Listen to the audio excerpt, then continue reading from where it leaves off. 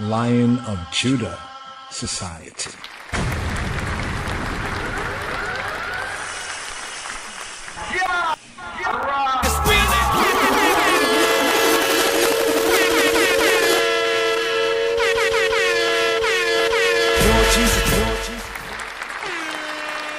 Lion of Judah Society.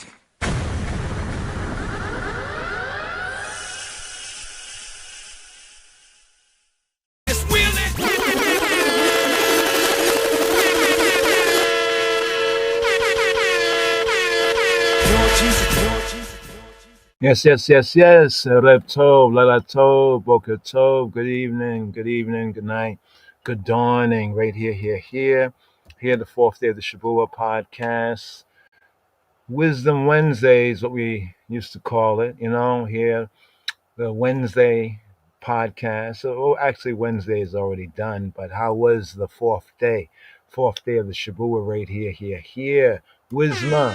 Wisdom is the principal thing. Get wisdom. Jaloid, right here. Opening up right here. Speak of thy wisdom. Wisdom. Hear this, all ye people, and give ear, all inhabitants of the world, both low and high, rich and poor, together. My mouth shall speak of thy wisdom, and the meditation of my heart shall be an understanding. I will incline my ear to the parable. I open my dark saying upon the arm. Wherefore I shall fear in the days of the evil, when the iniquity of my heels shall compass I abode. Tell ya. So let your hands now be pure and clean to rally around Jared, gold and green. Until you say, oh you mean not true?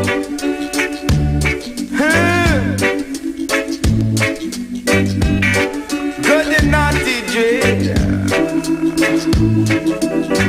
Say you come on and sit dance and you should make war. Stay far.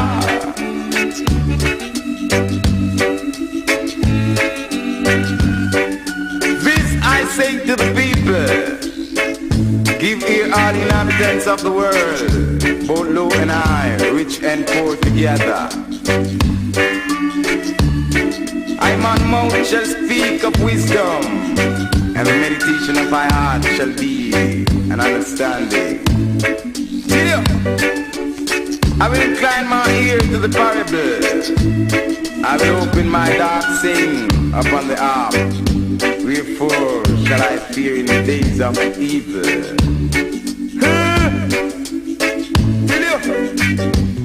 When the iniquity of my heel shall compass, I'm on a bound.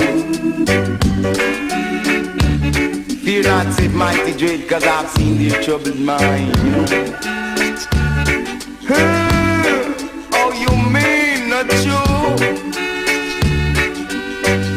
Go ahead.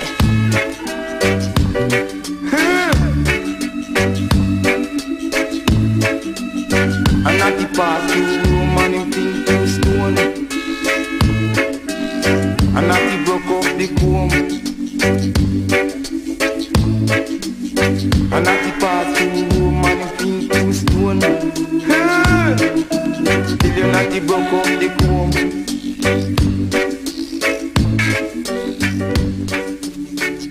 This I say to the people. Give ear all the inhabitants of the world, both low and high, rich and poor. Yeah, me I say now. You know the boss this man, I tell you say life is greatest.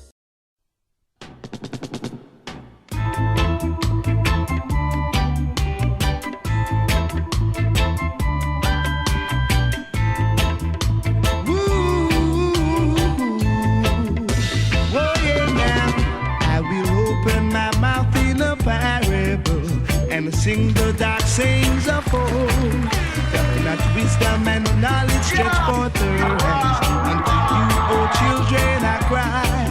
All the words of my mouth speak righteous righteousness, all the days of our life will tell. Take heed of the works of Jehovah, or man you will surely fail. Oh yeah, now, yeah. Oh yeah. In laughter the heart is sorrowful, your folly is your reward. Better a dinner of herb where love is than feasting where there is wrath. All the words of our mouth speak righteousness, all the days of our life will tell. Take heed of the works of Jehovah, or man you will surely fail. Oh yeah, now.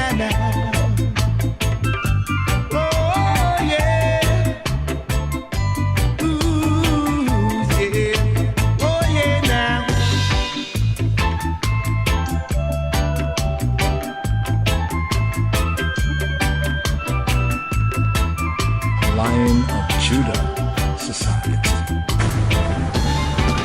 So take heed, your people, and live upright, for this is the time that will tell, when the righteous ones shall stand up strong. Oh, why did the heathen rage? All the words of thy mouth speak righteousness, all the days of our life will tell. Take heed of the works of Jehovah, or man you will surely fail. Oh yeah, now. Oh yeah, said you will surely fail. Oh yeah, now.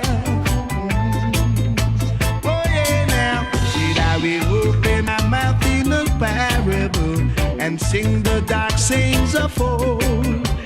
Not wisdom and knowledge stretch forth their hands. Unto you, O children, I cry. All the words of our mouth speak righteousness, all the days of our life will tell. Take heed of the works of Jehovah, or man you will surely fail. Ooh, oh yeah, now.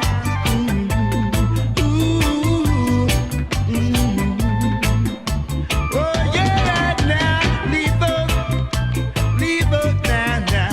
Leave up. Never give up righteousness. Oh yeah, now. Keep it up, son. Follow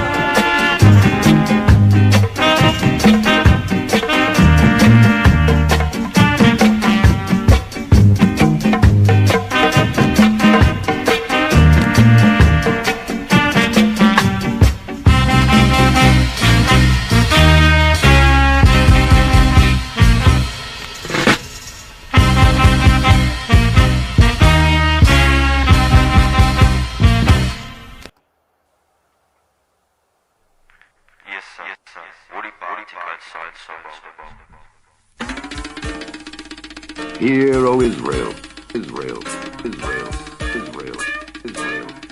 Shema Yisrael. The Lord our God, God, God, God.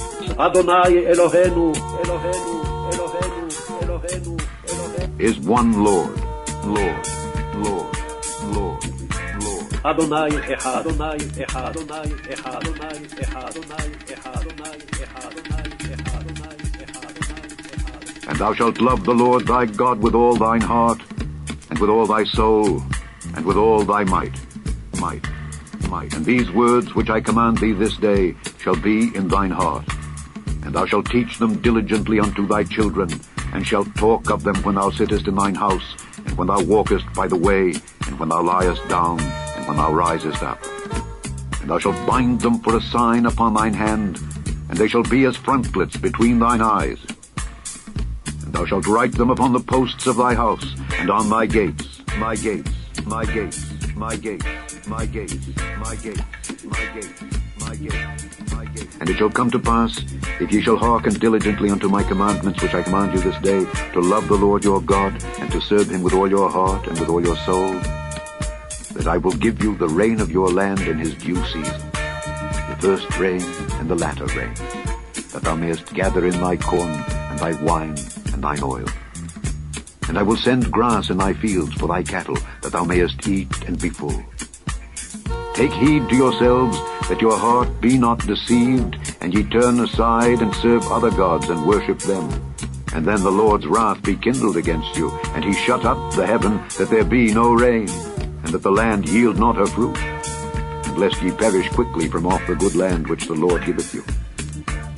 Therefore shall ye lay up these my words in your heart and in your soul, and bind them for a sign upon your hand, that they may be as frontlets between your eyes. And ye shall teach them your children, speaking of them when thou sittest in thine house, and when thou walkest by the way, when thou liest down, and when thou risest up. And thou shalt write them upon the doorposts of thine house, and upon thy gates, that your days may be multiplied, and the days of your children, in the land which the Lord sware unto your fathers to give them, as the days of heaven upon the earth, upon the earth, upon the earth, upon the earth, upon the earth, upon the earth, upon the earth.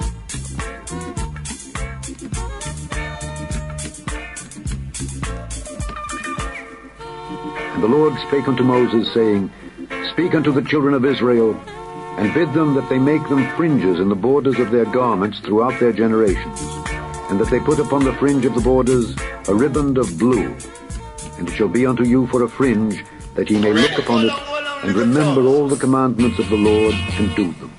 And that ye seek not after your own heart and your own eyes, after which ye used to go a-whoring, that ye may remember, and do all my commandments, and be holy unto your God.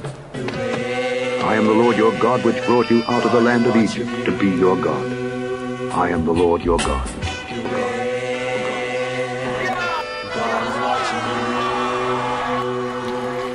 Lion of Judah Society.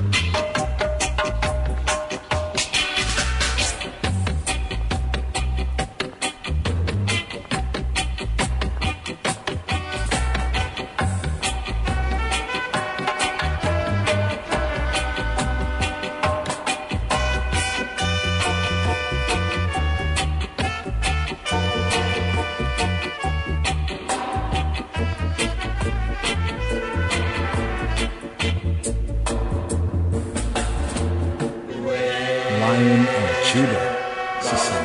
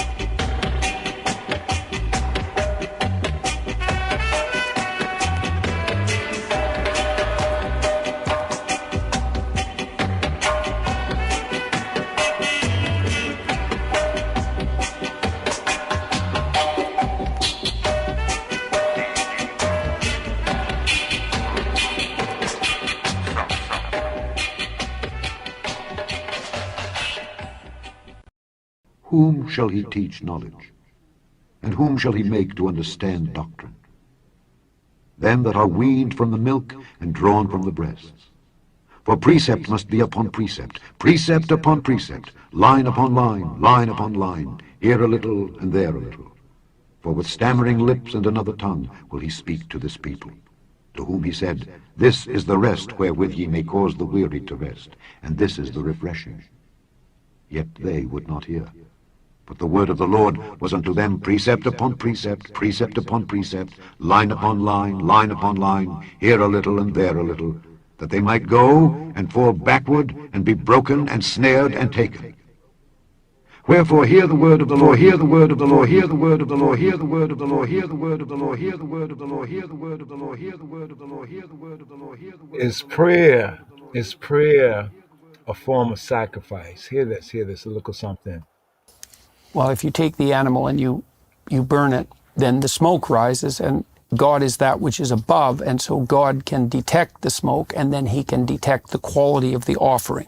So that's the idea behind the offering, and it is archaic. It's not the way that modern people think about sacrifice, but I think about it psychologically as a developmental move towards full recognition of the idea, first of all, that work is a form of sacrifice and vice versa, and that because you sacrifice the present to the future at least, but you also sacrifice everything to your highest priority, if you're not confused. And then that brings up the question of what the highest priority should be and what the quality of the sacrifice should be.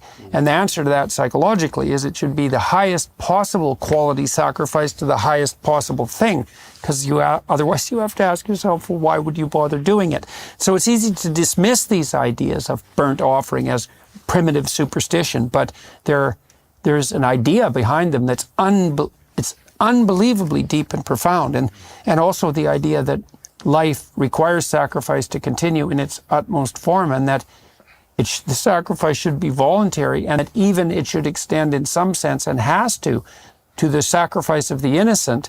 I mean, that's an extremely profound and also very problematic idea, but it can't be just hand-waved away. And there's a manner in which, if you take that fractally and you apply it to little things or to purposes in general, there's a manner in which the purpose will always know the quality of your sacrifice, right? Because what you do, the quality of what you do will attain or not the purpose. Right. But like the world will hit you back. You can pretend with people, you can lie, you can deceive, but if you're trying to be a good basketball player and you don't make the sacrifices, you're not going to be a good basketball player.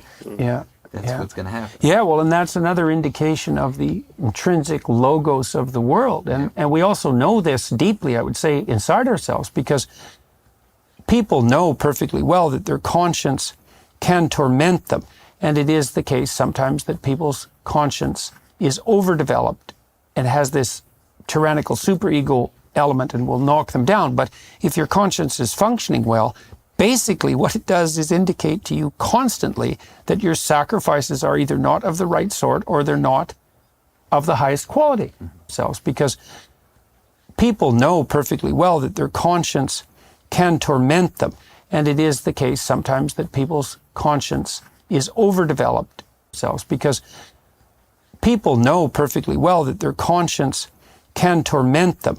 And it is the case sometimes that people's conscience is overdeveloped and has this tyrannical superego element and will knock them down. But if your conscience is functioning well, basically what it does is indicate to you constantly that your sacrifices are either not of the right sort or they're not of the highest quality. And you call yourself out on that, right? And so, and what's one of the things that's so odd about that is you can't, if you try to escape from that, it just makes it worse for you. And you know that, and you really can't escape from it, not except by abiding by it. You can fight it and all of that. And you can harden your heart and become even more determined in your willingness to make improper sacrifices. But you know perfectly well, I've never seen anyone that in some fundamental sense was deluded on that account. People know, they know, I could have tried harder. By the way, is it your theory then, in light of all these days and that subject of sacrifice, do you feel that we are net losers religiously, morally, theologically, net gainers, or neither, having no more sacrificial system? Well, I think we do still have a sacrificial system. I mean, I asked my students all the time in my Maps of Meaning class, a lot of them were children of first-generation immigrants, often Asian. I said, what did your parents sacrifice to come here? Well, it's like they knew exactly what that meant, and they knew exactly, generally, what they had sacrificed as well. And so we've spiritualized it in some sense, and partly what you see in the entire biblical corpus is the spiritualization, the psychologization of a sacrificial practice. But very specifically, and I don't have an answer. I mean, the fact that we don't act it out. The actual carnal representation of sacrifice, is that a loss that we don't have that? It's a very good question. I mean, part of the question that Jonathan and I have been debating back and forth constantly is, and part of the question that this book raises is, to what degree does what's become abstract still need to be represented in image and action, right? Right. How much does it have to be ritualized? Yeah. And but the answer is still, we don't in know. Jewish tradition, there is still, even though it's not a killing of an animal, there still is a ritualized aspect to the sacrifice. Is there some kind of giving, like giving money or giving something which becomes like a... Judaism, the Torah and Judaism later are very concrete religions. It was even dismissed by some Christians in the Middle Ages as a carnal religion.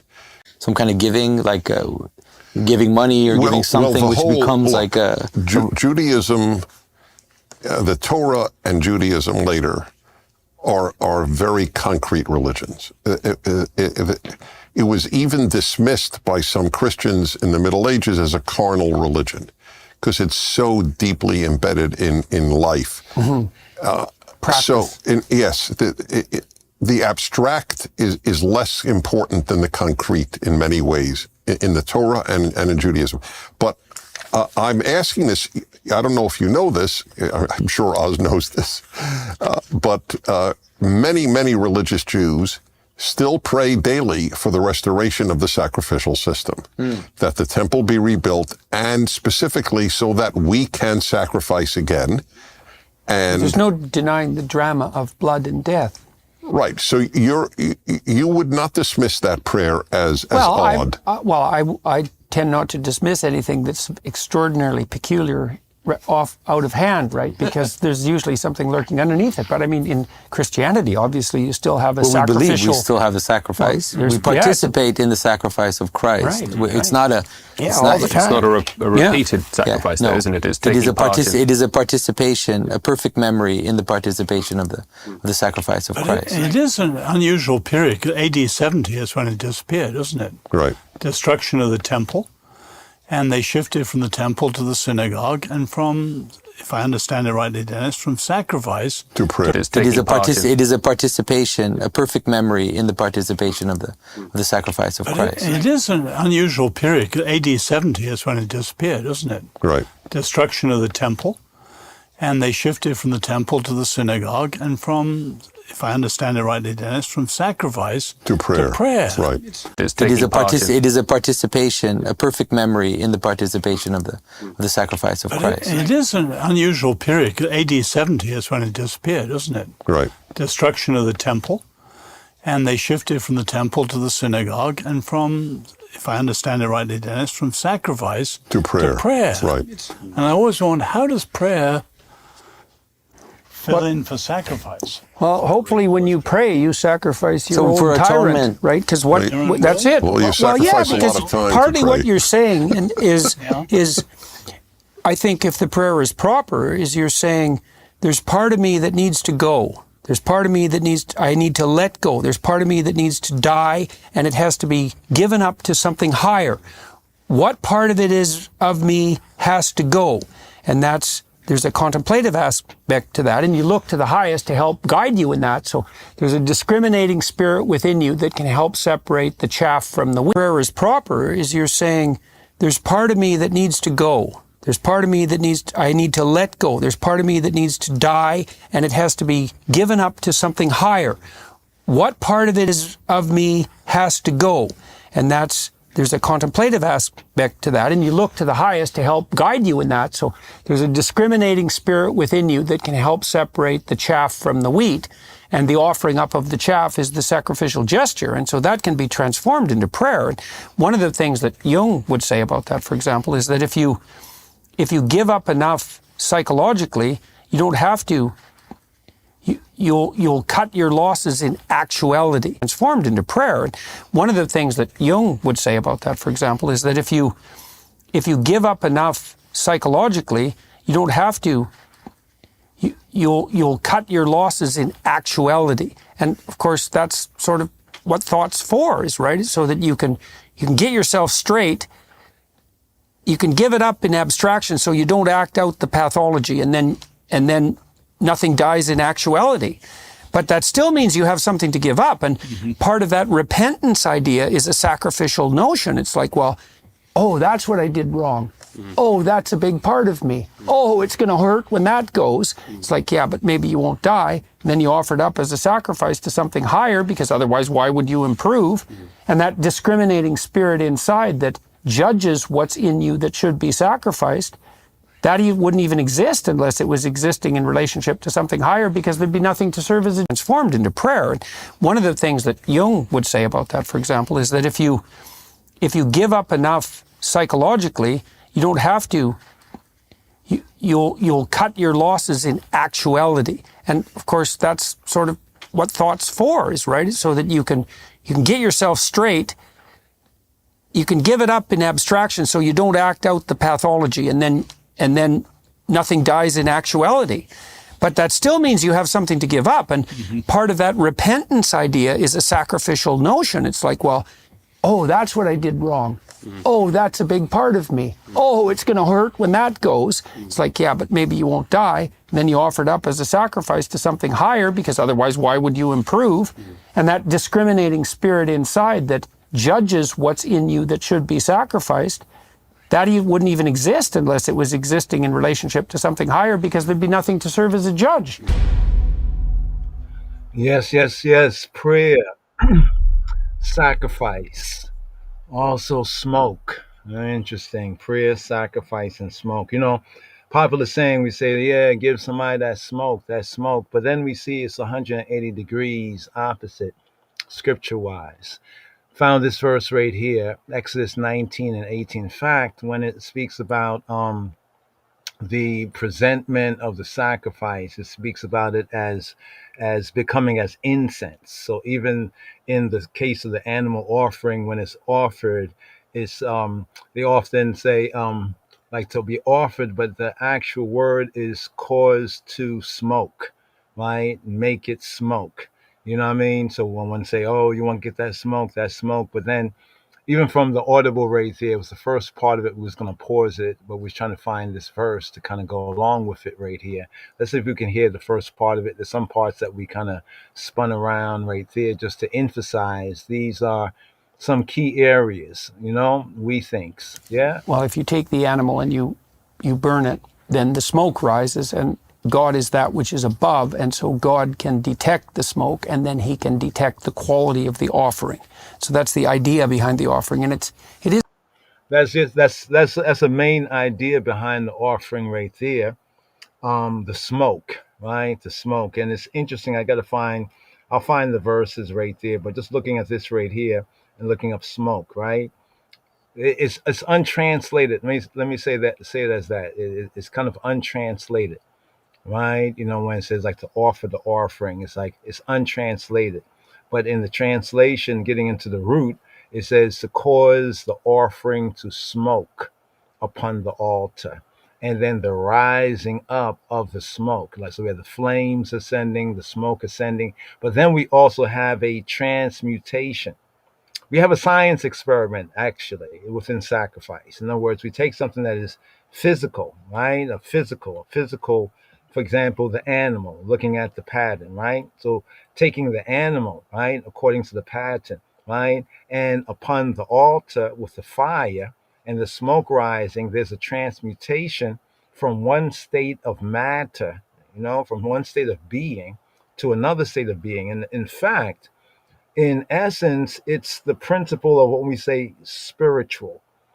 So the physical cycle animal, for example, right, being burnt on the altar, is being transformed, right, into, it's being taken from the physical and actually sent into the spiritual, if you really think about it, right? So what is spirit, right? This is the air, the breath, the wind. In fact, the same word in Hebrew for wind, right, in translation, is the same word for spirit, the ruach, ruach, the ruach, ruach, spirit, wind.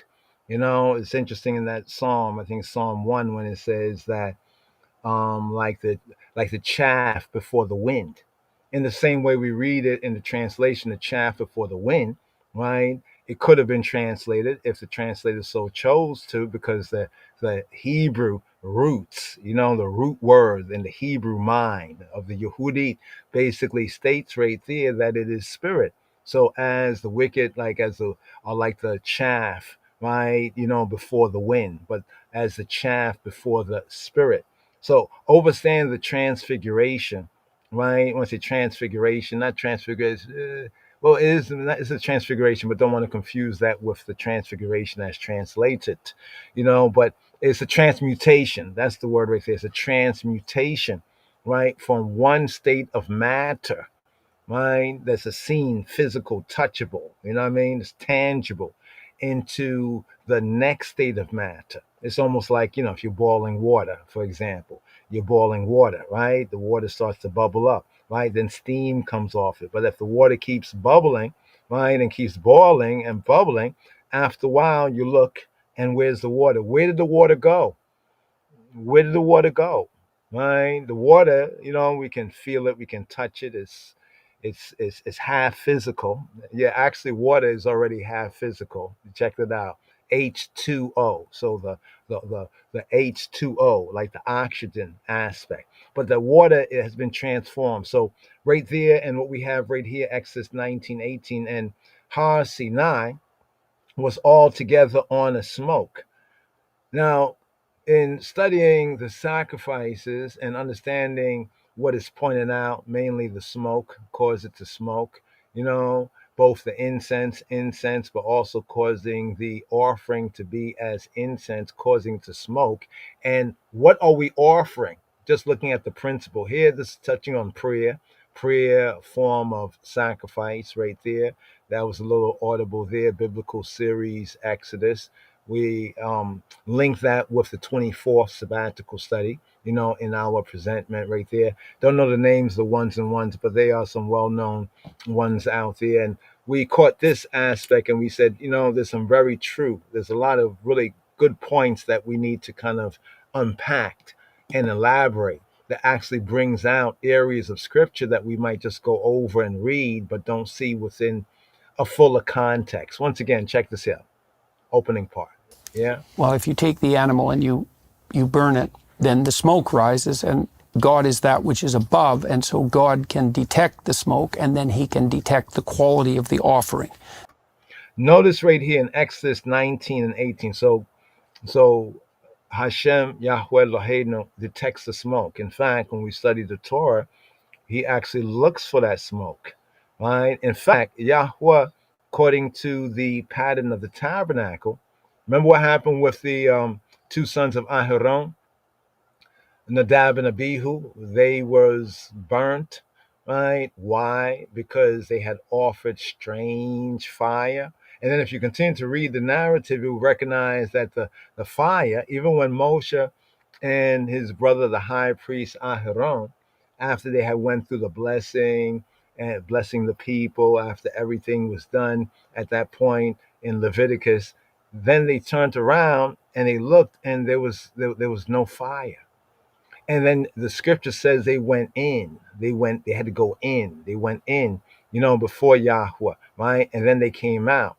And then Yahweh provided the fire, right? So he detects the smoke. And also when it says that the sacrifice is a sweet savor, a sweet smell, a sweet savor, right? So this is the idea of him detecting, right? Detecting, right, the smoke, right? Both, and also notice this: the smoke goes up, right? Smoke doesn't go down, but smoke goes up. So we say Shemayim, we say Abinu Sheba Shemayim, we say that he is in the heavens. The heavens of heavens are Yahweh Eloheinu, but the earth he has given to the children of man. So even in the scripture, it points his abode as being above. And then in the offering, even the smoke is ascending, right, with its sweet savor above. But now scripture says that this link of the smoke and the offering has a lot to do with prayer right here. So here, right here. Let's see if we can bring this up right here. This is from a psalm, just to bring another point of reference here that actually points to the core within Torah, right? Let's go right here. It kind of gives a kind of a object lesson, like a for instance. Here we have Psalm 141, right? We call this the prayer be set before thee.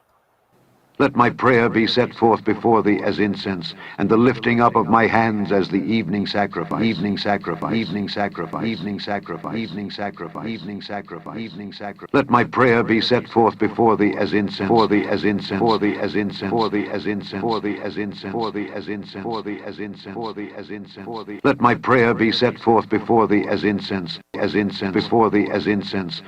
As incense.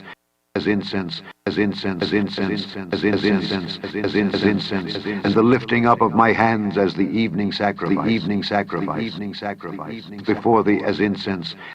Before thee as incense. Before thee as incense. Forth before thee as incense. Prayer be set forth before thee as incense. Prayer be set forth before thee as incense. Prayer be set forth before thee as incense. As incense. Prayer be set forth before thee as prayer be set forth before thee. Prayer be set forth before thee. Forth before thee. Forth before thee. Forth. Prayer be set forth before thee.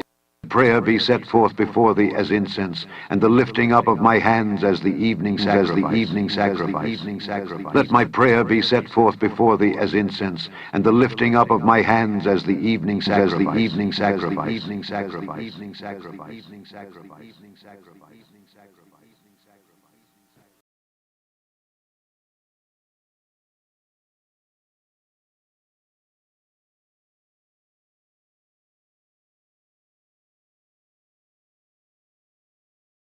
Apologies right there. Yes, give thanks, yes.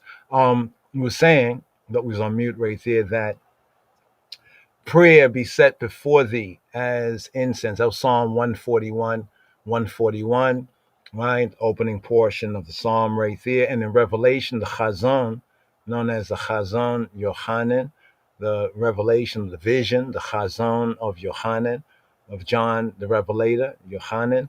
It speaks about the incense, the incense. And then it states that the prayers, right, or the incense rather, the incense is the prayers of the saints, linking the incense and the prayers. Right, so we see revelation, incense, incense, prayer. we see the sacrifice. Or here is what we can see in this verse, for example, Leviticus 3 and 5, to bring in the altar part that we said is untranslated, right? It's an untranslated portion. What says here, and Aaron or Aharon's sons. Now, Aaron's sons would be like the Christians. I just pause right there, just let it sink in for a moment. His Christians, what do you mean? Well, Yarden is off. He don't know. We're talking about them, the Christian. The Christians, New Testament. Well, what does Christian mean? Well, Christian come from Christ, yeah? Right? And Christ, according to the New Testament, it says we have found the Moshiach, right? Or in the Greek of the Hebrew, the Messias, the Moshiach. And then it tells us that is being interpreted, interpreted, right, the Christ. So from one language, from the Yehudit, right, the language of the Judaites, the Judean dialect that's often called Hebrew, into the Koine Greek, right? So basically Christ is Messiah, anointed, and the Meshachim, in a new covenant sense in the Greek, is called the Christianos, or the Christians. In other words, anointed ones or little anointed ones. Because remember, we had Aharon. Aaron is the high priest, the Kohen Gadol. Or more correctly, we say high priest. But what part of Kohen Gadol is high? Actually, Kohen, priest, Gadol, big. Gadol is big, the great priest, the important priest, right? So in the Hebrew sense, it would be like the big priest, the great priest, the important priest, but often it's translated as the high priest. So only Aaron, Aharon, and his sons were anointed. This is key to understand in the Brit Hayashana, or in the what's called the Old Testament, or the Hebrew Bible called the Tanakh sense. Only, right? I'm talking about from beginning. Let's start out the beginning of the book. So we go through where do we first find the word Moshiach in the Hebrew? Anybody know? Actually, Ha Moshiach. Right? Moshiach is a Messiah, and Ha Moshiach is the Messiah, the anointed. First place we find Ha Moshiach, right, in the Hebrew scriptures. Wait for it. Wait for it. It's in Leviticus. The third book. In the third book, Leviticus, the handbook of the priest, the same book right here. So Aaron is the high priest. He's the anointed. This is why when you understand that clearly, and then you're reading the epistle to the Hebrews. Ever read the epistle to the Hebrews, read and studied it? Right? Basically, Epistle to the Hebrews is seeking to explain and document from the scripture upon scripture, precept upon precept, here and there a little, seeking to document how and why Yeshua, Hanotri, Jesus of Nazareth, called Jesus of Nazareth, why and how is he Moshiach, in what way?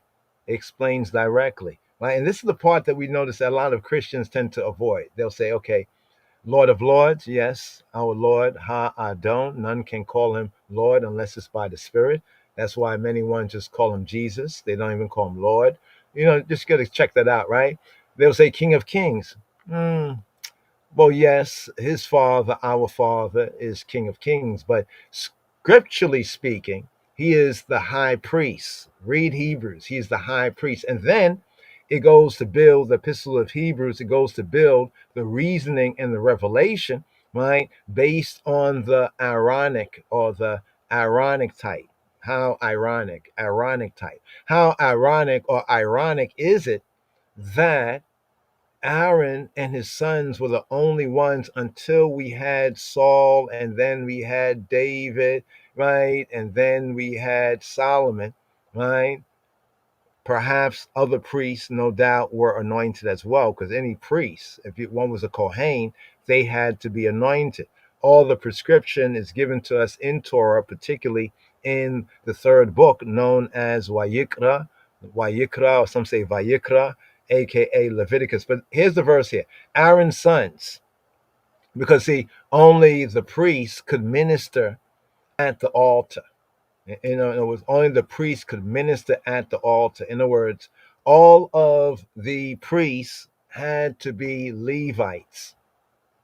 but not all of the Levites were priests. Take note of that, right?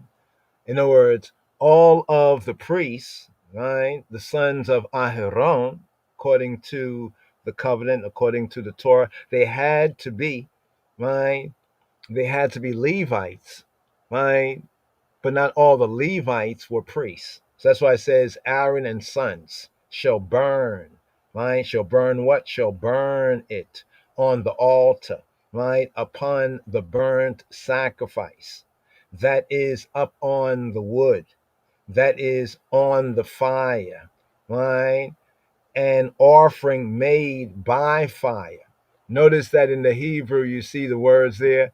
The first fire, you see they have the H784. And then when it says an offering made by fire, there's the H801.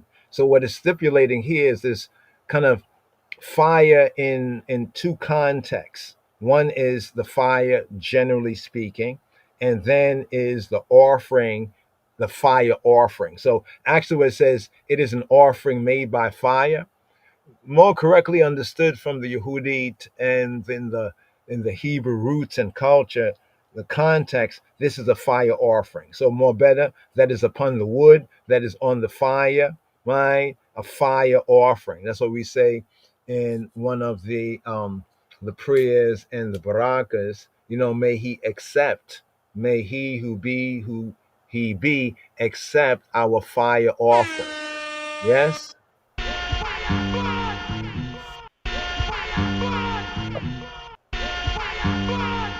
Then it goes on to say, of a sweet savor, what we mentioned before. Like in the audible says, and God detects, right? Detecting the smoke and detecting the quality of the smoke. Almost like detecting the smell of the smoke. Because listen, it says of a sweet savor. So let's say it was just of a savor. It just had a savor, a smell, right? But it wasn't sweet. Would it be appropriate, according to what is written, right? It would not. It must qualify, right? The quality, detecting the quality, right? Now, let's remember that sacrifice here, the reasoning is sacrifice is a form of prayer, right? And even in the audible, it explained that after 70 AD, after temple times, now when he said that it shifted from the temple to the synagogue. Actually, the synagogue, right, was there, right? The synagogue was there even in pre-New Testament times, right? In fact, what we know as the synagogue comes into view more directly after the time of Ezra and Nehemiah and Zerubbabel, after the return from the Babylonian, captivity, right?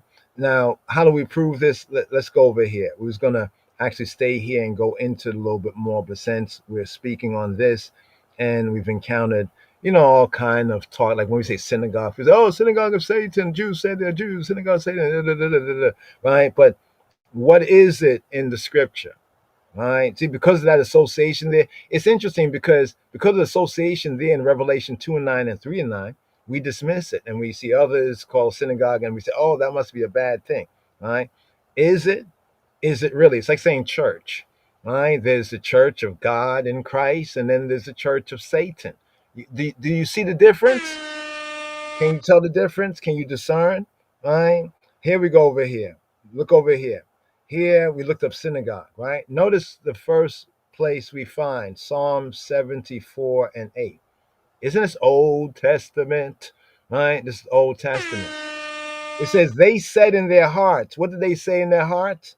Let us destroy them together. So this means that, okay, the they is the enemy, right? And the ones that they want to destroy, right, is we, right? And those who are like we and of we, right? They ain't like us, right? They have burnt, them, right? Them have burnt up all the synagogues of El, right? Of the Almighty, El. Here is El, not Elohim in this context here, El, the Almighty in the land. You see the point?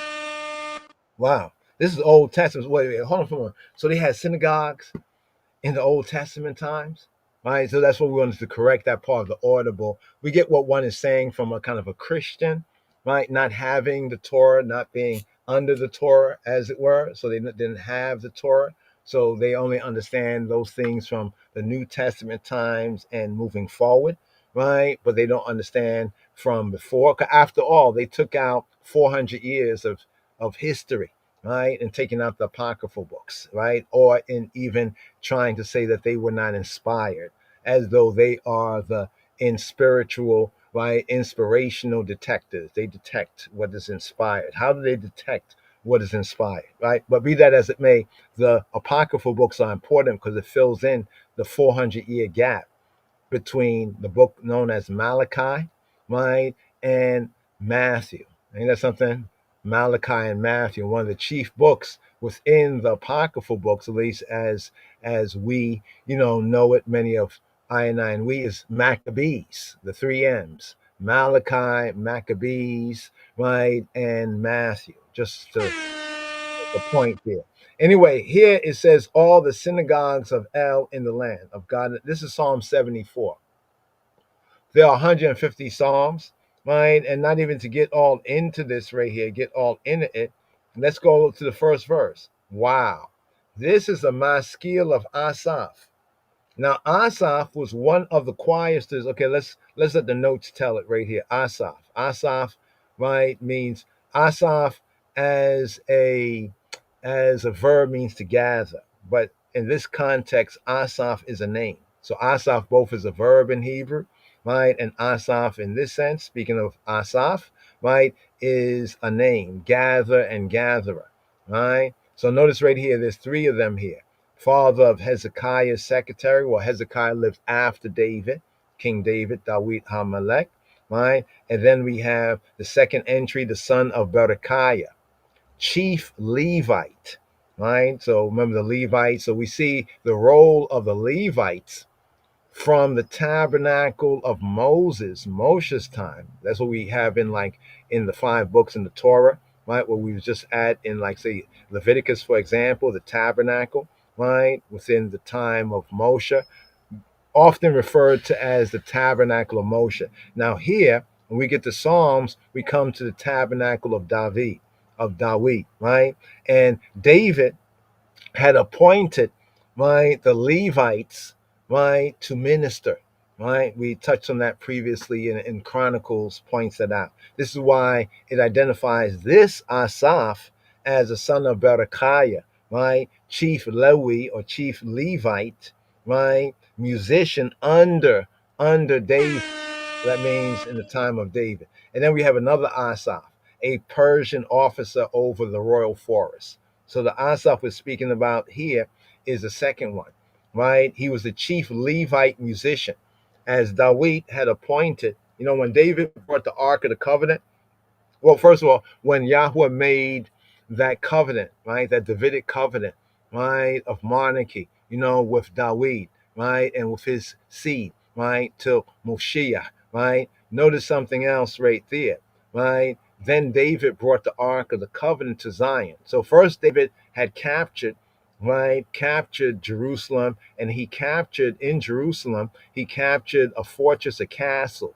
This fortress, this castle, is called in the scripture Zion, Zion.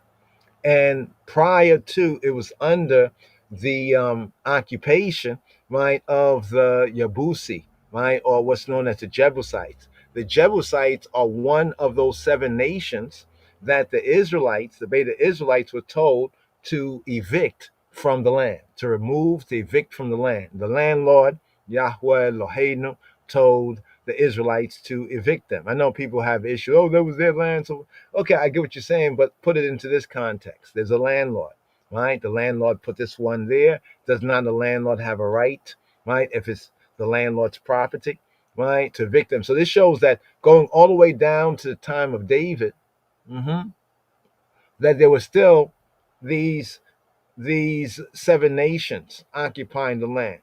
As we mentioned before, only Joshua, the main ones that did the most work according to what Yahweh had instructed the Israelites to do, was Joshua in the time of Yehoshua, and also in the time of Dawid. But yet between Yehoshua, Joshua, and David, we have hundreds of years, right? We have like hundreds of years. In fact, from Solomon's time, right, to the Exodus time is roughly 400 something years. Just to put these, because we need to have a timeline, context right there, right? So David is the one who appointed Asaph, right, to do what? To minister before the ark. Hmm. So David, in a sense, man after Yahweh's own heart, he how should we say this right here? Right? He kind of, I won't say improvise, but there's really no other word I can really utilize. That there was already a pattern, right? But David, right, brought the ark singularly, right, to Zion, to his castle, right, and to his city. Right, this is where we get the Ark of the Covenant, the Zion connection. This is where we get the Davidic monarchy and the Zion. Right, so now we're talking about Zion, Sion. We're not talking about no ism. We're not talking about no schism. Right, we're getting to the root. This is the root. Right, our Hebrew roots and culture, getting to the root. So, what is Zion? Because see, this is important to understand when we come to the New Testament times and we hear mention of Zion. Could be like you say, we want to go to Zion, and this is Zion. Oh, holy Mount Zion. But what is Zion? And then the next question to follow up is, where is Zion? Right? What qualifies according to the scriptures biblically as Zion? Right? Because we feel it religiously, right? We may have a religious zeal. That may be good if it's acceptable, if he detects the smoke as being of a sweet savor. However, according to the scripture, right, Zion is identified with the monarchy of David. This is why it says that David would never lack a man, right, to sit upon his throne. So we have Psalm 74 here, a maskil of Asaph, right? This is not our song. Wow, wow. I see smoke. You see smoke right there, right? Maskil of Asaph, right? Elohim, O creator, ruler, judge. Why hast thou cast off forever?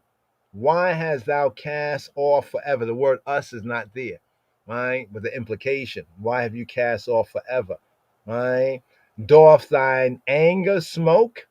Right? So notice the context of smoke, right? You know what I mean? Can be you can say in the good sense and in the bad sense. After all, didn't man, right, and humanity, right, signified by Adam and Eve, so to speak, or Adam, right, and Hawa, right? Didn't they seek to know good and evil, right? They want to know good and evil, right? So therefore, when we even look at these words, we see smoke in the sense of the revelation.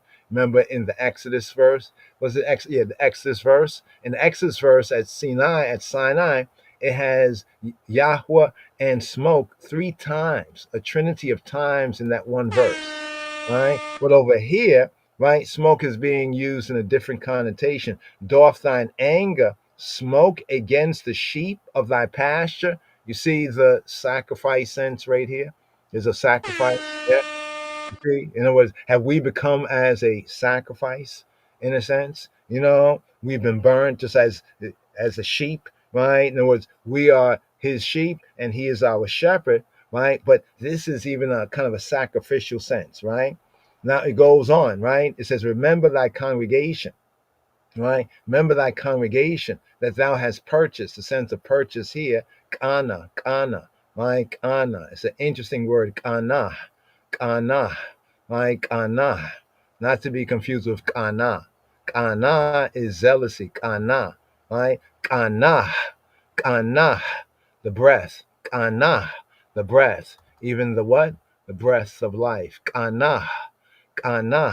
What does kana mean? Right? Here. Kana mean to get, to acquire, to create, to buy, to possess.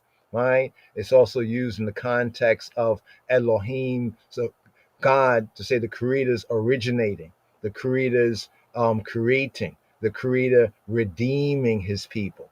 In the scene where it says Koneh, right? Shemaim Wa'aretz, right? That remember when Melchizedek, right, had blessed Abraham, right? And he spoke about the possessor, right? When it says the possessor, the Koneh, the possessor, of the heavens and earth. Right now, in the secondary sense, it can mean to buy.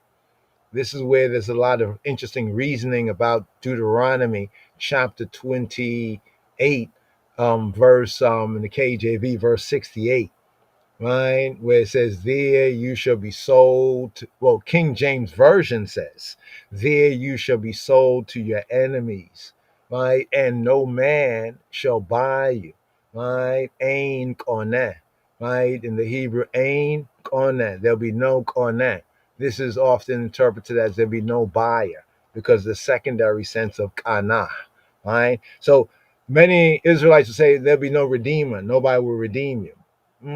That's interesting, right? But then when we look in the scene with Abraham and Melchizedek, right, and the blessing of Melchizedek, he speaks about the possessor, the Koneh, right, Koneh, right, of Shemaim and of Aretz, of the heavens and of the land, right? Also in wisdom, when we seek to point out the role of wisdom in creation and the role of wisdom as, for lack of a better word, we're speaking English, right? But so we're using similar words, but not with other people's intent, right? In this case, of the divine feminine.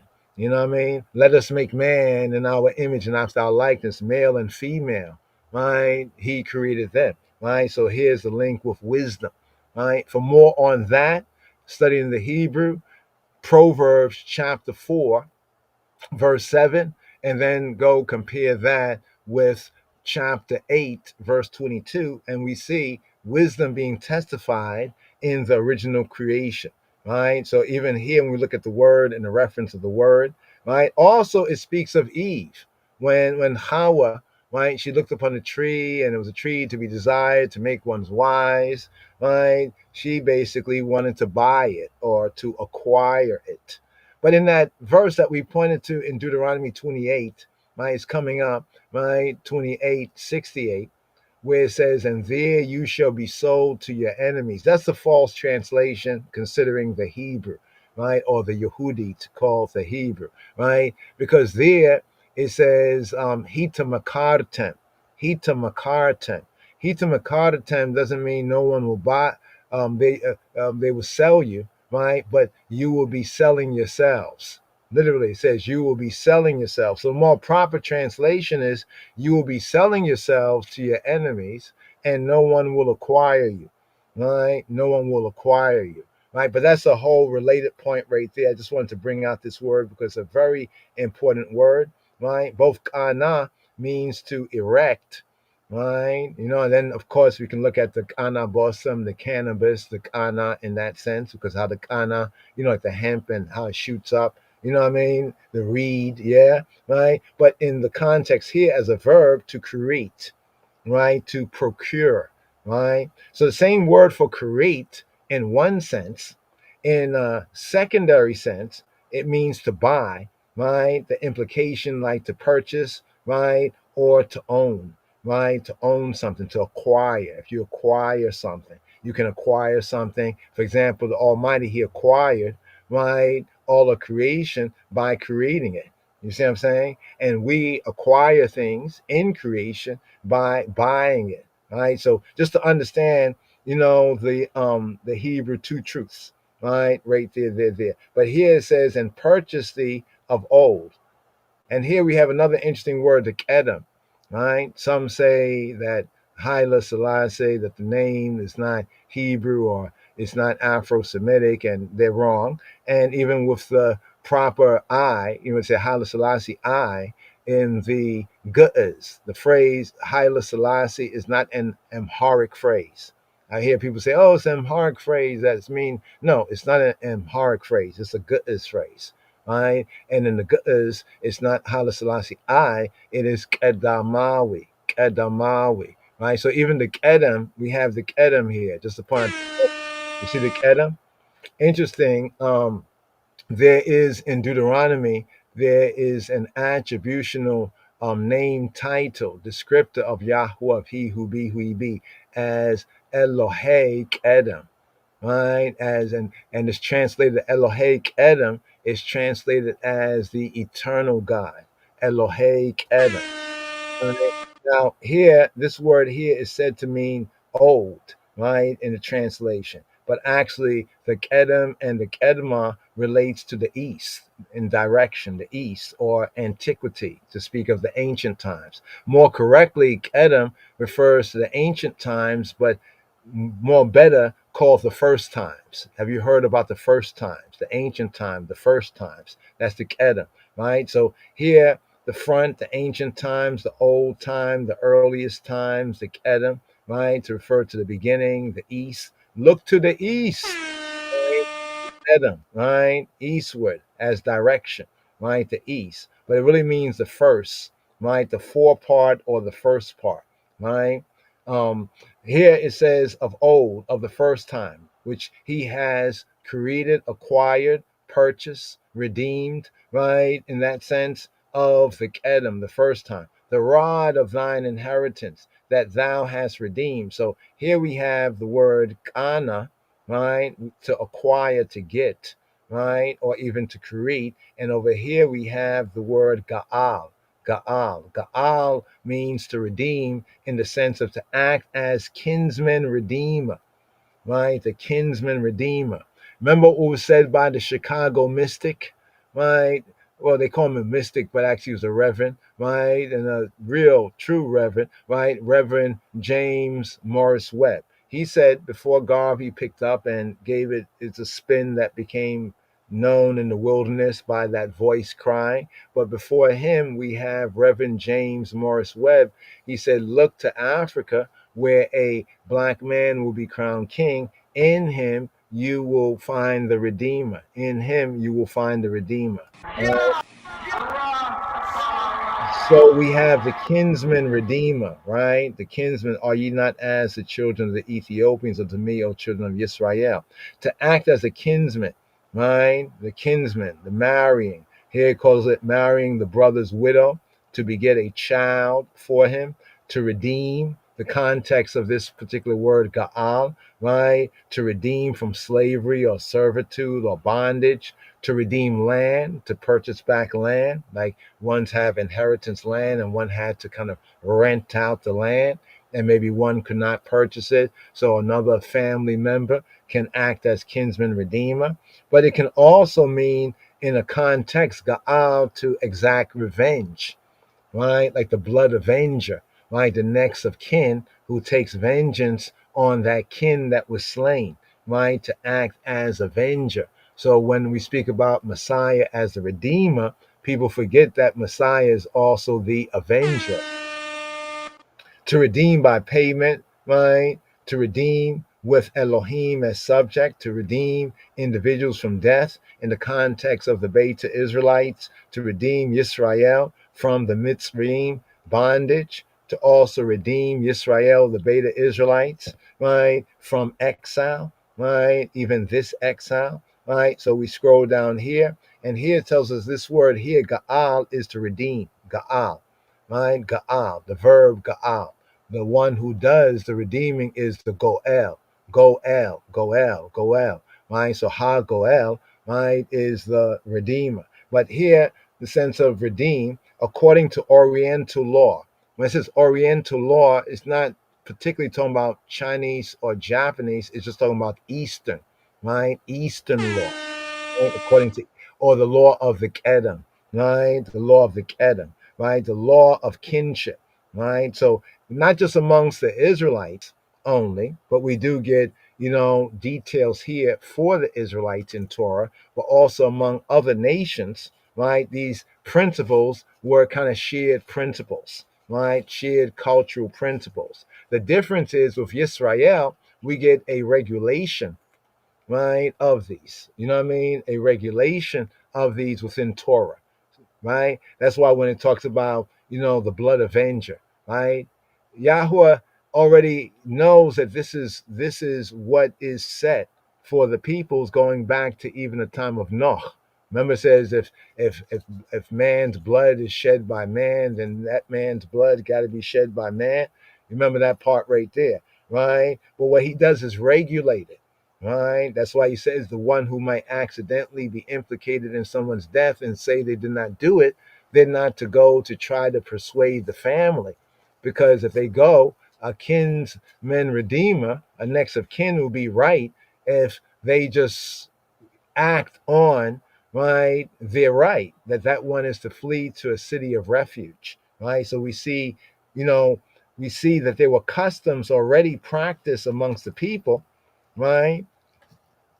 Some of them even universal, but the difference with Yisrael and Torah, we see a regulation of them, right? A regulation of them.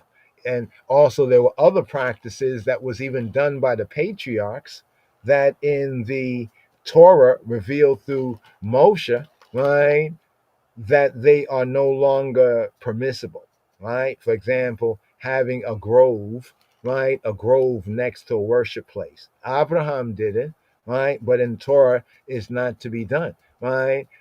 Jacob built a obelisk or a howlet or a stela, right? Even he anointed the stela, right? That's interesting. He did anoint the stela. That's the point when we talk about anointing. An early scene of anointing is when, remember, Jacob, rock stone was his pillow too, so he took the rock stone because he said, wow, he saw the vision, of a ladder ascending from earth, right, connecting earth and heaven, right, from the earth to the heavens, and the Malakim, the angels ascending and descending upon the ladder, and at the top of the ladder was Yahweh Eloheinu, was Adonai, was at the top, and he woke up.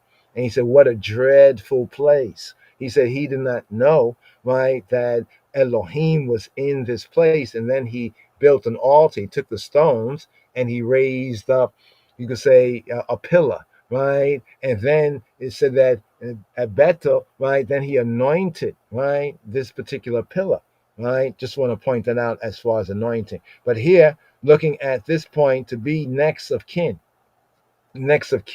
right? As such, to buy back a relative's property, or in other cases to marry his widow, right? Whether you have a brother, right, or near kin, and they owed a debt that they couldn't pay, so they had to be sold into employment. They had to work for someone, and say to pay off the debt meant that they may had to work for X amount of time, or maybe a long time, right? So a next of kin, could actually pay whatever the debt was, and therefore that relative would be free, right? Or if that brother, right, that near of kin, right, had passed away, right, and had a wife and did not have any children, right, or particularly any sons, right? But specifically any children, generally, specifically any sons. They would raise up seed.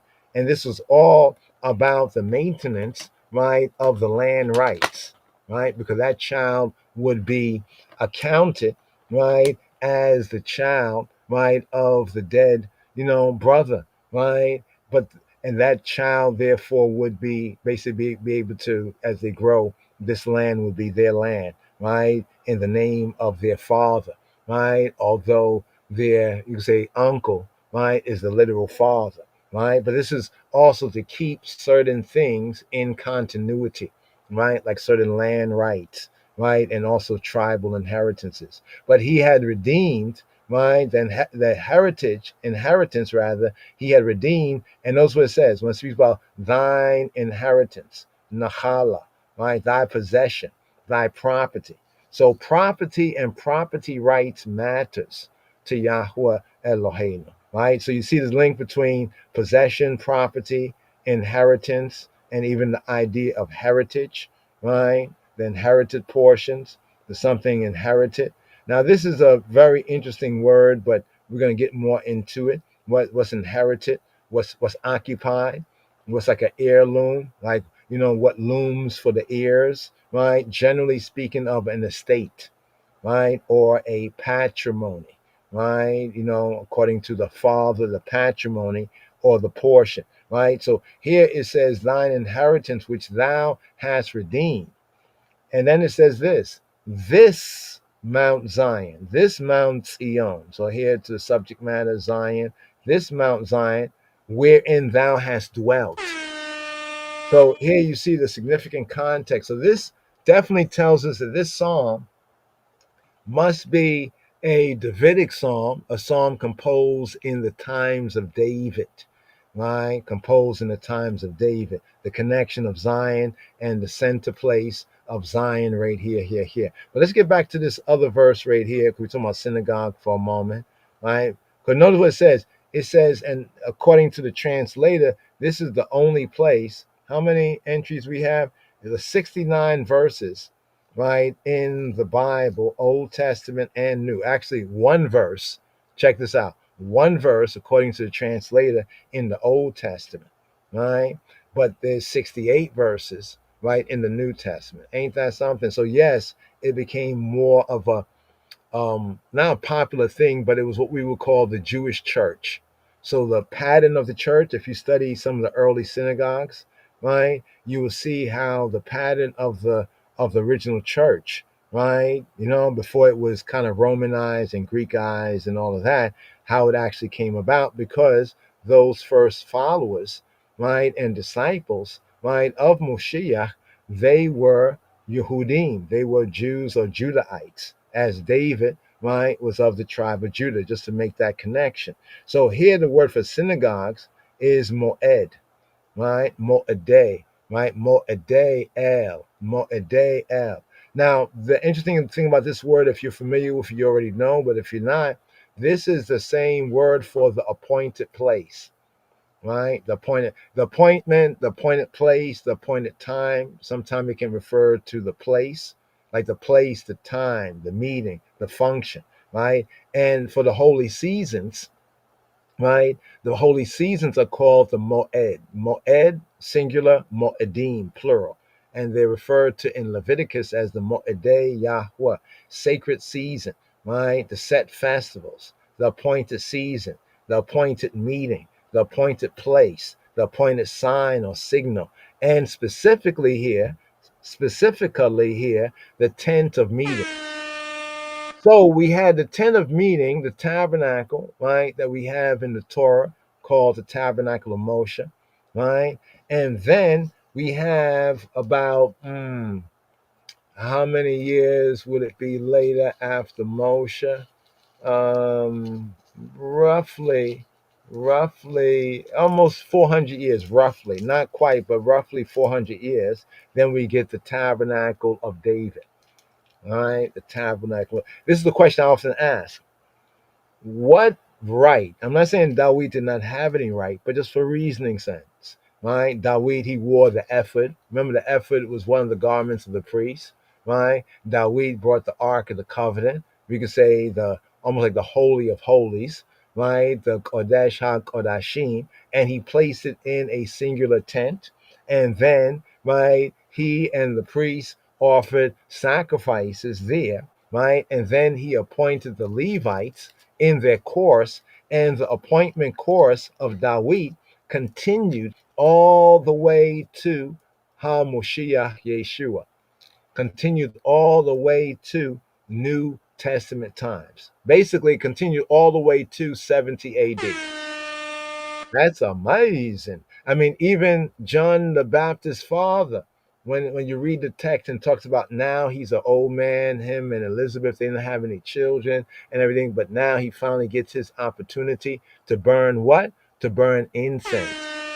To burn Aishans, right? As incense Aishans connected with prayer, the appointment, the fixed time, the fixed season, specifically the Moed. The Moed is the festival. Sometimes it can be a year, like a sabbatical year, also pointing to the assembly or the assembly as convene, gathered together for a definite purpose. Hey, let's get together for what? Just to get together. No, that's not a moed, right? A moed is a gathering for a definite purpose.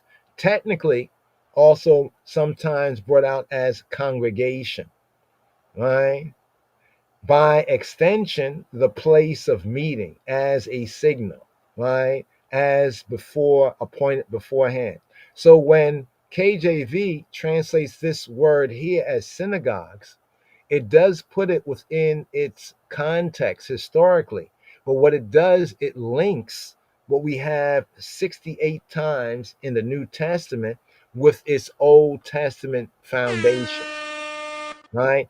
See, the Moedim, the appointed places, that in the Greek are called synagogue. What does the word synagogue mean?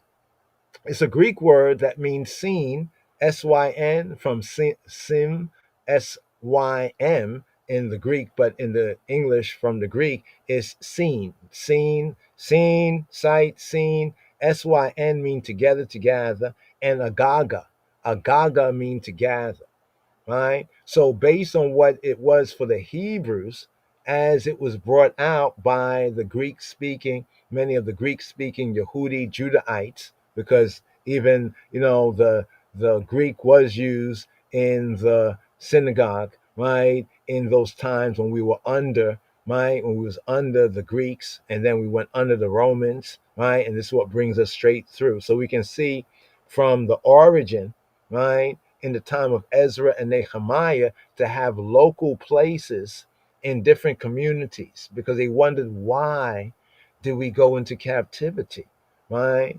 Now one will say, because you didn't keep the law, statutes, and commandments. I wouldn't disagree with you in spirit, but can you show me a verse? We can show you a verse, right, specifically concerning the Judahites, the last of the Jedi, the Judahites, the last of the Israelites, because the 10 tribes are gone by this time, right? By the time we have Ezra and Nehemiah, the majority, the overwhelming majority of the 10 tribes have already been taken by Assyria and has gone into captivity. But the tribe of Judah returns after 70 years, right? So they must have been thinking like, man, our brothers, they were still gone for hundreds of years, like 100 something years, almost going on hundreds of years, right? And now we went into the same captivity, or not the same, but a similar captivity. And yet, as Yahweh spoke through the prophet Yeshaya, Isaiah, right? This one Koresh called Cyrus comes along. Remember, Cyrus is the only Gentile that's called Messiah. This is interesting. All right. That'll be. I wonder what some of the other Israelites, how they would reason on this. I wonder what conclusion they would come to that. That we do have one, right? Will they argue that maybe he was a Yehudi, maybe he was one of us? But the prophet Yeshaya actually calls him by name, and he's the one that paved the way, right? After he beat Nebuchadnezzar, after he beat Babylon, the Persian king, the Iranian king beat Babylon. Is that a handwriting on the wall? Who knows? Could be the first trump, might as well be the last. But afterwards, he made way for the Yehudi, for the tribe of Judah, those who were willing to return, right? A small remnant did, right? All of them could return, but some, got comfortable in Babylon, right? But there was those who did return. So after they returned, they pondered, right? They were grateful, happy, right? But like if you come through a difficult situation, then you might start to think, how did I end up in this? And what can I do so I don't go through this anymore? Right? So immediately it was understood that the knowledge of Torah, right, wasn't as accessible as it should be. In other words, if somebody who was in the countryside, right, had a question, they had to travel all the way to Jerusalem, right, where the main center was, of the Sanhedrin, the assembly, the scholars of Torah, those who had the opportunity, the access, the resource, the materials, and also vis-a-vis the leisure, right? You know what I mean? You're a farmer, you got to farm the land. You're a tradesperson, you got to do your trade, right? You don't really have that time, for that sort of deep Torah study, right? And especially time to go travel other than the feasts and the festivals, right? So usually it was once in every 7 years where a recitation of the entire Torah was recited, and this was usually during the feasts and the festivals, right? This is coming up in this Torah portion, right? Like, speaking about the sabbatical years every 7 years, and then also, later on about the Jubilee year, the 50th year. So that the knowledge of Torah right, wasn't as strong as it should be. So therefore, in many communities that had, I don't know, X amount of families, some of the research we have studied would state every community that had, say, 200 or more people, right? And they had 10 men, 10 men, 10 men, right, that could devote themselves, right, to the Moed, to this place here, the Moed, right? You see the word Moed in the Hebrew, right? Moed, the appointed place, right? And also the appointed tasks of gathering the scriptures, of writing, copying out the scriptures, of studying the scriptures. The community, right, would, right, support them with certain offerings, would, put offerings there, so that these men could focus on that task, so that when the Shabbat came around, when the Sabbath came around, a day that by good covenant keeping, right, they were to rest, right, ones could go to the Moed, right? They can go to the appointed place. You know what I mean? They could worship. They could hear the reading of scripture. They could even access the scriptures in their local communities. So there were investments from communities, especially communities that were far off, right? Because in reasoning and going over the scriptures and going over the history to that particular point, there's one point that Yahweh says. Yahweh says that the reason why their captivity was 70 years was because they did not allow the land to enjoy her Sabbath. Did you know? Right? This is the point through Jeremiah the prophet that Yahweh makes concerning the Babylonian captivity, mainly and namely of the tribe of Judah, tribe of Benjamin, and of course the Levites as well. Some other remnant tribes were able to make it, but the vast majority of the 10 tribes were still in Assyria and other places beyond. And if we take Esdras, Esdras in the Apocryphal books, that is basically the Greek way of referring to Ezra. It speaks about how those 10 tribes went to other lands, right? So just to point that out. So we have the tribe of Judah returning. And imagine, they knew that there were things in laws and the statutes and commandments that they was not doing right, because Yahweh only gives one point. He said, because, right, you did not allow the land to enjoy her Shabbat. Therefore, you will remain in captivity so that the land can make up for all those lost Shabbats. And that basically was calculated, right, by Yahweh Eloheinu as being those 70 years. All right, so that meant that the only way we really could have known that and keep up on that is to really have access to the Torah, to the hearing of the word, to the access to the reading of the word. I mean, even in these local communities, ones may not have been Torah scholars, but because they had a library. So in other words, the Moed, that later was called the synagogue, was a place of worship, but also it was a place where the scrolls were, right? There were copies of the scrolls locally, right? But now you have to imagine the investment, right, of the people. And also because the people had returned out of captivity, right, and they recognized, word to Yahweh, we could be like the Israelites, still lost and wandering in some foreign lands, right? But we have gotten to return, right, to the land, right? So that this would not happen again. Here's the plan. So I wanted to make that point because I hear a lot of stupid and unlearned things. You know what I mean? You know what I mean? Because it says, and Yeshua went about all Galilee teaching in their synagogues. All right. Now, we're talking about the synagogue of Satan. Well, those were the Yehudi, those are the Judahites, right? Not even the other Jews of today. We can apply it to others today if we understand the first principle. The first principle is that there were others, right, who were, I can't say like our color, but not our kind, that were our kinfolk, right? You know what I mean? I would, maybe skin folk, not kinfolk, right? You know what I mean? Of the flesh, but not of the spirit, right? That opposed, right? Like we read about it with Brother Paul, right? He was down with a lot of them, right? He was a Pharisee, all of that, right? But then when he started to recognize and realize that Yeshua is the rabbi of rabbis and put off all of the folly that was associated with the former. You know, I mean, he didn't throw out the baby in the bathwater, but he left them and he started to preach Moshiach, right? Then the opposition came, right? So why is it that these Yehudi, right, these Judeans, right, accepted this truth and pointed to scripture and prophecy to verify, and those Yehudi, it was almost like a family split,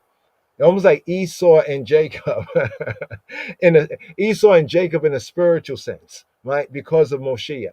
So those in those synagogues which curse Moshiach, right, and spoke against Yeshua, right? Well, that is what is speaking of, right? The synagogue of Satan, not that the synagogue as a place, right? It's like the church, right? The church is a church, the building, right? But even the church as the building is not the church of those who are the body of Moshiach. So this is why Paul went through these explanations. Here's what's interesting.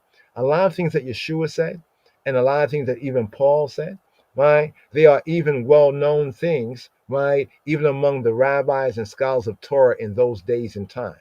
That's why Yeshua was calling them hypocrites, right? It's almost like you're telling somebody what they know because in their books, right, what they've been studying, and then when you say it, they are like, no, there's nothing there. They are hypocrites, right?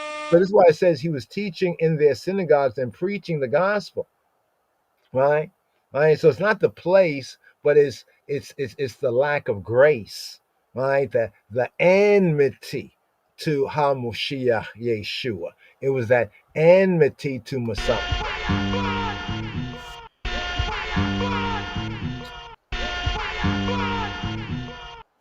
It's like when it said that Satan is like a roaring lion going about seeing who he may devour. Does this mean that all lions are bad or evil? And if you say so, then what about the Lion of Judah? Right? Huh? Lion of Judah Society.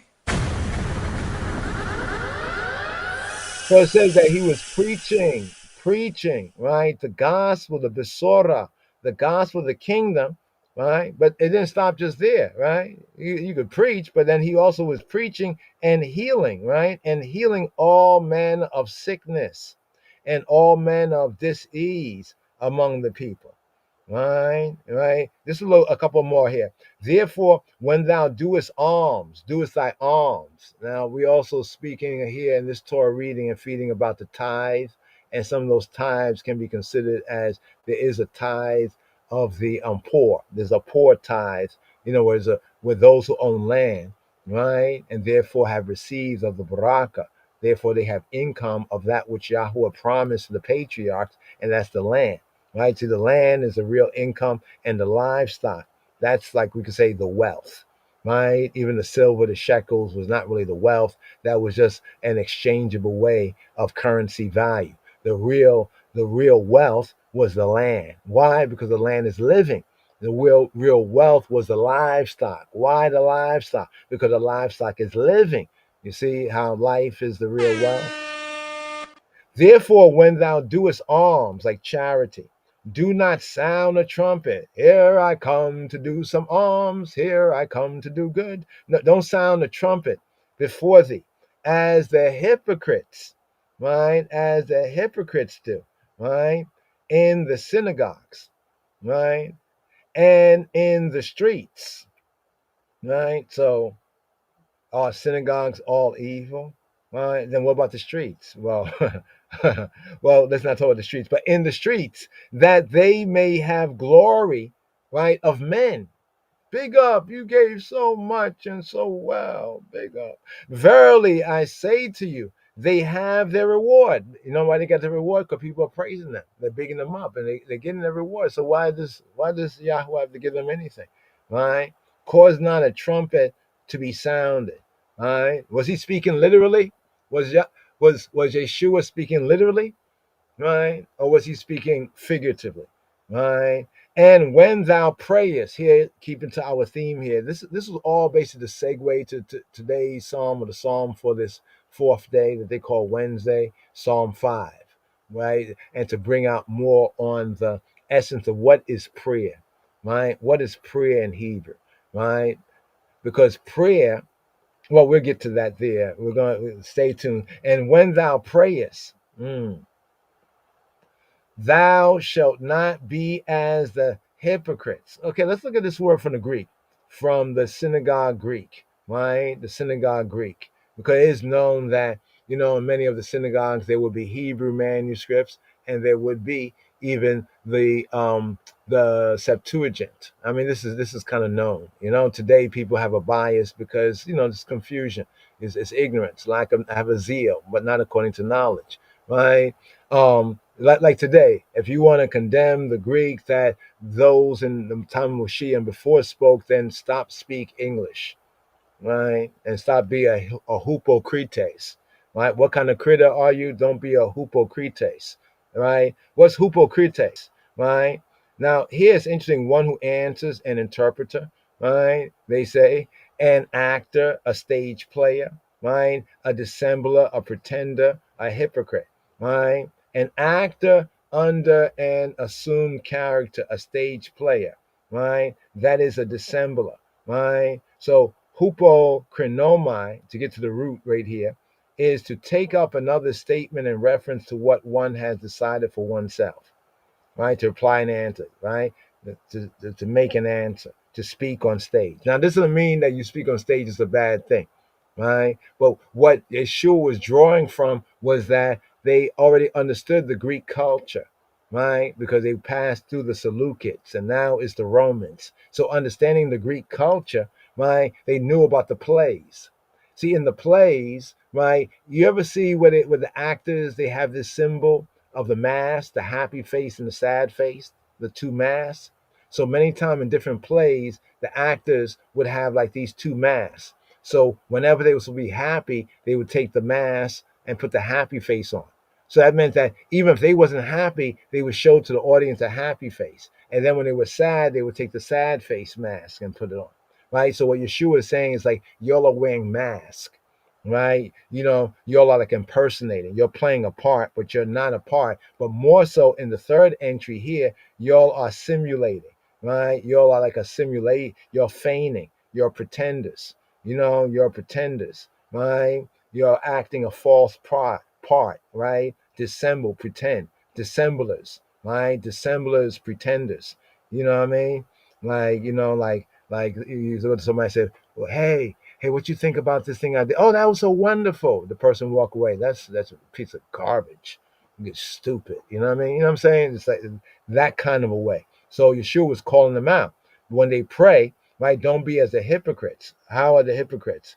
For they love to pray standing in the synagogues and in the corners of the streets, right? That they may be seen of men. Now, it's true that when we pray, we do pray. There is a form of prayer where it's a standing prayer, the Amidah. But they are like they could have already prayed already, right?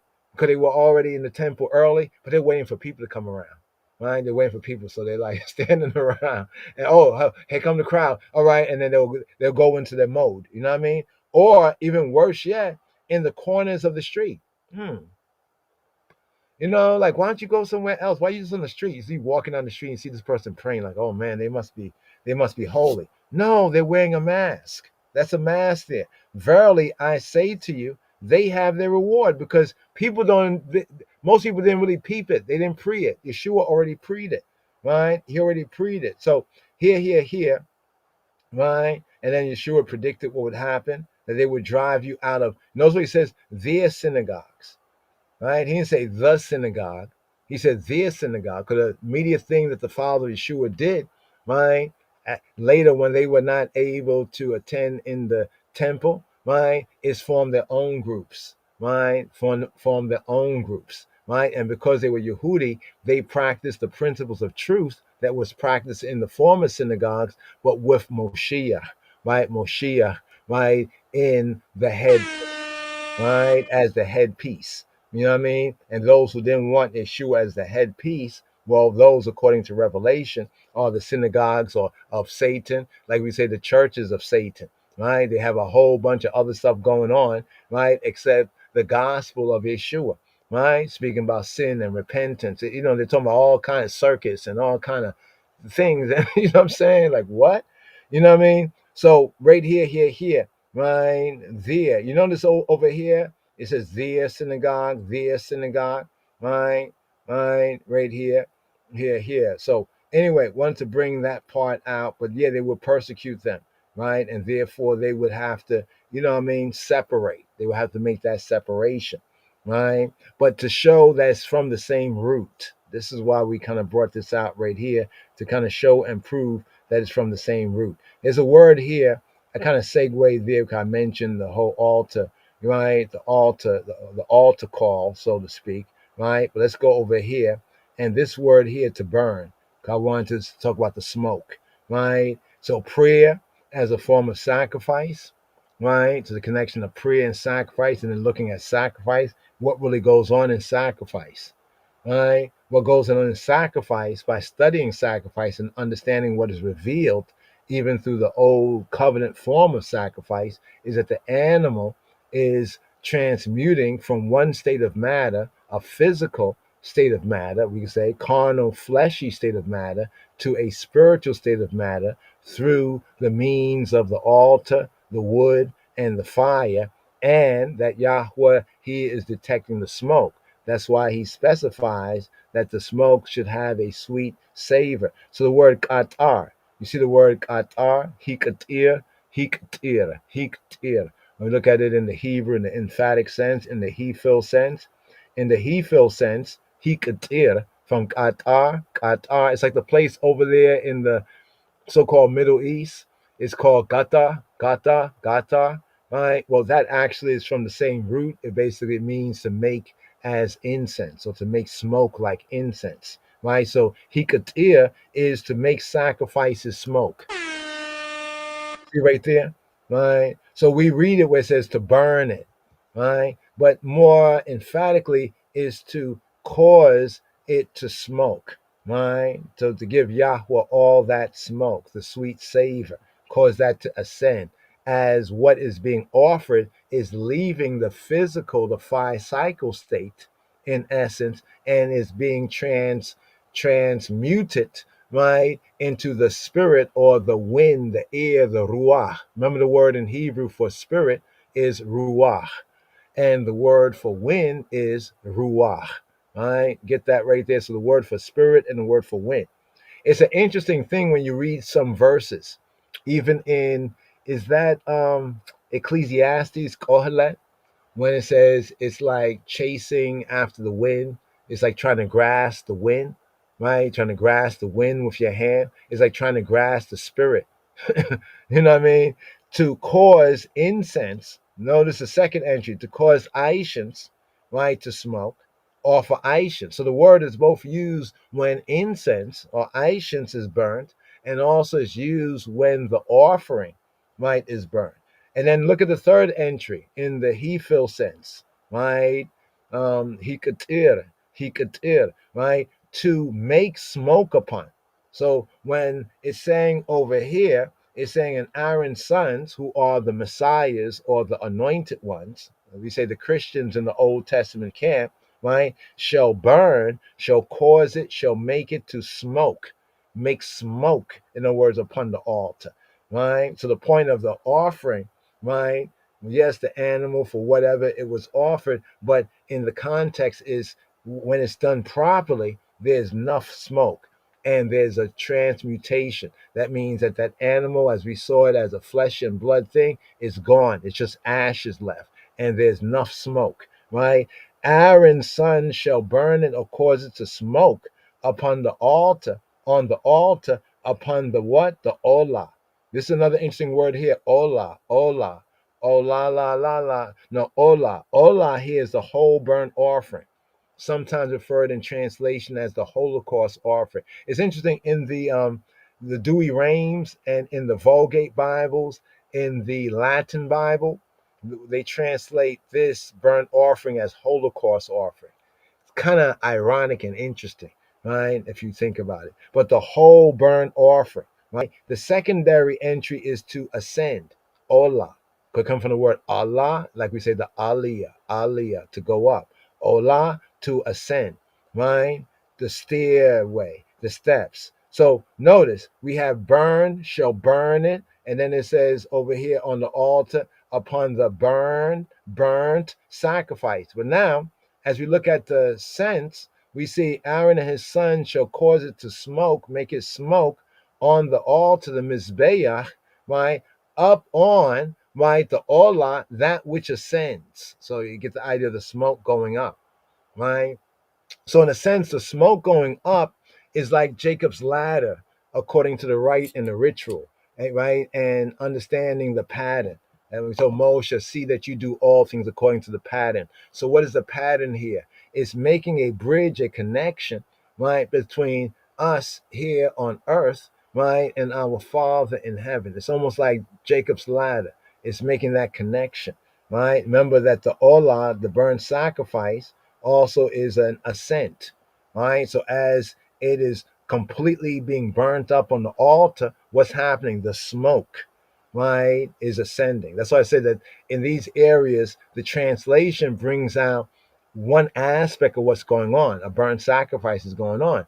But from the language, right, what is really being pointed to is this spiritualizing process, right? Even in basic science, it's almost like a science experiment, where we're seeing something transfer from the physical state, right, to the matter state, from the matter state, let me put it like this, from the matter state to the antimatter state, all in the all in the all in the fire burning, right? That's why it goes on to say upon the wood, and we know wood is used as a catalyst that is on the fire, that is on the, notice the word here for fire is aish, right? That's on the fire, right? The aish. Now notice over here, if you will, right? Here, aish is a noun feminine. So that means in Hebrew, like the word for soul is a noun feminine, right? The word for breath, noun feminine. It's interesting right here, right? Let us make man in our image after our likeness, male and female, right? So it's a noun feminine, aish, fire, right? And then over here it says that is on the fire. It is an offering made by fire. We point out again, this more better would be a fire offering, right? This is Isha. And yes, it does sound a lot like the word for woman and wife. It's kind of interesting there.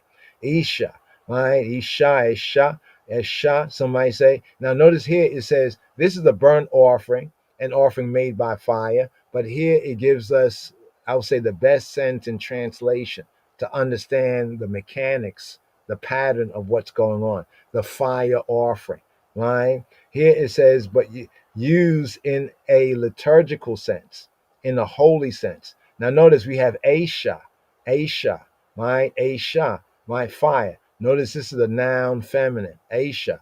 Now the word over here is a noun masculine. How is that?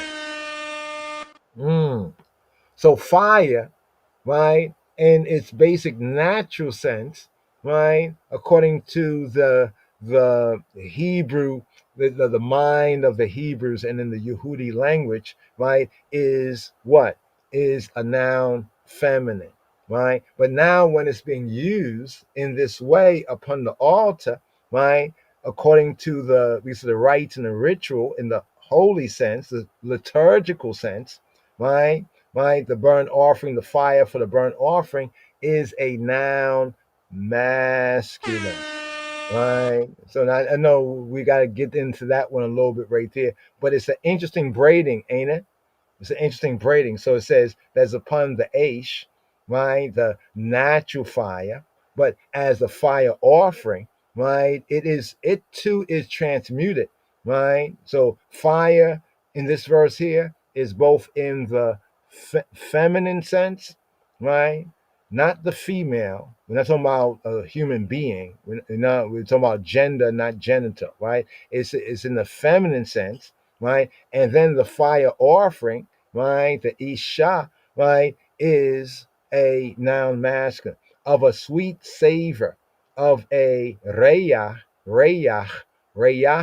is a scent, reyach. Notice what it says here. A scent in the general sense, a fragrance, an aroma, an odor. a scent, an odor, right? But usually it's like a good odor. Right? Just to point that out. Usually it's used for a good odor, right? An odor of soothing. Look at that. An odor of soothing. And notice what it says here. Hebraically, it's a technical term, right? Notice it's a technical term for sacrifice. So notice that the sweet smell, the smell. Notice the senses here. The sweet smell, right? This word for savior or smell or the odor, reyach, right, is a technical term for sacrifice to Elohim, right, to the Creator. And notice it's the odor as if blown. Like remember, the altar is open. Remember, it's an open air. It's in the outer court, right? It's an open air, right? And then of course there's wind and the fragrance and the smoke, so we can get the idea, the smell, right? This is from. Notice where the word is from. It's from the word ruach, ruach. Right? Remember ruach? We're talking about ruach, wind, right? Right? As a chaff before the ruach, the wind, and also in the sense of ruach as the spirit. So here we have ruach, but here we have ruach in the verb sense. Ruach as a verb. So ruach can be spirit translated, can be wind translated as nouns, but as a verb, when it's used in the verb form, ruach is the smell, the scent, to smell something, to scent something, right? To perceive an odor. But notice the next entry right there, the hefil, is to accept, right? To accept, right? Let's scroll down here, right? Strong's bringing out, I think, even a little more better, a primitive root, an Afro-Semitic root, properly to blow, right? That is to breathe, right? Only literally, in the literal sense, to smell, right? But in the non-literal sense, in the figurative sense, is to perceive, right? The implication is when you smell something, you perceive. Like, you smell some food cooking and you're like, your perception is up. You smell that, you know what it is, right? No doubt. Oh, well, yeah. Oh, wow, that smell good. Can't wait, right? In the figurative sense, is to anticipate and to enjoy, right? To anticipate and to enjoy. Now, this is an interesting word just to point to a little more of the verb, right? The verb, spirit as a verb, right? To accept, to smell, right? But also to touch. Look at that. So this word touches on, get that. How ironic, right? To touch. So both to smell, which is one of the senses, and to touch, right, which is another of the senses. This is why we have the sense of this word brought out in some areas from the Hebrew manuscripts as make of quick understanding.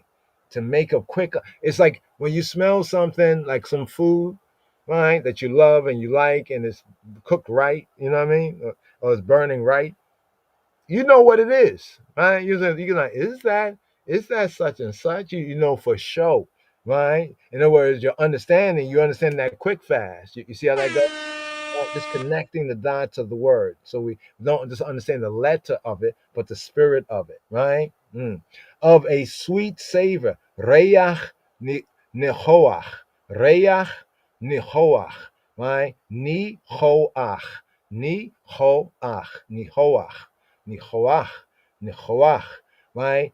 A scent, a smell that is soothing, that is quieting, that is tranquilizing, right? This is a noun masculine right here, that is restful, that is pleasant, that is delightful, right? And notice that in almost every area, right, where these offerings are mentioned, we see the mention, similar wise, of a sweet savor, la Yahweh, to Yahweh. This is why we say we give Yahweh all that smoke, right? We give enemy when necessary fire, right?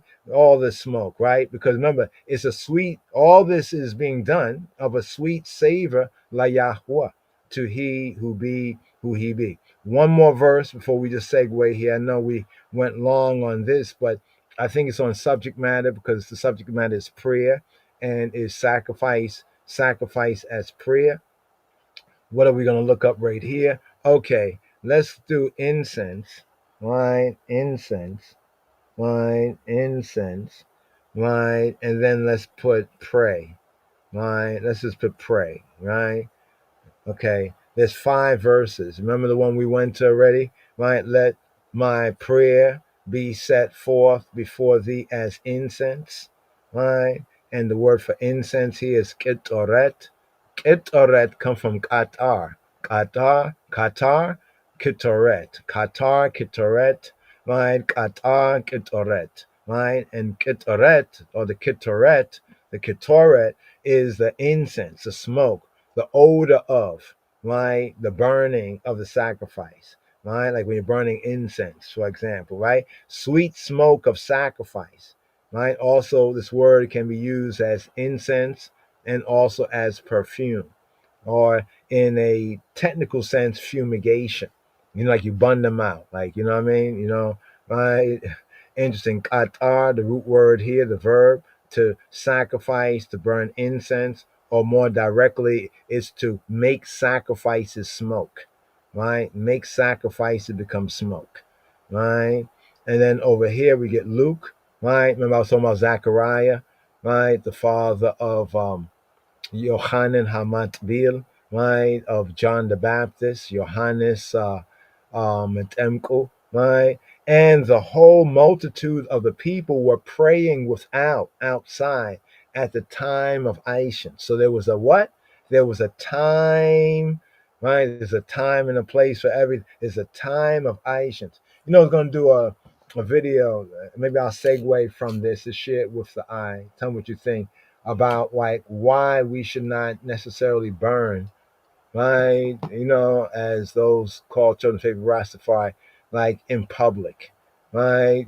Or before unfamiliars, right? Or ones that are not holy, right? We should, yeah.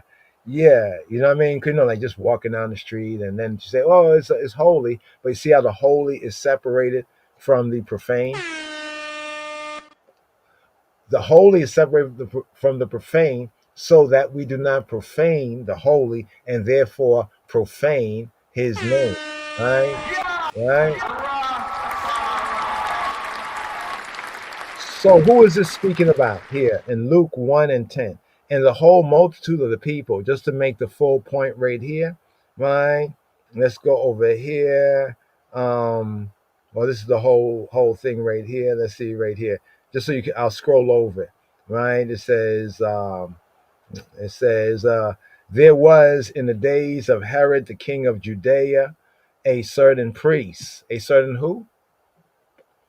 A certain priest, Kohen, right? So he was a Levite, but he was a Kohen, a priest, right? Because it was only the Levites who were Kohen, in other words, descendants of Aharon, who had that right of anointing, right? Being anointed, and also to serve in the tabernacle in those ways, at the altars, right? At the altar in the outer court, right? The brazen altar, and the altar in the tent, and the altar in the tabernacle, and that is the golden altar of Aishans. So here it says a certain priest named Zacharias or Zachariah, right? Of the course of Abia. Now, just to make these links here with the Old Covenant and with the Torah scriptures and the Hebrew Tanakh, Old Testament, here we have Abayal, or called Abaya, right? Abijah. My father is Yah. My father is Jah. Abaya. Right? So here he was a priest. Look what it says. A priest, the head of a priestly family, from whom, when David, you see what I was talking about David? When David divided the priests into 24 classes, 24 classes. Abia, right, or Abiyal, right, was the eighth order, right? The eighth order, right? Order, right? So you see what we were talking about David. So David. So notice David, he did something that affected the priestly order, right? But then of course we can reason and say, well, how could, isn't that what Yahweh set the priestly order, right? And Moshe regulated certain things, right? And then we get David. right? But remember, David, a man after Yahweh's own heart. In a sense, David prefigured, our Lord, right, springing from Yehuda, from Judah, the Lion of Lion Judah. of Judah Society. Just want to point that out. So it's significant. It's significant what David did right here, right? And then we have other ones right there in the Hebrew origin, Abiyah. Two ways of saying it. That's why I said Abiyah, Abiyah, and Abiyah. Abiyah is the usual speaking way of saying Abiyahu, Abiyahu, right? But Abiyahu, we say it as Abiyahu, Abiyah.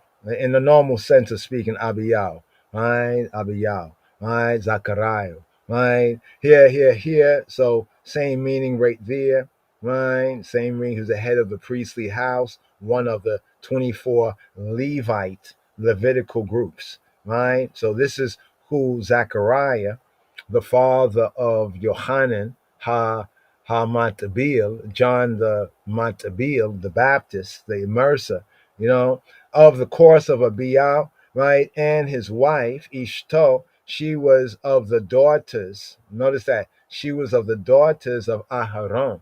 She was of the daughters. So basically, what it's saying is that Zechariah, right? He was of Aaron, because the priest only could be of Aaron. And then we have his wife was one of the daughters of Aaron, and her name was Elizabeth or Elsabet, right? And it says, and they were both righteous. They were both righteous before Elohim, walking, it says, in all the commandments and ordinances of Yahweh, blameless. This is the important verse right here. All right, this is important because some people say, "Oh, you can't walk in," but it says all the commandments. So is this not true? That they would not walk in? There's a some of them. It says all the commandments. All mean all, right? And the ordinance of Yahweh, and they were blameless, right? So they were blameless then, but some people are going to try to make a blame today, right? And they wasn't even there then, right? Hypocrites, right? And they had no child. So they were blameless.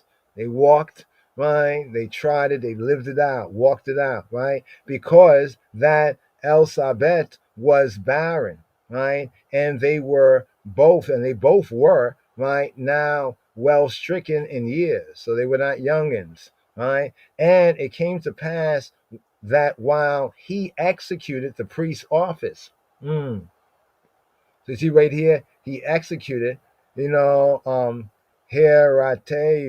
Herateuo, right? To be a priest, to discharge the office of priest, to be busied, right? To be busied in sacred and set apart in holy duties, right? To perform his function, right? What is your function? Conjunction.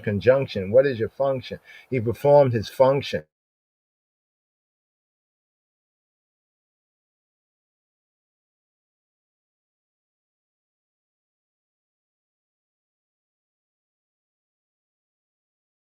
Still keeping to the courses according to what is written here, right, from the time, right, that Dawid had appointed these orders, the 24 Levitical, you could say, classes.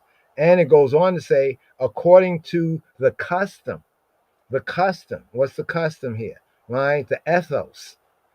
We say today ethos. We call this ethos. In the Koine Greek, ethos. Ethos. Today, ethos. Right? The ethos. The custom. Right? But the custom is the usage prescribed by law. So the customs and the traditions that are bad, right, that we should not follow are those that do not have Torah, right? They're not instituted according to the principle of Torah, according to the rites, the prescriptions. They're just something that people do, right? And in fact, the worst ones of them are those that directly go against what he said not to do, right? The usage, right? Either in some cases, customs, right, are either by habit or by Torah, right? So what we have in the Torah, in the direction instructions, is instructions that are given, some of them fresh to the Israelites, and others that are regulating former habits of the people, right? I'll point that out right there. So, according to the custom, but this custom was of the priest's office. His lot, right? His lot, this was his lot, right? Was to burn incense, was to burn incense.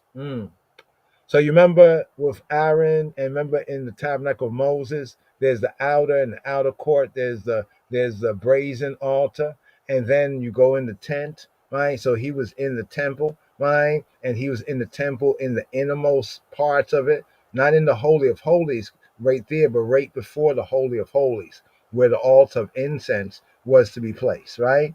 And he went into the temple of Yahweh, and then it tells us this right here, and the whole multitude of the people were praying without, because they could not enter into the temple. They could not enter into the holy place. They were like in the court. There was the court of the Israelites. There was the court of the woman. There was even the court of the Gentiles at that time, right? So the whole multitude of the people were praying without, like outside, right, at the time. So there was a particular time of Aishans. And then it tells us here, and there appeared to him the Malach of Yahweh standing on the right side, right? The right side of the altar of Aishon. So the altar of Aishon, of incense, two altars.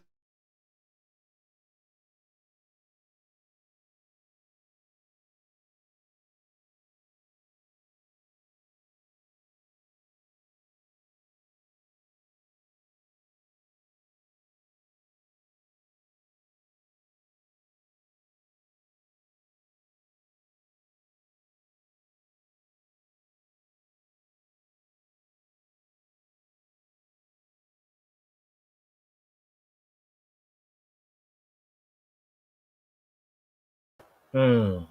All right. There was some syncing going on there. I don't think I was being heard at that time, right? So yeah. So and then we were talking about the tabernacle of man and the brazen altar corresponding with the feet of Moshiach. That's why we read in the Chazon the vision. So even the vision of John, the Revelator, is based, you know what I mean, on the pattern and on pattern recognition. But here we have the angel, right, standing at the right side of the altar of Aishon. So I was speaking about two altars, the brazen altar in the outer court, corresponding to the feet of Messiah in the vision in Revelation, and then inside the tent in the right in the earlier times, and later on in the temple, right, before the veil, right, before the veil, that's before the Holy of Holies, right, inside, this is where he was ministering. So we have the brazen altar of brass, brazen, and then in the inside we have the golden altar, the altar of Aishans. And then it says right here, right, this is where we see the whole revelation, right, to Zacharias, right, to Zechariah, right. So we just wanted to point out the connection even here of the people praying, right, the prayers of the people, right, and outside, right, and as it were, at the time. And then we see there's a time, there's a specific, a specified time for the burning of the Aishans, right, because everything is according to all order, right? So here, Revelation, just to sum it up here, and when he had taken the book, this is where we have 5 and 5. Weep not, behold, the Lion of the tribe of Judah, the root of David has prevailed. So open the book and loose the seven seals thereof. All right, all right. It says, and when he had taken the book, the four beasts, more correctly, the four living creatures, right? Zoan, the four living beings, the four living creatures. Because there's the beast, right? There's the beast, in Revelation, and the four beasts, more correctly, are the living creatures. There's two different words, even in the Greek. And when he had taken the book, the four living creatures, right, and the 24 elders.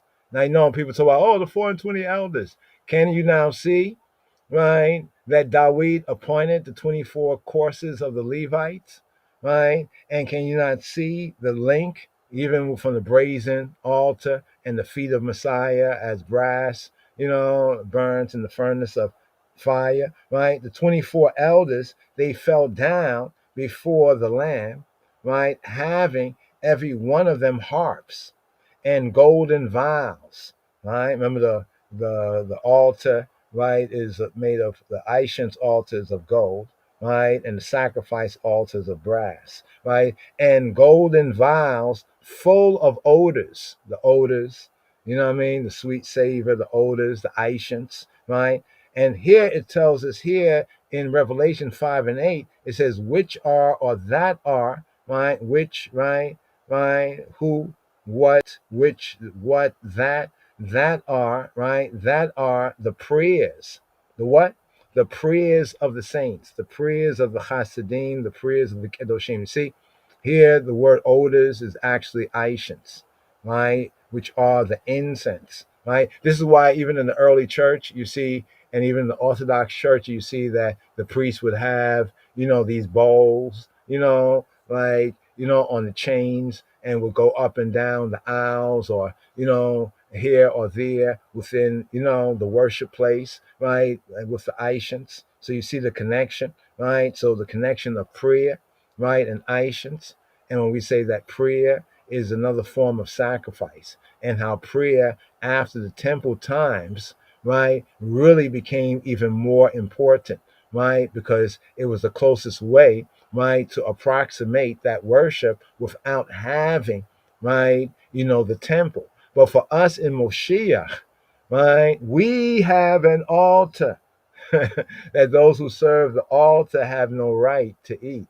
You know what I'm saying? So in the new covenant sense, know ye not that your bodies are the temple, the tabernacle. So even on that level of the body, temple, tabernacle type, that as well, right, needs to be explored. So I just want to share a little bit right there, or here on prayer, right? So it'll be a little shorter, but just following, small still voice, and I hope that this has been, helpful. Yes. Let my prayer be set forth before thee as incense, and the lifting up of my hands as the evening sacrifice. Evening sacrifice. Evening sacrifice. Evening sacrifice. Evening sacrifice. Evening sacrifice. Evening sacrifice. Let my prayer be set forth before thee as incense. For thee as incense. For thee as. Well, if you take the animal and you burn it, then the smoke rises, and God is that which is above, and so God can detect the smoke, and then he can detect the quality of the offering. So that's the idea behind the offering, and it is archaic. It's not the way that modern people think about sacrifice, but I think about it psychologically as a developmental move towards full recognition of the idea, first of all, that work is a form of sacrifice and vice versa, and that because you sacrifice the present to the future at least, but you also sacrifice everything to your highest priority. For our God is a consuming fire. Consuming fire. For our God is a consuming fire. Consuming fire. For our God is a consuming fire. Consuming fire. Is a consuming fire. Consuming is a consuming fire. Consuming is a consuming fire. Consuming fire. Consuming fire. Consuming fire. Consuming fire. Consuming fire. Consuming fire. Consuming fire. Consuming fire. Consuming fire.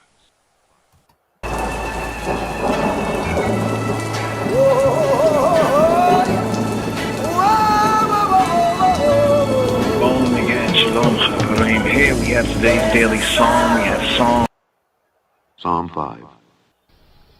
מזמור למנצח אל הנחילות מזמור לדוד מזמור לדוד מזמור לדוד מזמור לדוד מזמור לדוד מזמור לדוד מזמור לדוד מזמור לדוד. Give ear to my words, O Lord. O Lord. אמרי האזינה אדוני אדוני אדוני אדוני אדוני. Consider my meditation, my meditation, my meditation, my meditation, my meditation. בינה הגיגי הגיגי הגיגי הגיגי הגיגי. Hearken unto the voice of my cry, my King and my God. My King and my God. My King and my God. מלכי ואלוהי ואלוהי ואלוהי ואלוהי ואלוהי. For unto thee will I pray, will I pray, will I pray. כי אליך אתפלל אתפלל אתפלל אתפלל אתפלל אתפלל אתפלל. My voice shalt thou hear in the morning, O Lord. In the morning will I direct my prayer unto thee, and will look up. For thou art not a God that hath pleasure in wickedness, neither shall evil dwell with thee. The foolish shall not stand in thy sight. Thou hatest all workers of iniquity. Thou shalt destroy them that speak leasing. The Lord will abhor the bloody and deceitful man. But as for me, I will come into thy house in the multitude of thy mercy, and in thy fear will I worship toward thy holy temple. Lead me, O Lord, in thy righteousness because of mine enemies. Make thy way straight before my face. For there is no faithfulness in their mouth. Their inward part is very wickedness. Their throat is an open sepulchre. They flatter with their tongue. Destroy thou them, O God. Let them fall by their own counsels. Cast them out in the multitude of their transgressions, for they have rebelled against thee. But let all those that put their trust in thee rejoice. Let them ever shout for joy, because thou defendest them. Let them also that love thy name be joyful in thee. For thou, Lord, wilt bless the righteous. With favor wilt thou compass him as with a shield, as with a shield, as with a shield, as with a shield, as with a shield, as with a shield, as with a shield, as with a shield, as with a shield, as with a shield, as with a So shield. right here, today's daily psalm, Mizmor, hey, fifth letter of the Hebrew alphabet, hey. Hey, Abba, God, right? Hey, right? So, hey, Psalm 5, Perek, hey, we say chapter 5 in the book of Psalter.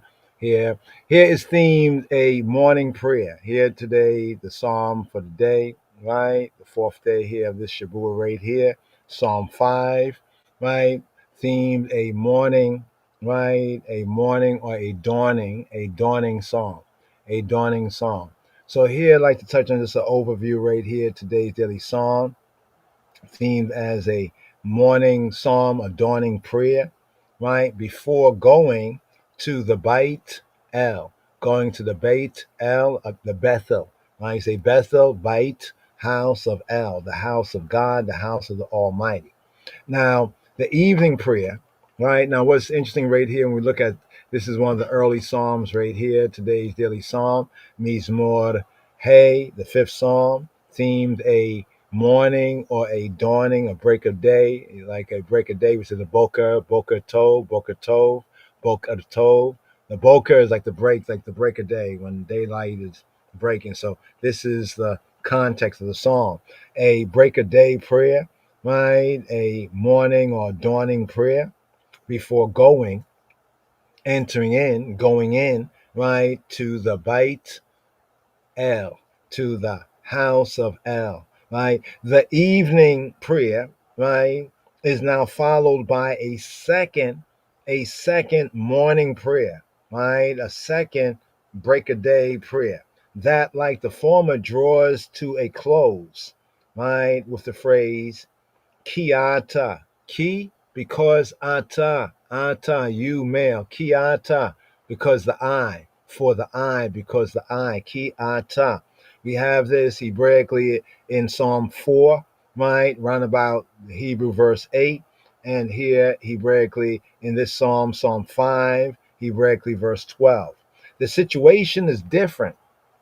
It's a different situation than we have in Psalm 3, verses 1 to 8, in Psalm 3, verses 1 to 8. In that psalm, Psalm 3, the third psalm, Mizmor Gimel, right? In that psalm, David is fleeing. He is fleeing, right? Like it says, and David made haste, right? Barach. David brach. He made haste. So in Psalm 3, David is fleeing, right? But here, right, he is in Jerusalem. He is in Jerusalem. And he anticipates going up, making his aliyah, going up, like ascending, going up.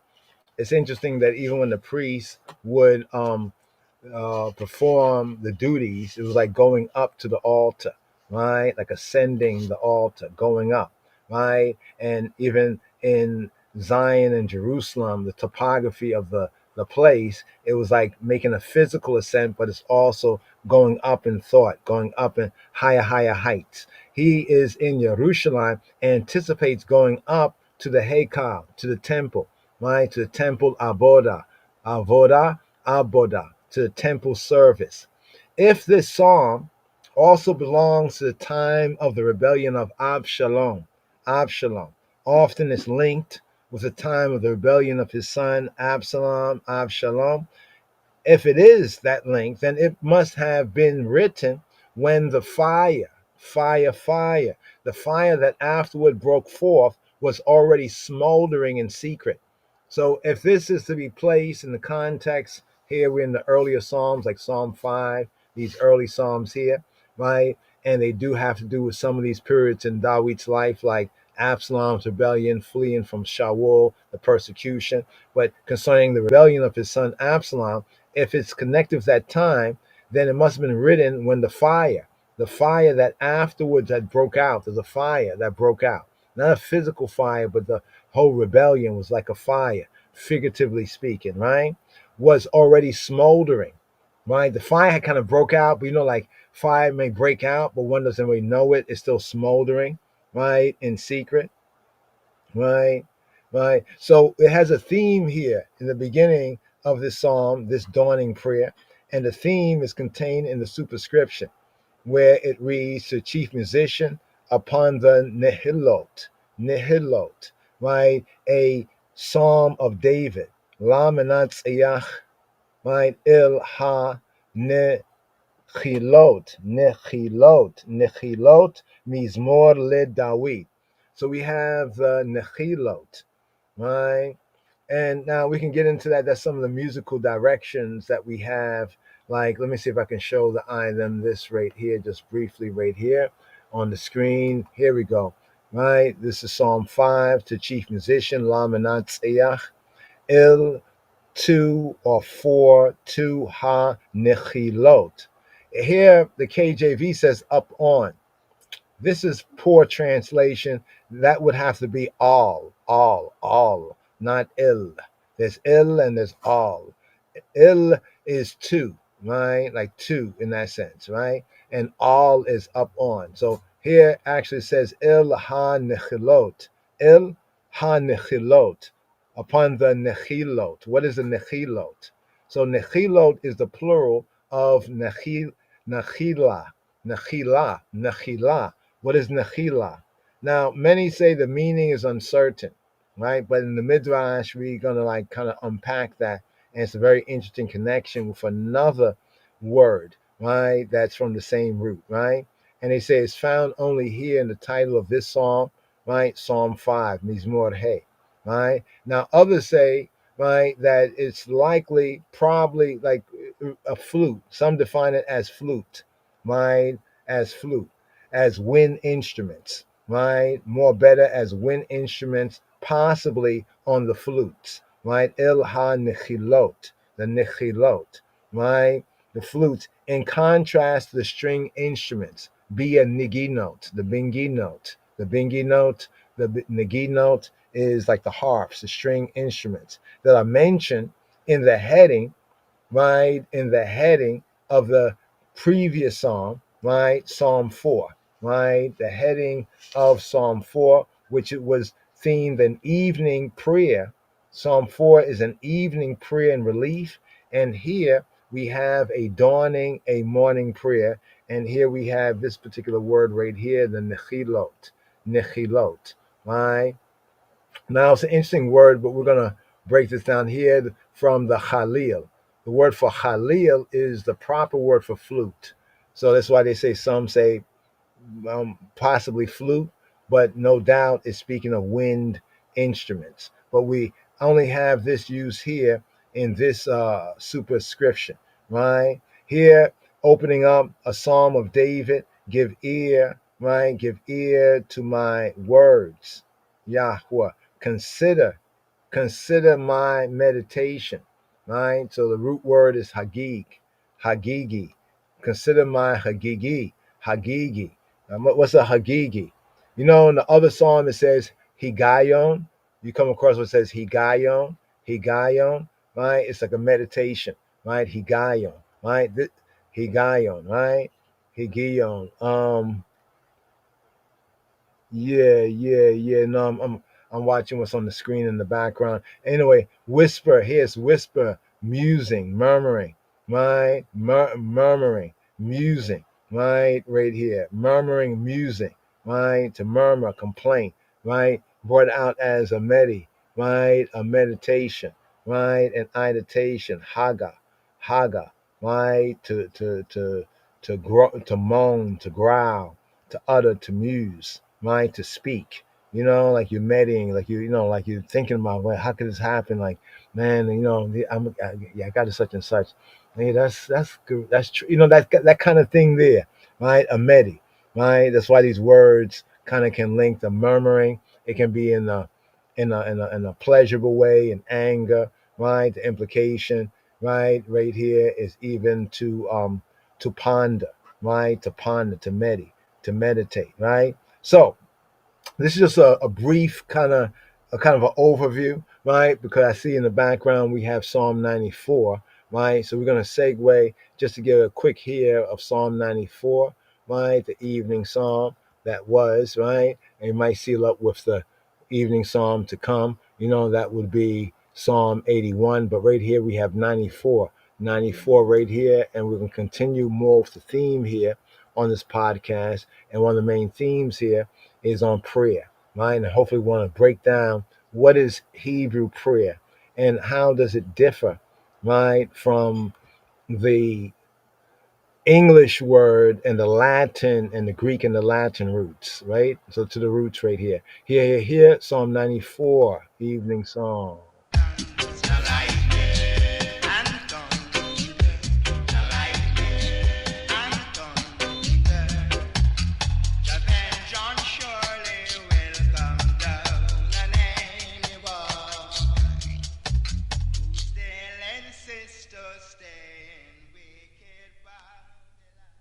Psalm 94. מזמור צד ד'. O Lord God, to whom vengeance belongeth, vengeance belongeth, vengeance belongeth, vengeance belongeth. אל נקמות אדוני, אדוני, אדוני, אדוני. O God, to whom vengeance belongeth, show thyself, show thyself, show thyself, show thyself. אל נקמות הופיע, הופיע, הופיע, הופיע. Lift up thyself, thou judge of the earth, judge of the earth, judge of the earth. הנשא שופט הארץ, הארץ, הארץ, הארץ. Render a reward to the proud, to the proud, to the proud. השב גמול על גאים, על גאים, על גאים, על גאים. Lord, how long shall the wicked, shall the wicked, shall the wicked, shall the... עד מתי רשעים אדוני, אדוני, אדוני, אדוני. How long shall the wicked triumph, triumph, triumph? עד מתי רשעים יעלוזו, יעלוזו, יעלוזו, יעלוזו.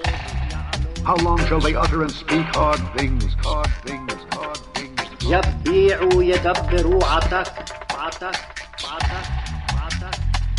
And all the workers of iniquity boast themselves, boast themselves, boast themselves, boast themselves. יתאמרו כל פועלי אבי, אבי, אבי, אבי.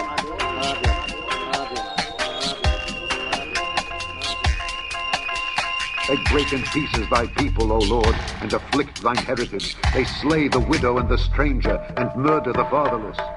Yet they say, the Lord shall not see, neither shall the God of Jacob regard it. Understand, ye brutish among the people, and ye fools, when will ye be wise? He that planted the ear, shall he not hear? He that formed the eye, shall he not see? He that chastiseth the heathen, shall not he correct? He that teacheth men knowledge, shall not he know? The Lord knoweth the thoughts of man, that they are vanity. Blessed is the man whom thou chastenest, O Lord, and teachest him out of thy law, that thou mayest give him rest from the days of adversity, until the pit be digged for the wicked. For the Lord will not cast off his people, neither will he forsake his inheritance. But judgment shall return unto righteousness, and all the upright in heart shall follow it. Who will rise up for me against the evildoers? Or who will stand up for me against the workers of iniquity?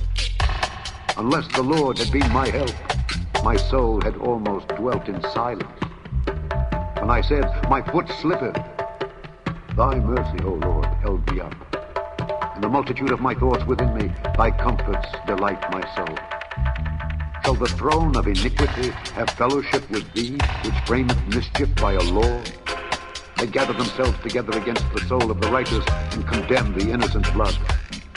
But the Lord is my defense, and my God is the rock of my refuge. And he shall bring upon them their own iniquity, and shall cut them off in their own wickedness. Yea, the Lord our God shall cut them off.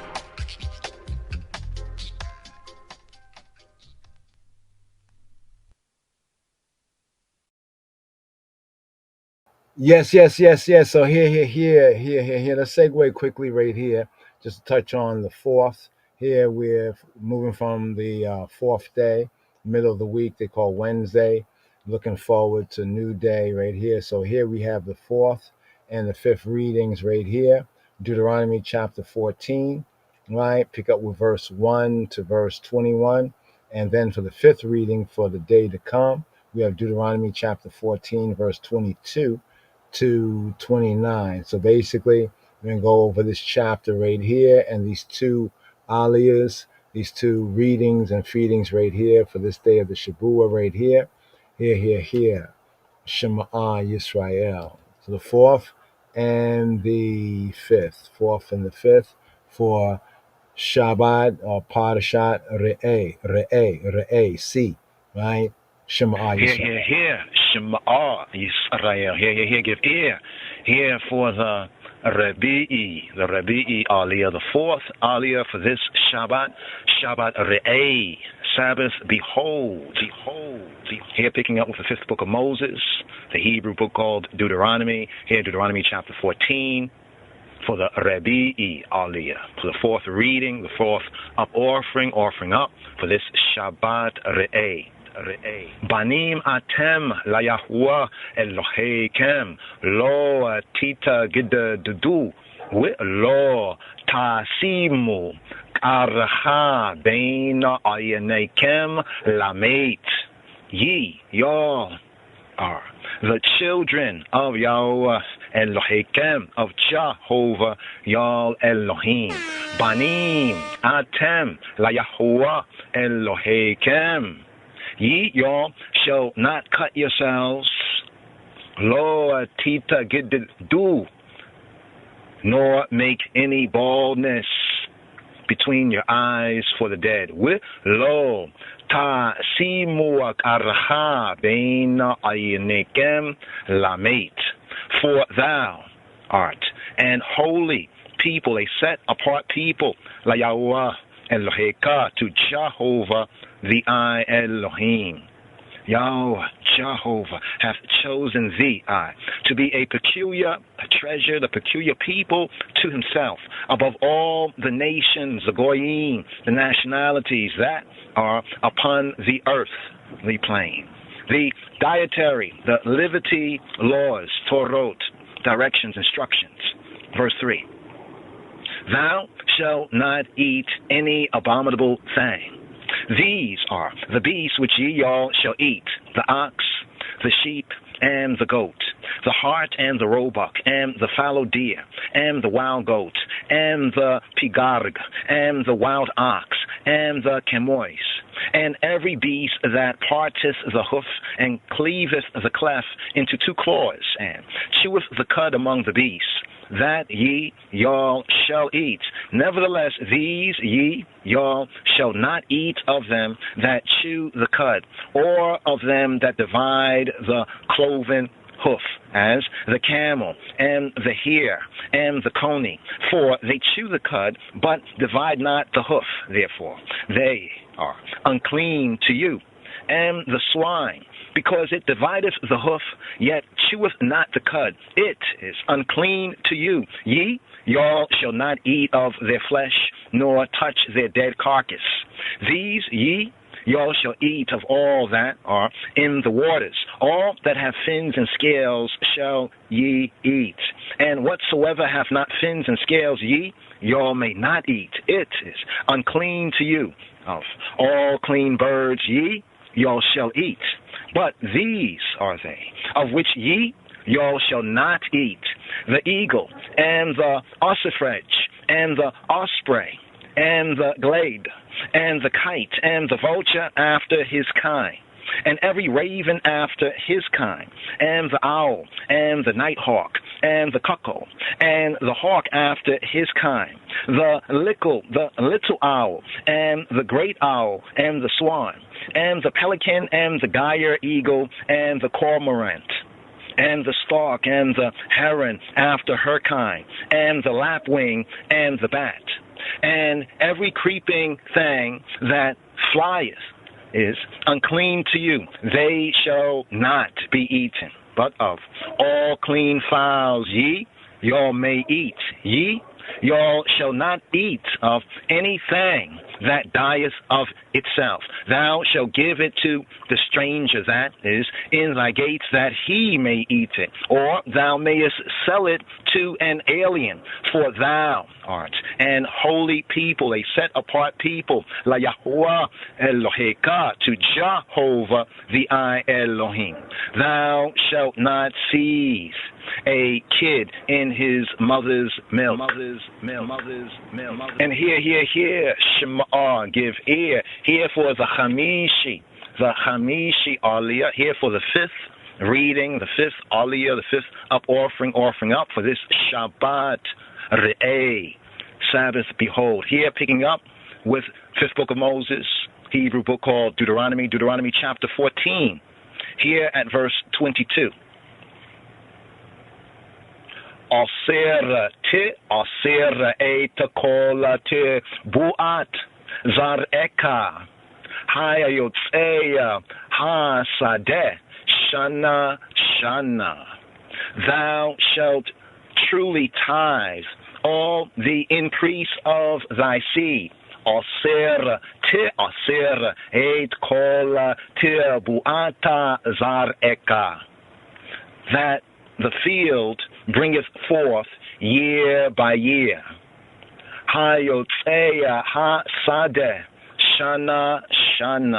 And thou shalt eat lifnei Yahuwah Eloheka, before Jehovah the I Elohim, in the place, the makom, which he shall choose to place Shemo, his name, there.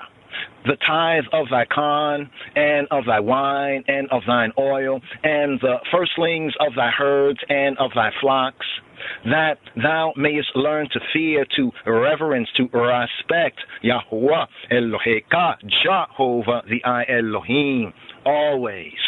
And if the way be too long for thee, so that thou art not able to carry it, or if the place be too far from thee, which Yahweh Eloheka, Jehovah the I Elohim, shall choose to set Shemo, his name, there, when Yahweh Eloheka, Jehovah the I Elohim, hath blessed thee, then shalt thou turn it into money, and bind up the money in thine hand, and shalt go to the place, the makom, which Yahuwah Eloheka, Jehovah the I Elohim, shall choose.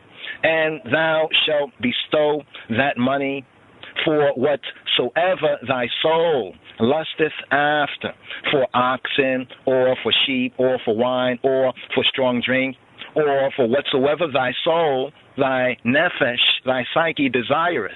And thou shalt eat there, lifnei Yahuwah Eloheka, before Jehovah the I Elohim. And thou shalt rejoice, thou and thine household, and Halewi, and the Levite that is within thy gates. Thou shalt not forsake him, for he hath no part nor inheritance with thee. At the end of 3 years, thou shalt bring forth all the tithe of thine increase the same year, and shalt lay it up within thy gates. And Halewi, the Levite, because he hath no part nor inheritance with thee, and the stranger, and the fatherless, and the widow, which are within thy gates, shall come and shall eat and be satisfied, that Yahuwah Eloheka, Jehovah the I Elohim, may bless thee in all the work of thine hand, thine yad, which thou doest.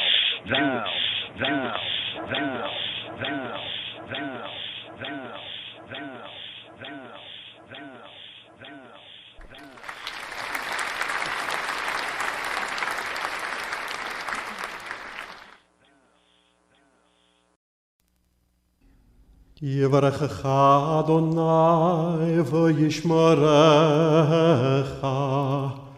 Yair Adonai panav elecha v'chuneka, Yisa Adonai panav elecha וישם לך שלום.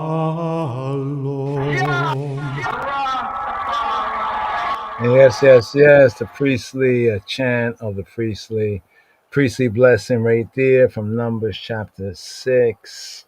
Right, yeah, so right here, very interesting Torah reading and feeding right here. This Torah reading and feeding. And here concerning the tithe, like to get into the tithe. What are the various different tithes? Right? Are all the tithes the same tithe? Right? So what is the tithe? The tithe, the tenth part. But we hear a lot about the tithe right here, and some very interesting things that we read right here. In fact, on the tithe, that we didn't do what we usually would do. We usually would go over to, the notes over there. But let's just zoom in right here. Let's say right here. Let's see. It begins off at verse 22. Verse 22 right here. Just a zoom in, just take this as a Rhema word, a right now word. You just heard that right there.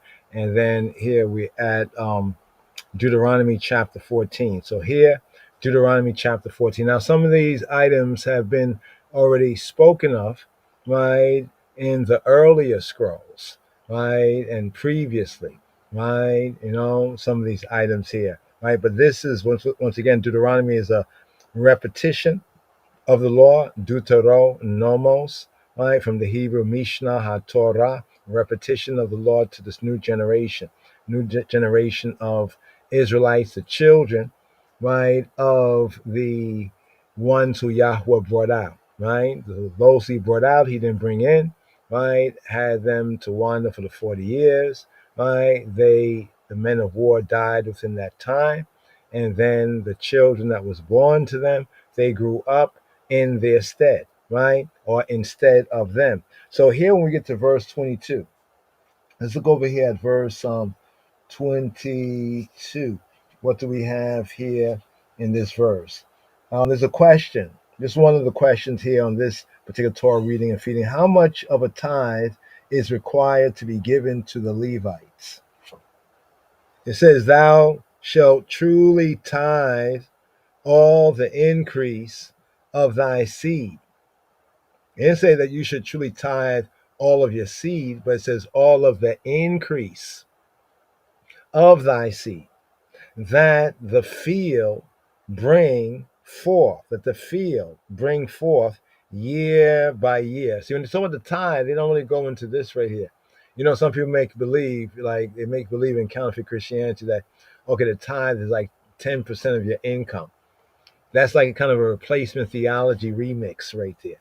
You know what I mean? But then they say, well, we're not under the law.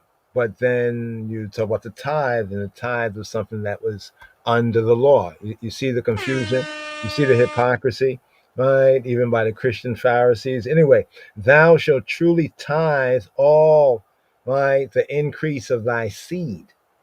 Right. Another question here is that did every Israelite tithe? Right? Like in a family, there's the man, there's the woman, right? And there's a child, or even if there was man and woman, but the man, woman, and child in principle, right? Or children, right? Did everybody have to tithe? Did every person? No, those who had land, right? Remember what the inheritance is all about. Let's read and put it together in comprehension. The inheritance is all about the land.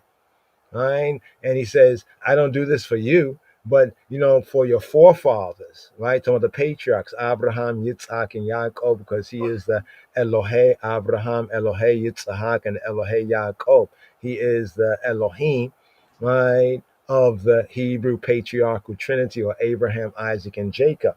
So here, the land is what's important, right? He promised, right? He said, because he promised that, right, to the patriarchs, namely Abraham, Isaac, and Jacob, right? So the land is the real estate in this context. Thou shalt truly tithe all the increase of thy seed, right? That the field bringeth forth year by year. So here's what we pick up right here, right? With this aliyah right here. Let's look at that's the plus. Let's go down to plus, right? So it says asir te asir, Asir to Asir. Asir to Asir. So when it says thou shalt how does the King James again? Trying to remember the King James right here. What does King James say? It says truly, truly, truly time. Let's see how it looks with the Strong's word. You see that right there? So the word truth in Hebrew is emet. Is it emet? No, it's asa. Asa. Asa. What is asa? Asa is the verb. Asa, the verb to tithe or to take a tenth.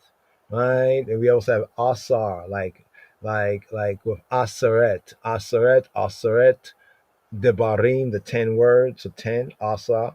So here in this sense, Asar is to tithe, right? Or to tenth it, to make it like to ten it in a sense. In other words, to take a tithe, to take a tenth part, or to give a tithe, to give a tithe, right? They say tithe, tithe. See how that go? It's the same word, right? Tithe, tithe, right? Give a tithe, take a tithe, right? The kal, the basic word, asar, right? To tithe in the PL sense, to give a tithe or to give a tithe, to give a tenth. The He-Phil sense is to take a tenth, right? So see how the different construct of the build and according to the vowel sounds brings out whether it's a give or a take. You see why vowels are important, right? To accumulate, another sense of it, to accumulate or to tithe. So we have ashar, right? Ashar is the verb to become rich. Ashar, right? Related to the ashar. Then we have Eser and Asara. This is the word for 10 as a number.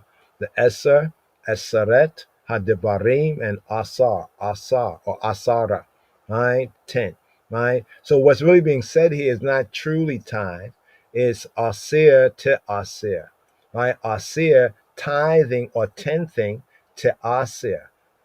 Asir, tenthing or tithing to Asir, speaking to a male. So what's interesting about this right here, when we look at this in the Ivri, in the Yehudit, here the Asir, here to Asir, right? This one right here. So one, it's almost like saying you will you will you will tithing, you will tithing, you male will tithe. So what's interesting about this right here is speaking to call Yisrael right here all as one corporate man, right? As one man. So in some cases, like when it says Elohim, right, it's saying y'all Elohim.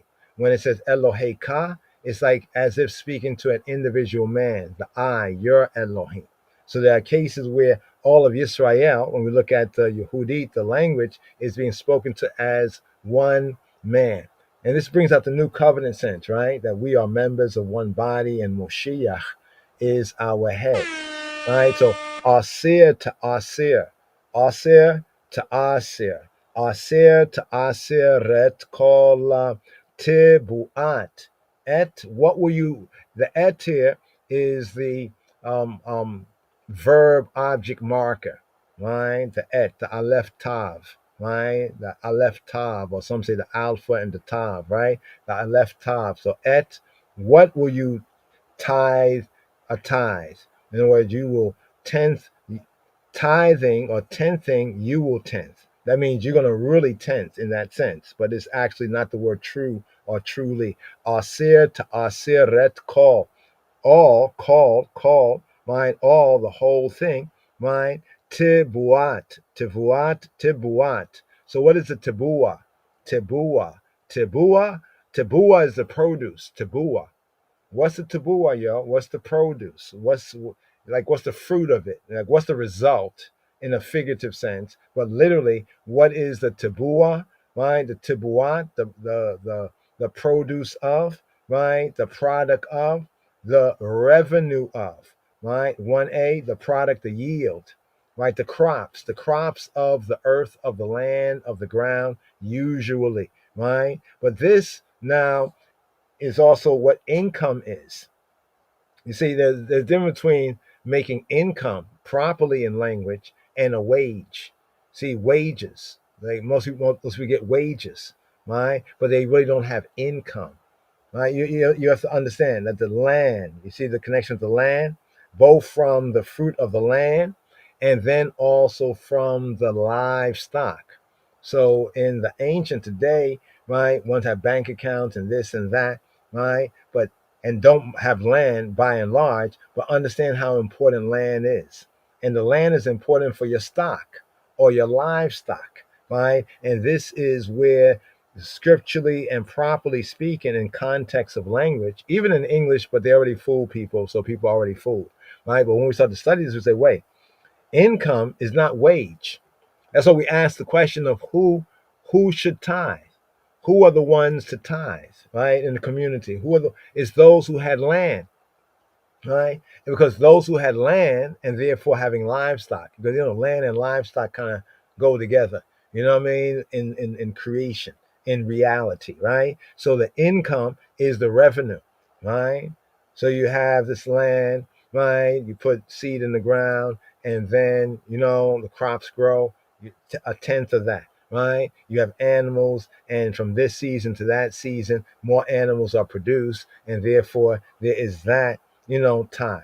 So it's the gain. This can be used in a figurative sense. The tibua can be in a figurative sense of the fruit. Like, what is the fruit of all you know, right?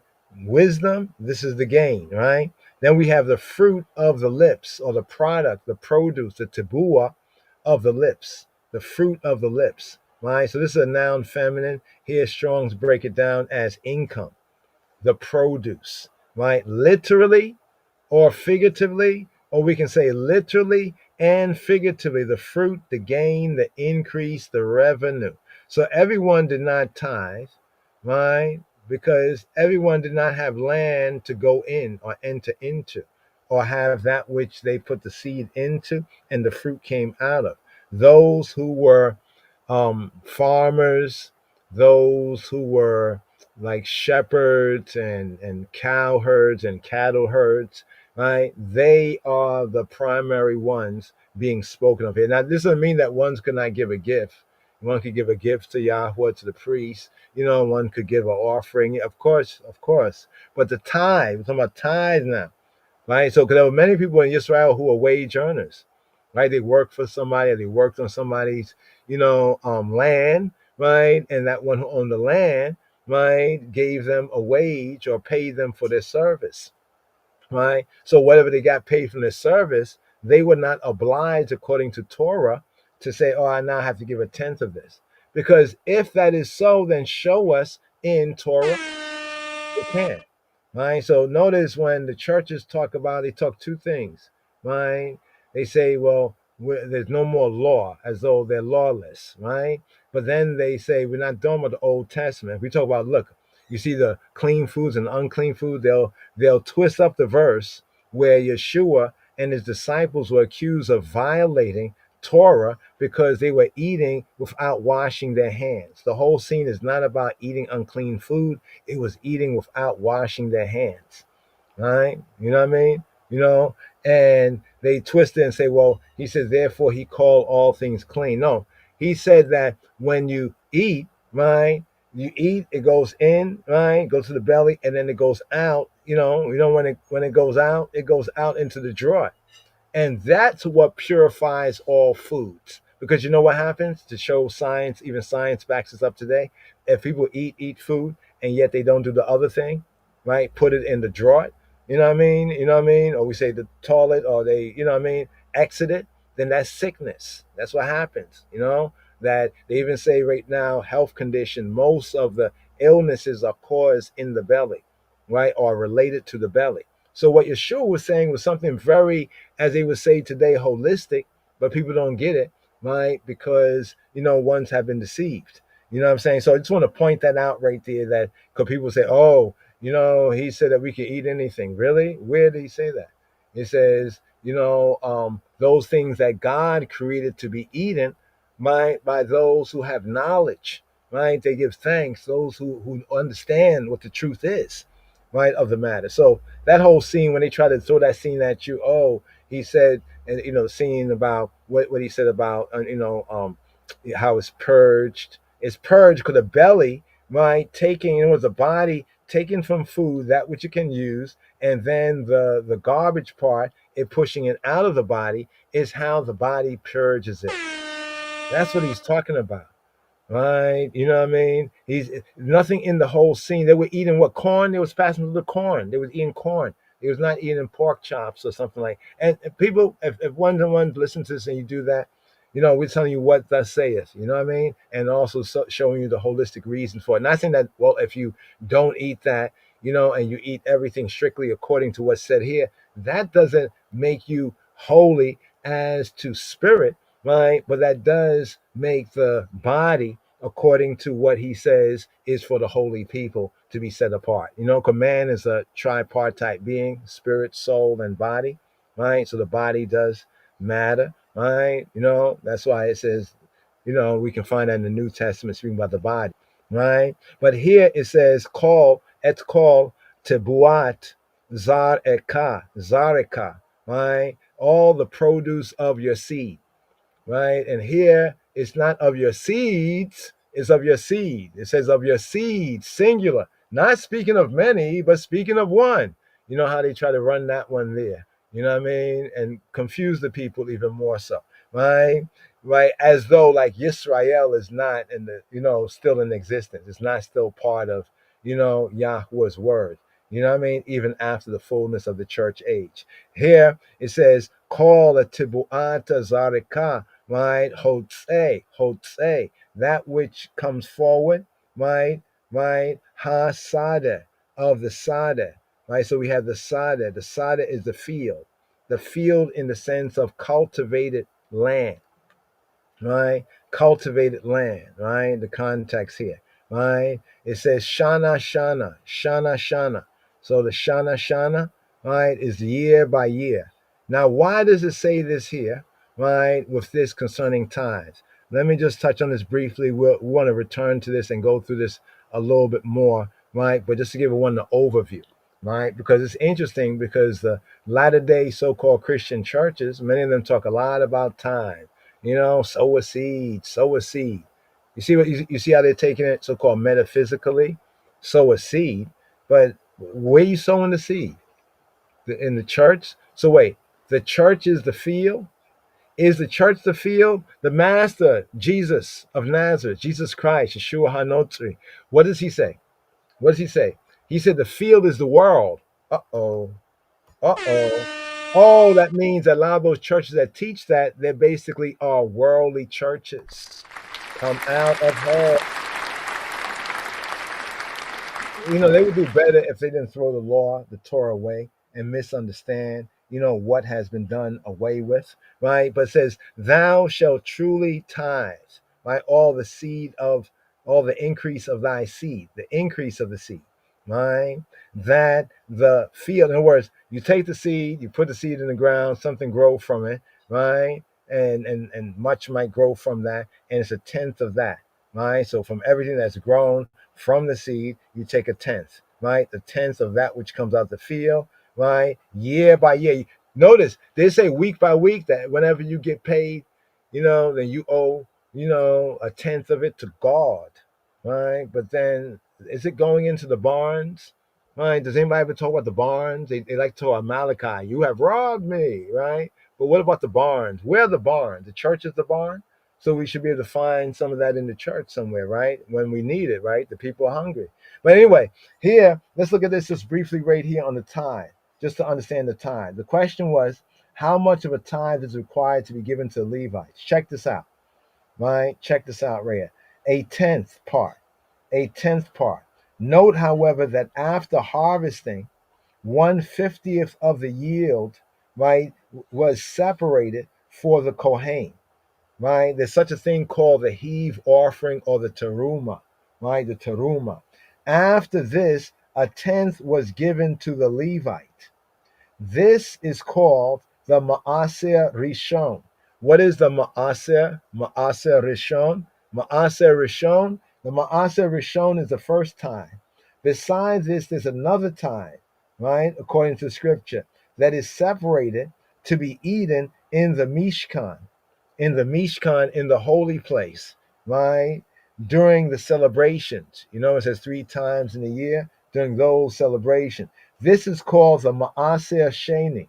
The Maaser Sheni is the second tithe. But I thought there was only one tithe. Well, those who are lawless is not going to tell you what the law says, right? But here, according to the law, it says, note that during the 3rd and the 6th years of the Shemitah cycle. Do they tell you about the Shemitah cycle? What is the Shemitah cycle? Right? That's the 6 to 7 year cycle, the 7-year cycle, the 6 to 7 year cycle, right? The Shemitah, right? The second tithe is given to the poor among us. How do we know this? Well, we know this right here from verse, here we go, 28. At the end of 3 years. I thought it's like, well, I get paid every 2 weeks, right? Well, you owe a tithe, right, when you get paid, right? Oh, because in the Bible, okay, but we free of the law. Oh, that means you could be lawless and tell me to give it to you every week. But the Torah says right here at the end of 3 years. Gotcha. At the end of 3 years, thou shalt bring forth all the tithe. That's what they said, bring it forth whenever you come to church. So that means the Israelites were basically going to the holy place, the tabernacle or the temple, right, in the times to worship, every Shabbat or even in the holy seasons as well. And they had to bring tithe. They didn't have to bring no tithe. Yeah, they could bring gifts, offerings, sacrifice, whatever they could bring free will offering, or if there was sin offering or other kind of offering. But here it says at the end, let me highlight this here, at the end of 3 years. You see what I'm saying? This means that when we're studying this and we see these here, we hear this, but we have to put it together. When we put it together, then we begin to see what we're sharing right here. Once again, the first tithe, right? First of all, 1/50th of the yield was separated for the priest, the Kohen. In the scripture, we have what is called the teruma. The teruma. In fact, there's a Torah portion, teruma, right? The up offering, teruma, right?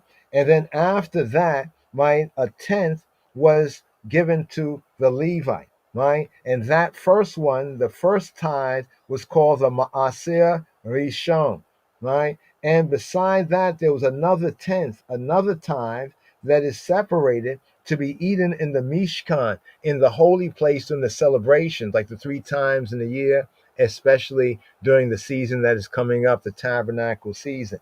Check right there, right, during the tabernacle season. So that's why they say, Jews or Yehudi, they don't just give a tithe, right? I've heard some people say they don't give a tithe. I heard they give 22.5%. Well, if one want to give more, they can give more. But basically, you see the second tithe, so there's 1/10, and there's another tenth. There's the first one, the first tithe, the Maaser Rishon, and then there is the second tithe, the Maaser Sheni, the second tithe. Now note this, as we said, during the 3rd and the 6th years of the 7-year cycle known as the Shemitah, the year of release cycle, the Shemitah cycle, the second tithe that is known as the Maaser Sheni, right, actually was given to the poor among us, according to Deuteronomy 14:28. Because it says, at the end of what? At the end of 3 years, thou shalt bring forth all the tithe of thine increase the same year, and shall lay it up. Look at that, look at that. Did they tell us? So we make the tithe, we don't bring it to the church. We lay it up in our gates. Wow. Those who got caught up on that thing and really thought you was doing the will of Abba Father in Yeshua's name, man, he knows you was intending and your reward. Don't feel away, right? But the one who lied or didn't do due diligence, I said, study to show yourself approved as a workman and need not be ashamed. They should be shame. Think about all that could have been laid up in the gates, right? For the proper time, right? And it says what? And the Levite, because he hath no part nor inheritance. In other words, the Levite does not have the same inheritance land as the rank and file Israelites. Remember, those who paid the tithe was those who had the land. That's why it talks about the seed, right? The increase of thy seed, right? Tibu'ata Zaraka, right? And the stranger, who? And the stranger. Is this stranger an Israelite? Some Israelites will tell you that. No. Yes, we were strangers with Yahweh, right? But then he says, give the stranger the meat that you don't eat, right? Are we giving it to an Israelite? Huh? Huh? Hata. Hata. It's funny. It's funny. It's like ones and ones find a new thing. It doesn't really come. Let us study together. Iron sharpen iron. They just run. They run all off the reservation. But anyway, the stranger is a stranger. I'm not talking about the Israelite, right? Because here the instruction is to the Israelite, check, and the fatherless, right? So we given to the stranger, to the fatherless, right? To the widow, right? That are within thy gates, right, shall come and shall eat and be satisfied. That Yahweh Eloheka, notice the condition of this here, right? The condition. So we do this so that, according to this, Yahweh Eloheka may bless thee, may empower you to prosper. You know what I mean? You want to have a poverty mentality, then you're not going to prosper, right? But you give, right? Especially righteous giving, right? This is righteous, that Yahweh Eloheka may bless thee, may prosper you in all the work of thy hand. Look at that, all the work of thy hand that thou doest. So we can do work of our hand, which is ability to do work. That is good.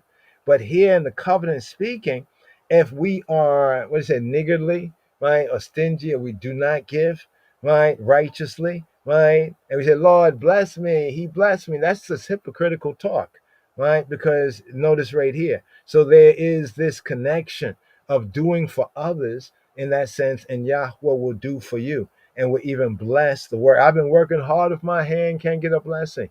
Search this out, if you will. But let's go on right here, just to bring this out. So the second tithe was given to the poor. The Ma'aseh Sheni gives this is called the Ma'aseh Ani, the Ma'aseh Oni, the poor tithe, the tithe of the poor. Finally, on the Shemitah year, the Shemitah year is the seventh year of the cycle, the seventh year of the cycle.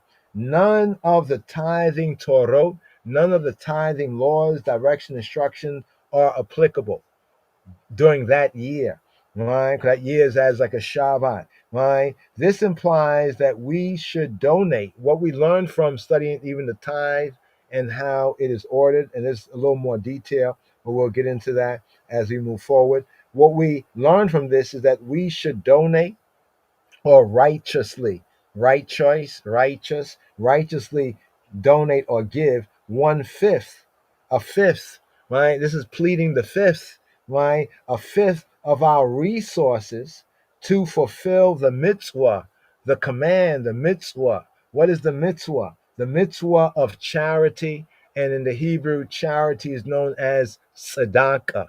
And tzedakah in other use of the Hebrew is translated as righteousness, tzedakah.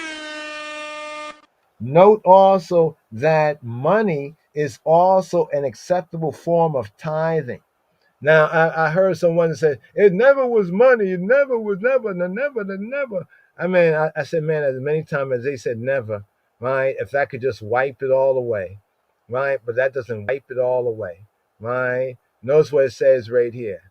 Notice what it says right here. I think you even said it earlier up there, right? Let's scroll up here, right? Right, here we go. Well, let's take it from right here. It says, let's do this. And if the way, this is the reason why sometimes, instead of bringing all the cattle, bringing all the what you call the cattle, the grain and everything a long distance, and you got your family, and you got the Levite, the stranger, the widow, and then you're gonna be bringing all, because you might have been very blessed and had a lot stored up in your gates. You know what I'm saying? So, and the way is long. It's a long trot. Got little children too. What you're gonna do? Carry the big weight, or you're gonna put it on the wagon and let the children and woman walk. So you have to decide. So Yahweh already knew we might have to make this decision. So he basically green lights it and says, and if the way be too long for thee, right, so that thou art not able to carry it. You see, earlier we were talking about the synagogue, right, and the local Moedim, right, after the return from the Babylonian captivity, the Judahite return during Ezra and Nehemiah, and how they had local areas where they can study and worship, right, and then still go up to Jerusalem during the 3 times in the year. Why? Because for some people where they lived, the way was too long, right? And it was hard to carry all of that, right? And or if the place be too far from thee, right? Just a long tride, right? That Yahweh Eloheka shall choose. Remember, at this time, the choice of Jerusalem, right, overtly was not made. And the choice of Zion and Jerusalem was not made, especially Jerusalem, since they both are, basically, Zion would be in the district we can call Jerusalem, right? The city of peace, right? The Zion that's not in Jerusalem is not Zion, right? It's not good, not good. It's not in peace with God and peace with man, right? That Yahweh Eloheka shall choose, right, to set his name there. So he had not Shemo Sham yet. He didn't do the Shemo. Shemo, his name Sham there. He didn't set his name there. When Yahweh, right, Eloheka, thine, speaking to all of Israel as one man, thine as his son, Yahweh Eloheka have blessed thee. So he has blessed you. You got a lot of crops over them years. You've been stacking up. And now you say family and the stranger, the Levite, the widow, the orphan. Okay, we all going to Jerusalem. Yay. And we have a lot of animals that have been tithed away, so to speak, and a lot of corn and grain. And, how are you going to carry that? It's a rocky, rocky road, right? So Yahweh said, then, then shalt thou turn it into money. I thought some people some of the ones that have been talking against what the prosperity pimps and bastards have been doing, right? Lying to the people and lying in Yahweh's name, right? Or in Jesus' name, right? Yes, they've been going after money, money, money, money, money, right? And that's why they don't go to the law, because they go to the law, people say, wait, hold on for a moment. This is crops from the ground. This is talking about crops, and it's talking about their land, right? Now, if I'm living in the projects, I don't got no land. How am I going to go to the store? It didn't say go to the store and buy something and pretend like a hypocrite that it came from the ground. Because you know what I'm saying? See, the whole gig or jig would be up, right? But to those who even rightly, right, and have spoken against it, sometimes they go a little bit too far, right? I've heard a few ones say, it's never money. And even they make memes. You can go out there and look at some of the other Israelite memes. They'll say, it's never money. It's always this. It's always. It's like, does one fool make many? Right? In other words, one person says it, everybody should repeat. Isn't anybody reading? It says, then shalt thou turn it into money. Does it say into money? Am I not seeing money there? Just a translation. Does the translation say money? And bind up the money. Bind up, you know what I mean? Bind up the money in thine hand. Right? That's serious, right? Bind up the money. Don't have it loose. Bind it up, right? And what shall you do? You shall go to the place, the makom, the spot that Yahweh Eloheka shall choose, right? And then over here, this might throw some people to translation, right? It says, and thou shalt bestow that money. Now, of course, money was a kesef. Kesef was a silver, right? No, it wasn't dollar bill, y'all. But we're just talking about just in reality. You're like, let's be real, right? Thy kingdom come, thy will be done in earth, but it can only be done in earth if we're going to be real, not fantasizing spooky stuff, right?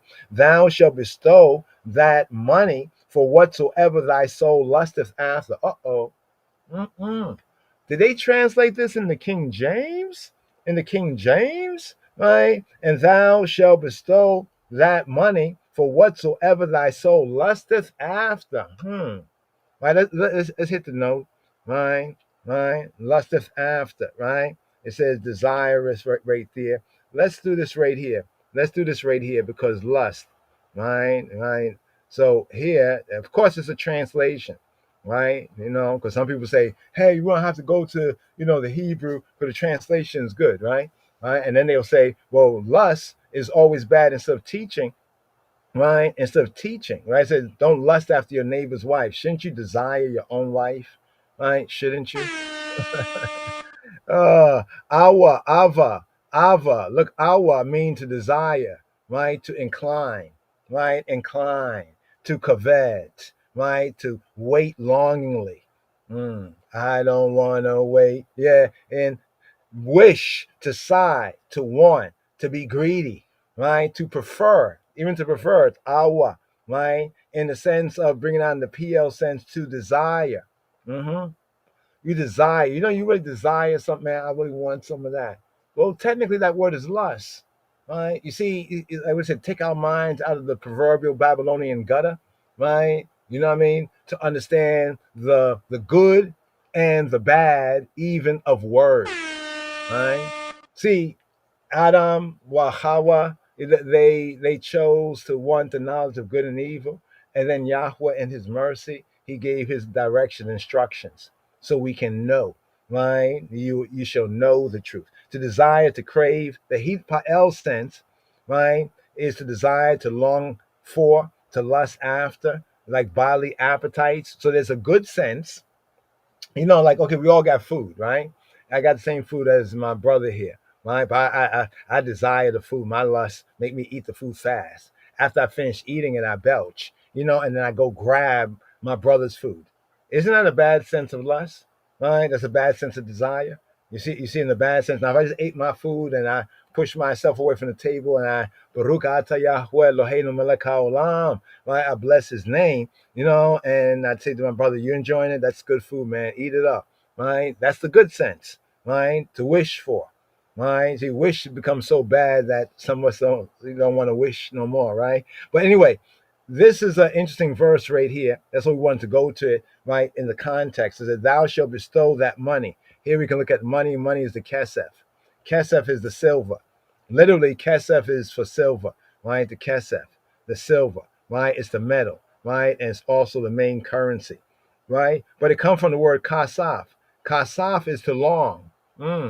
Kasaf is to long, to yearn for, to long after, right? To long for deeply, right? To long for, right? Or in the sense of to pale, right? That is to pine, right? To pine. It can't have a sense of fear, but the point of it, just to connect it with the root of the word kesef, right? From silver, because silver has a pale color by comparison to other metals like gold and brass. You ever see silver compared to gold and brass? Well, the tone of the silver, it pales by comparison. The implication here is money, right?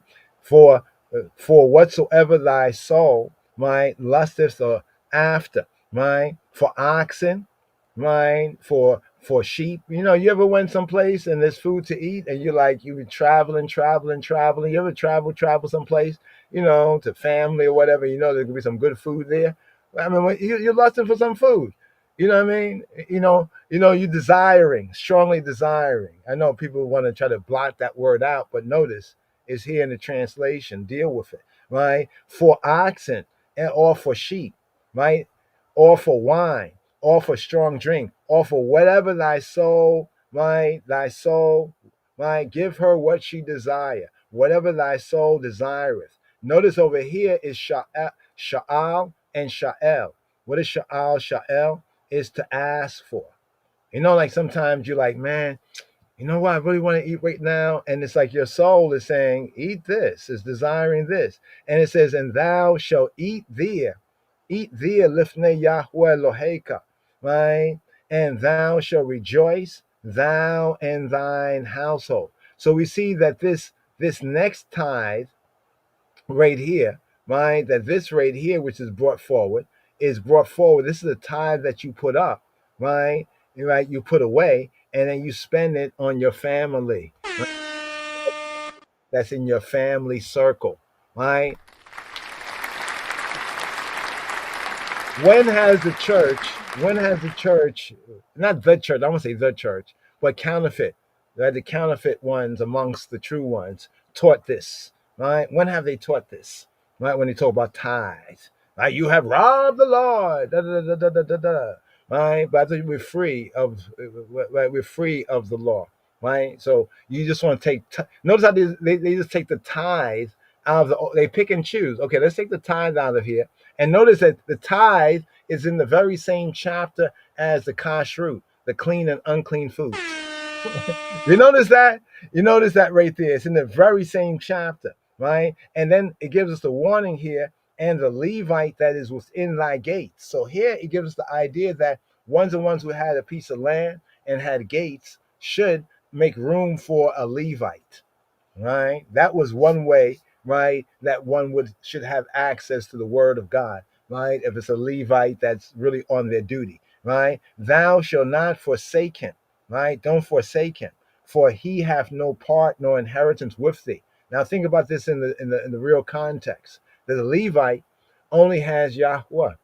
He only has Yahweh, the word, the way, his will, the scripture, the scrolls. You know what I'm saying? That's all he has.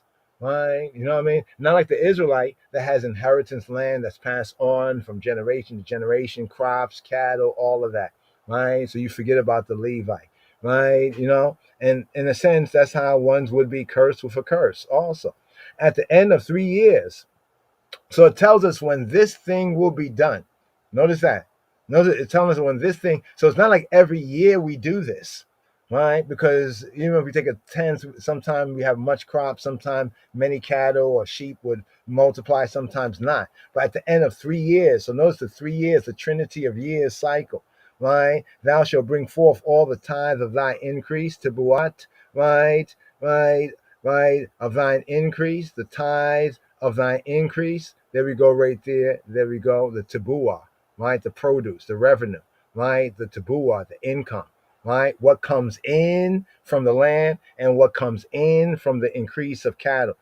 Although here it's speaking strictly about the land, right? Elsewhere it will speak about the cattle, right? And the livestock.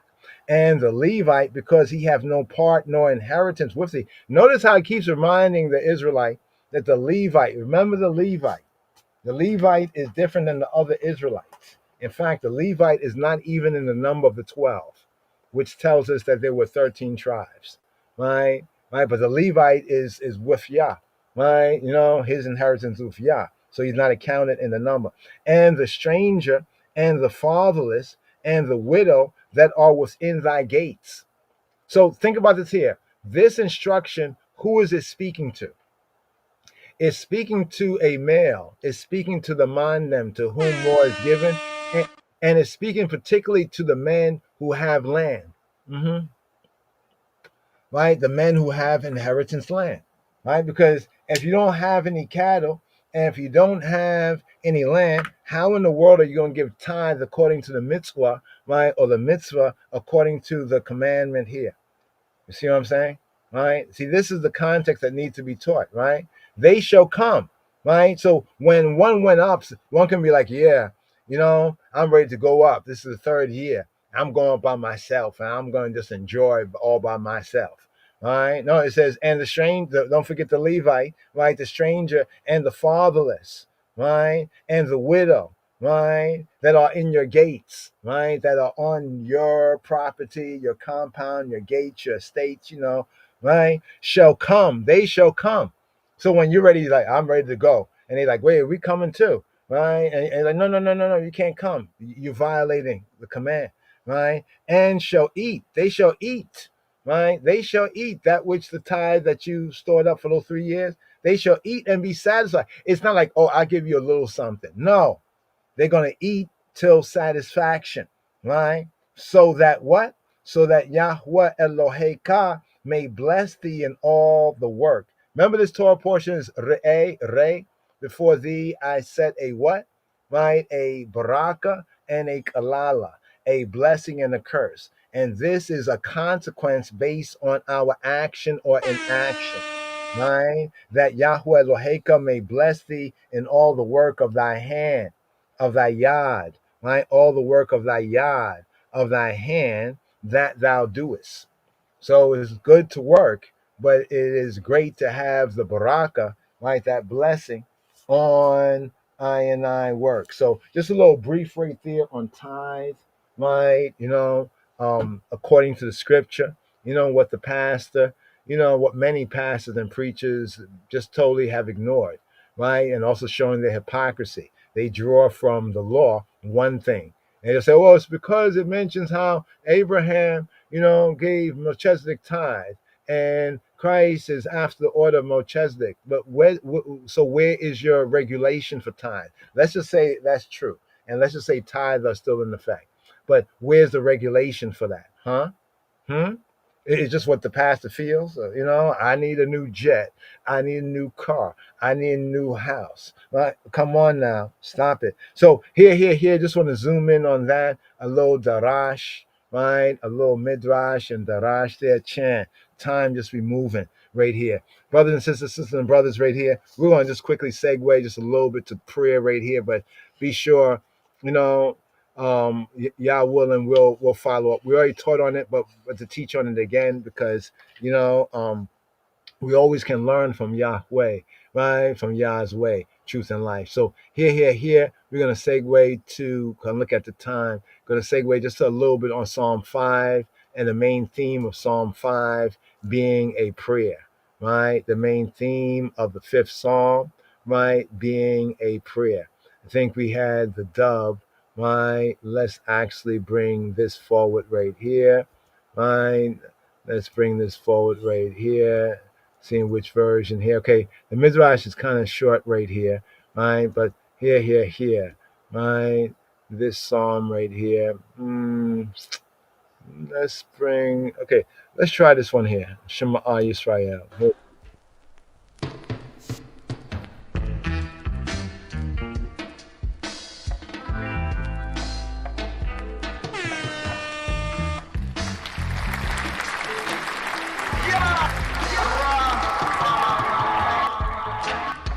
Psalm 5.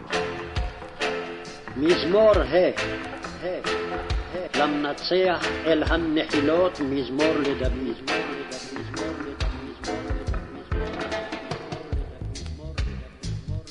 Give ear to my words, O Lord. אמרי האזינה אדוני, אדוני, אדוני, אדוני, אדוני. Consider my meditation. בינה הגידי.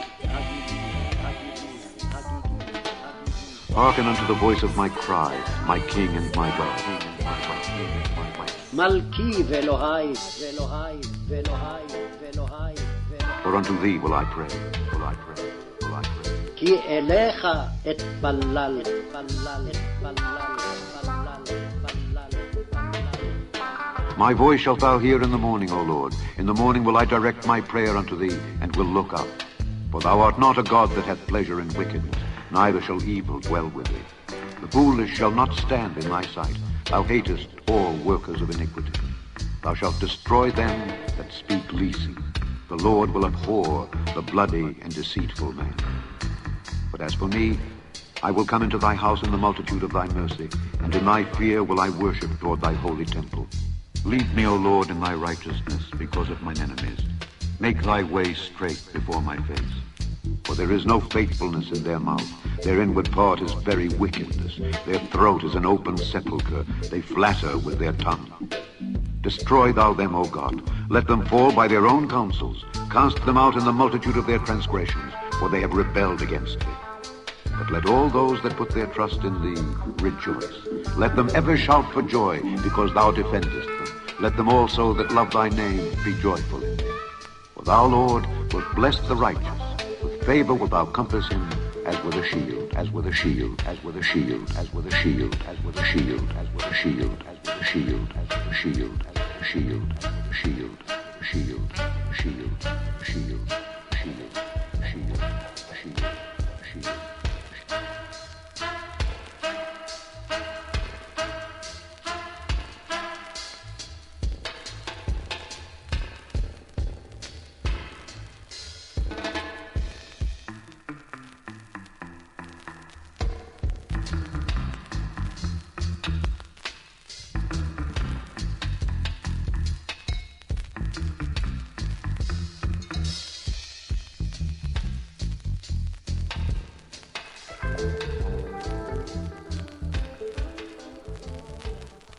Lion of Judah Society.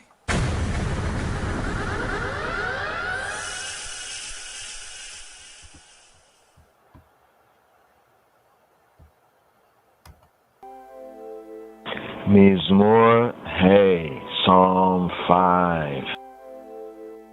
Mizmor Hey, Psalm 5. Today's daily psalm according to the royal order of the Ethiopian Hebrews, the 5th psalm from the Tehillim, from the Sefer Tehillim, from the Psalter. Psalm V, the V Psalm. Today's daily psalm, Hebraically, Hey, Hey, a morning prayer, a morning prayer. The tone of this Mizmor is like that of the preceding, and the circumstances are somewhat similar. The speaker is exposed to danger from treacherous foes. He offers a morning prayer before going to the sanctuary, the holy space, in which he expresses his conviction that Ha-Elohim, the true God, the true good, who hates evil, will not allow wrongdoers to triumph. The righteous, Tzadikim, may therefore rely upon him with confidence, with confidence. Today's daily psalm, according to the royal order of the Ethiopian Hebrews, Psalm 5. Mizmor Hey, Psalm V, a morning prayer, offering prayer before going to the sanctuary, to the Mekdesh, to the holy place, Mikdash, the sanctuary, as Roveinu, Yeshua HaMoshiach said, to go into one's closet, go into one's holy place, go into the innermost of the innocents, go into that holy place, that secret place, that sanctuary, in Jah grace and truth, Jah word, Beshem Yeshua. Today's daily psalm, a morning prayer. Lam Natseyah Il Ha Nehilot Al Nehilot Il Nehilot Lam Natseyah Il Ha Nehilot Mizmor LeDavid Mizmor LeDavid Lam Natseyah El Ha Nehilot Mizmor LeDavid, for the leader, the chief musician, upon the Nehilot, Han-Nehilot, upon the wind instruments. Some say possibly flutes, in contrast to the string instruments mentioned in the heading of Psalm, the previous preceding Psalm, Psalm IV, Psalm 4. The superscription has stringed instruments, strings instruments, benigi note, the benigi note, or upon the nigi note in Psalm Dalet, Psalm IV, an evening prayer and relief, the previous psalm. But today's daily psalm, according to the royal order of the Ethiopian Hebrews, Mizmor Hey, the 5th psalm, Lam Natseyah El Ha Nehilot Mizmor LeDavid.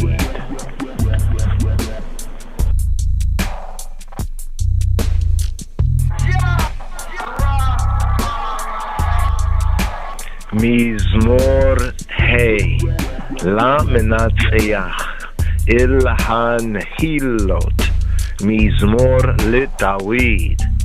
Emai Ha'azina Yahuwah, Bina Hagigi, Ha'ashra, Likol Shari, Malkia Welohai, Kia Eleka, Eta Palal.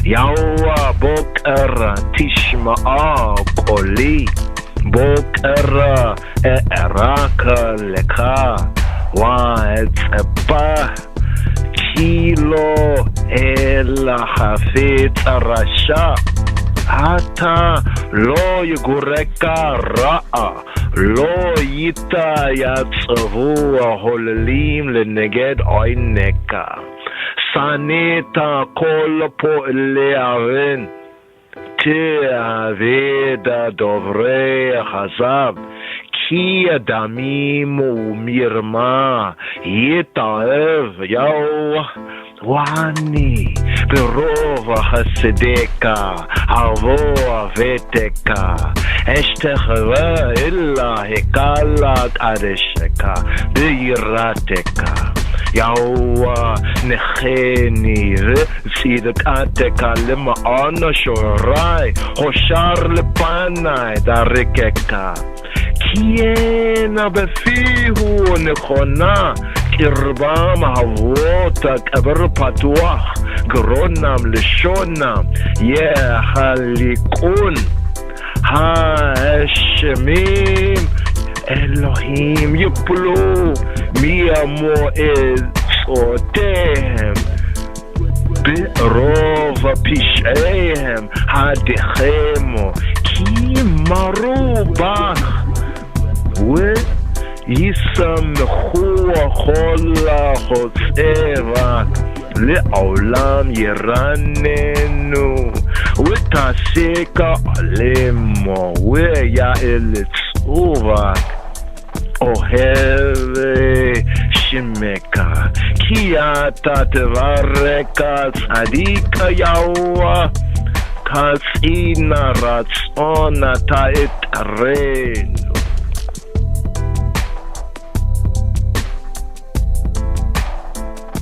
Lion of Judah Society.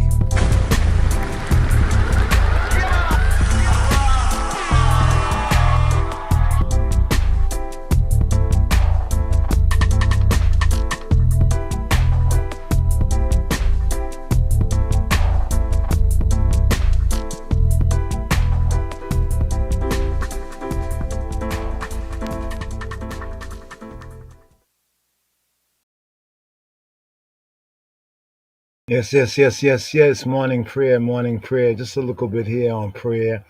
Being mindful of the time right here. Prayer and the principles of prayer. Now, here in today's daily psalm right there, that's older recording right there, but getting an overview, just going through a basic read right here. Let's just take the opening part right here. We have verses 1 to 3, which is the introductory invocation. All right, this is the part that we can zoom in here just due to the time right here on the air.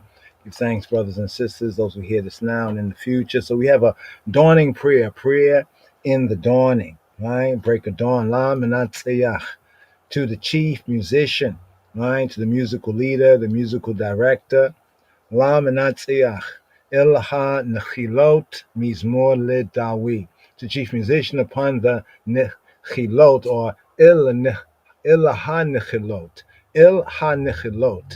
right, to the nechilot, or am I saying to the flutes, to chief musician, not up on, it's not all ha-nechilot, it is il ha-nechilot. It's like to the flutes, right, or the wind instruments, a psalm of David, Mizmor Lidawi.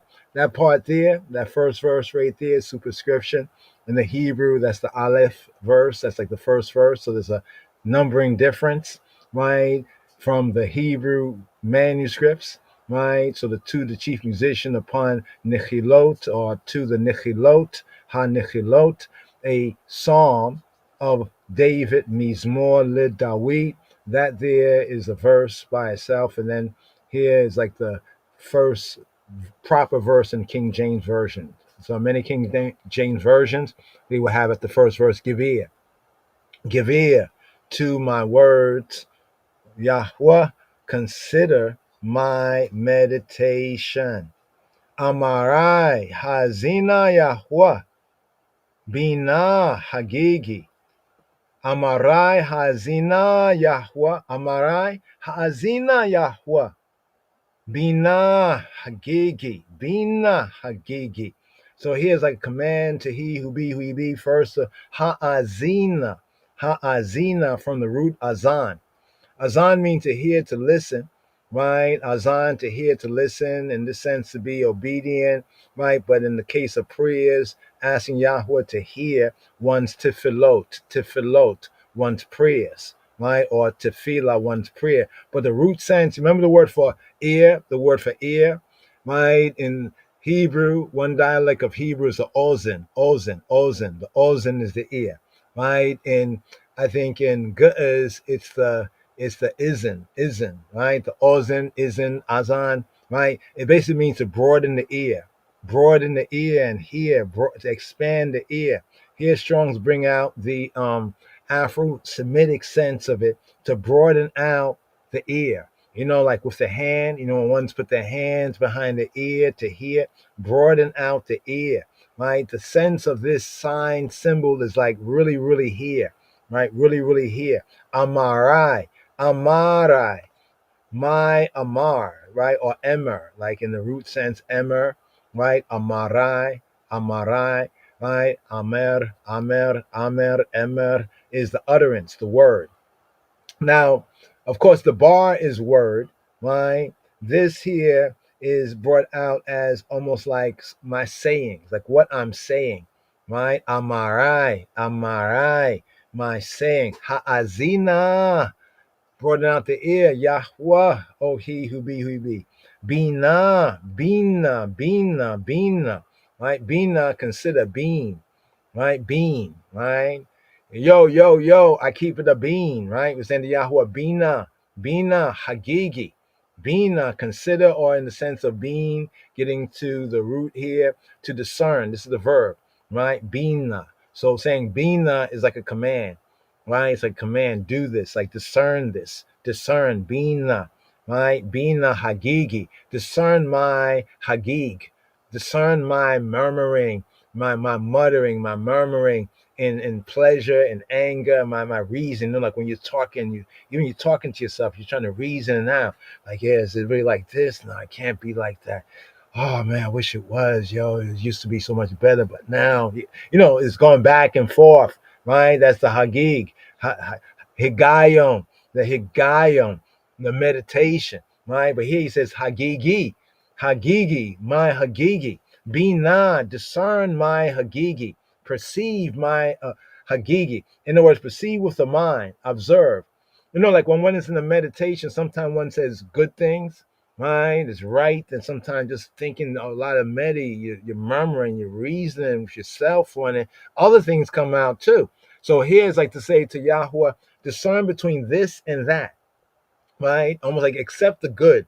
You know, like it's like when David says, "In my haste, you know, I said this, right? But if I were to speak like this, you know, it would be bad, right? You know, like with the almost like you're trying to say, what am I going to say? How am I going to deal with the situation? What's really going on here? How could I get in this situation? Oh, it was so much better before. You know what I mean? Discern between this chatter, right? Have discernment, have insight, right? Do the intel, right? Discern. Let's go down here, right here, to separate.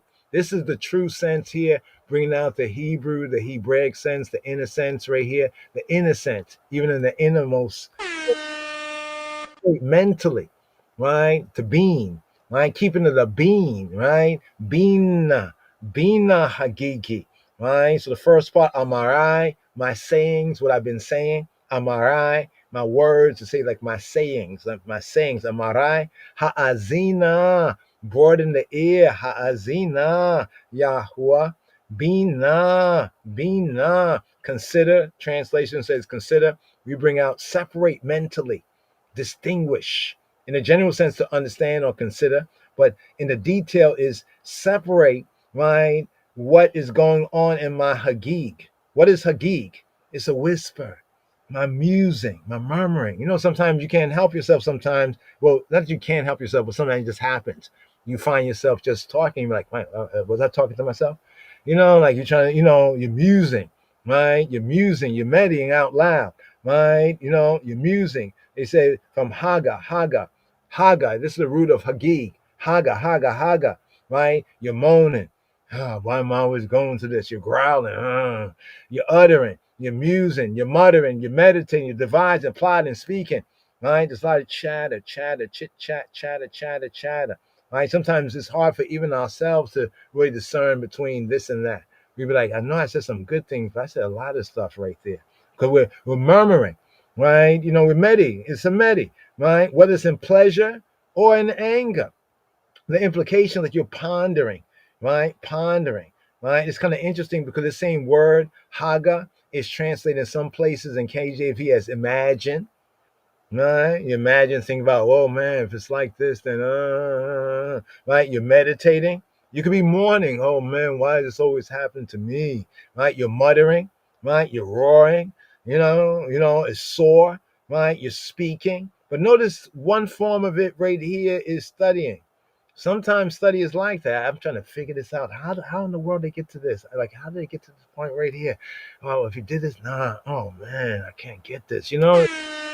Yeah, yeah, right. This talk, this utterance, right? But I'm trying to give you the context here, right? Because here the murmur, and sometimes this murmuring actually comes out as a complaint, right? He's meditating, that chatter right there. So here he's asking Yahweh to discern, right? The unspoken prayer, or it's not unspoken, but it's not formed up as a prayer. Before you actually open your mouth, right? You might be thinking. You don't have to be speaking it out in your mind, in your heart, your mind.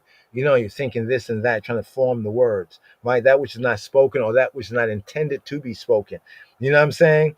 In the recesses, right, of the heart and the mind, right, within, to oneself. Like, let me speak to myself and say, okay, what am I going to ask Yahweh right here? I don't know. Okay, can I ask him this? Of course I can ask him anything, but do I have standing to ask? What I'm saying? This is some bringing this out as the whispering, the utterance that is inaudible, that's not audible, right, to anybody else. Give you an example, right? It's inaudible to anyone except to Yahweh Eloheinu. You remember the action of Hannah? Remember Hannah? Remember Hannah, the mother of Shemuel? Remember Hannah? The mother of Shemuel, yeah. That Hannah, right? Hannah in First Samuel chapter 1, verse 13. Quickly, let's go here. First Samuel chapter 1, right? Verse 13. Verse 13. Now Hannah, she spake in her heart, like in her mind, yeah? Only her lips moved. You know what I mean? That ever happened? It's like, and people are like, what's going on? I said, oh, so sorry. I was thinking about something. Only her lips moved, but her voice, her voca, her voice was not heard, was unheard, right? Therefore, Eli, they say Eli. It's not Eli, it's Eli. I know it looks like Eli. Eli is like my God, Eli, but this is Eli. This is Eli. This is not Eli. This is Eli. Eli, because Ein, not Aleph. Eli, my God. Eli is my ascension or ascension. Eli, going up. This is from the same word as Allah, like in Aliyah. Get how that goes right there? Yeah. Eli, the descendant of Aaron through Yitamar and high priest, and he was a judge, he was a shofet, he was a judge of Yisrael, Eli, right? When Samuel entered service as a child, because of Hannah's prayer and what came about, and she kept her word, she devoted her son, he was like a Nazarite, right? Yeah, Shemuel was a Nazarite, right? But her lips might move, but her voice was not heard. And it says, therefore, Eli he thought she had been drunken. Wow. All right, a little bit more right here. And Eli said to her, how long wilt thou be drunken? What? Say what? Right? Put away thy wine from thee. And Hannah could have said, say what? Right? She answered and said, no, nay, nah, Adoni. No, my Lord. Right? I'm a Isha. I'm a woman of sorrowful spirit. I'm of a sorrowful ruach, spirit, wind, breath, mind, spirit. Right? I have drunk neither wine nor strong drink, but I have poured out. You see the language of scripture here? She did what? She poured out like a libation. You check it out? like a libation. She poured out, not literally, but in the figure, right? She poured out. I poured out nafshi, my soul, my psyche, my psychological state, my mind, lifnei Yahweh, before he who he be. Right? This is what she was doing. Right? Here. She's of, it says, sorrowful of, they say hard of spirit. Let's go over here. Sorrowful. Oh, wow. Yep. Kasher. Right? She says, I am kasher of mind, of spirit. Hard, cruel, severe, obstinate, difficult. Right? Difficult. Was Hannah difficult? Well, here she says it. Severe. Wow. You see this here? Severe. Right? They bring out sorrowful. Nothing about that. Kasher is like, to somebody, kasher, like hard. It's difficult. Kasher. Right? Wow. Interesting. Right there. Yeah. And then she says this right here. He said, count not thine handmaid for a daughter of Belial, a daughter of worthlessness, like a trash, like she's a trash Israelite daughter. No. She's not a daughter of Belial, of worthlessness, of good for nothingness, right? Disloyal. She's not disloyal. She's loyal to Yahweh. She's not unprofitable. She's not one of these ratchet fellows, right? Or even daughters, right? She's not ratchet, right? For out of the abundance of my, what she says, my complaint. Here is another word too, siyach, right? Out of my siyach, right? And grief. And out of her what? Grief, her ka'as, her anger, her vexation, ka'as. Have I spoken hitherto, right? So her complaint here is another form of meditation. And it's interesting right here because Eli, he answers. And he said to her, go in peace, go in shalom. And he also says, may the Elohei Yisrael, may the God, the creator, the power, right, of Israel grant thy petition, right? Thy petition, thy she'elah, she'elah, thy ask, what you're asking, your she'elah, right, that thou hast asked, right? Now it's interesting because, and she said, may thy handmaid find grace. Now remember, her name is Hannah, and she says, connecting with the root of her name, may thy handmaid, Hannah said, find chen. May Hannah find chen. May she find favor, grace, charm. Right? May she find graciousness, kindness. Right? In an objective sense, chen can be beauty too. Right? In thy sight, in thy what? In thy eye, in thy eye. Right, in thy eye. So the woman, Hannah, she went her way and did eat, and her countenance was no more.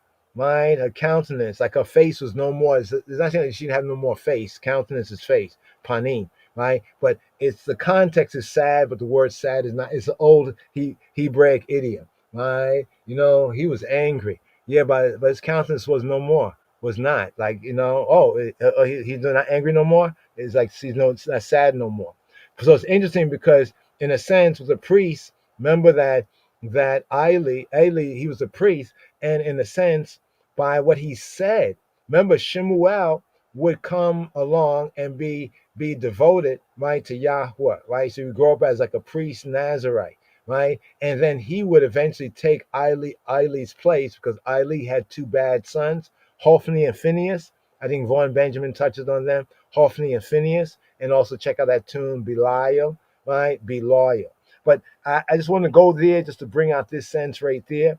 So I was going to go through these three verses right here, right? To the next verse right here, right? So this is the introductory invocation. This is how did the prayer begin right here? He says, hearken to the voice of my cry, right? My King and my God, for to thee will I pray, right? So early in this podcast, right, brought to you by prayer, right? So in other words, it's on the subject matter of prayer, right here.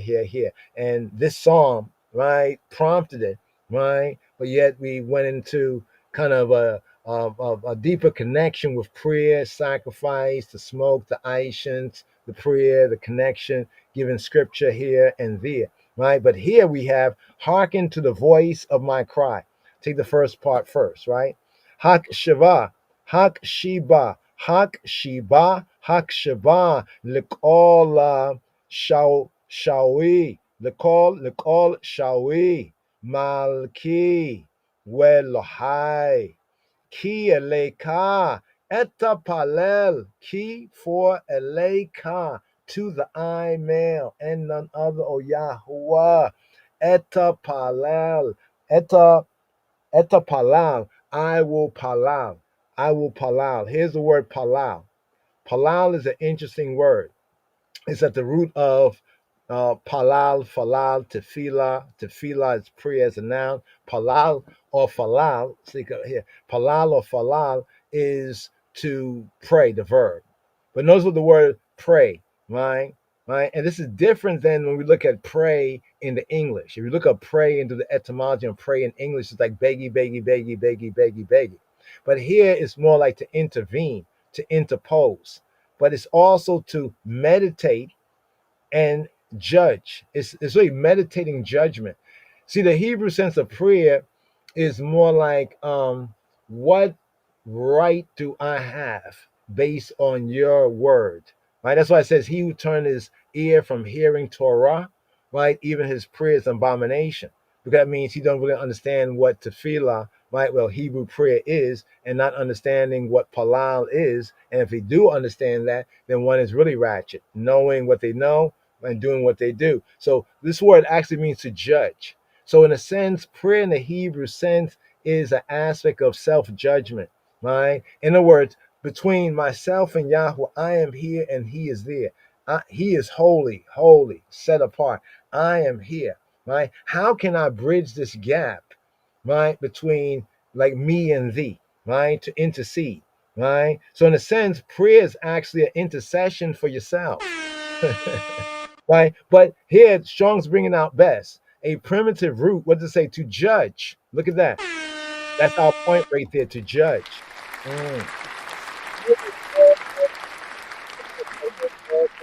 If we would judge ourselves, we would not be judged with the world. Was to judge. How? How do we judge in prayer, right? In tefillah, right? Officially, what does official mean? According to law. So this means according to Torah. Why, when it says in Proverbs, he who turns his ear from hearing Torah, hearing the law, even his prayer shall be an abomination.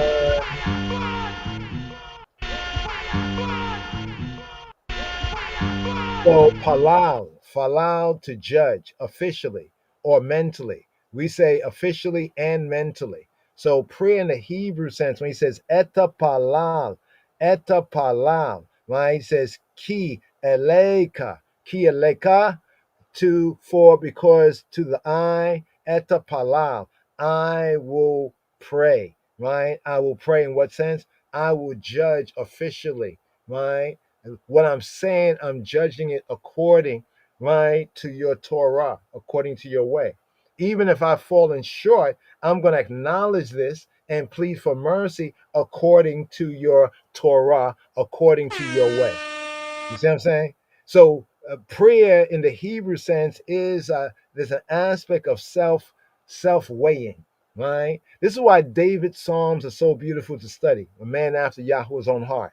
Even when he's sin and he does this and that, he doesn't hide. He don't run from it, right? He don't stamp his sin in the ground. Oh, I got to hide. Well, he did hide at first, but then, you know what I mean? How he turned around and dealt with it. You know, I'm talking about Psalm 51, but also elsewhere in the Psalms. And you'll notice that when we go through the build and study, we'll say, wow, David is saying this here. See how this links up with the Torah over here, right? And how David is using, in fact, we can prove this right here, right? Even in Psalm 141, right? When he says about his prayer, right? You know that one right there, just a little quick portion of this here, so you can hear. Let my prayer be set forth before thee as incense. See, he understood something about the incense. That's what we broke down and explained from the verses and the reasonings earlier, right? The incense connection, right? The Aishans and prayer, incense and prayer connection from Old Covenant even to the Brit Chadasha in Revelation, right? They had incense vials full of Aishans, right? And it said that these, right, the Aishans, the vials full of Aishans were the prayers of the saints. right? So what did David understand here? Here, listen Before carefully. thee as incense, and the lifting up of my hands as the evening sacrifice. You know, right here, he doesn't have Ishans. See, and we studied the context of the psalm, right? He was on the run and everything, and he longed to be in the holy place where he would have, you know, the visible pledges of Yahweh Eloheinu, but he's in the wilderness, he's on the run. You know what I'm saying? So he said, let my prayer, my tefillah be like the Ishans. While I'm there, I can offer the Ishans, right? But let my prayer be like Ishans, even making the Ishans and prayer connection. And then he says, Evening sacrifice, evening about sacrifice, the evening sacrifice and the lifting up of my Let my hands. prayer be set forth before thee as incense, for thee as incense. Do you know that teruma was the up offering? Rum means to lift something up. So teruma is like that which you offer up, like you kind of give up, you like throw up, right? Not, you know, when we say throw up the offering, right? In that sense, you know, you up offer. It's a way of, it's like a literal something, but in the figure of speech, right? The teruma. So I don't have any offering, you know, because when one would bring the offering, sometimes they would lift it, right? You can lift the offering, you know what I mean?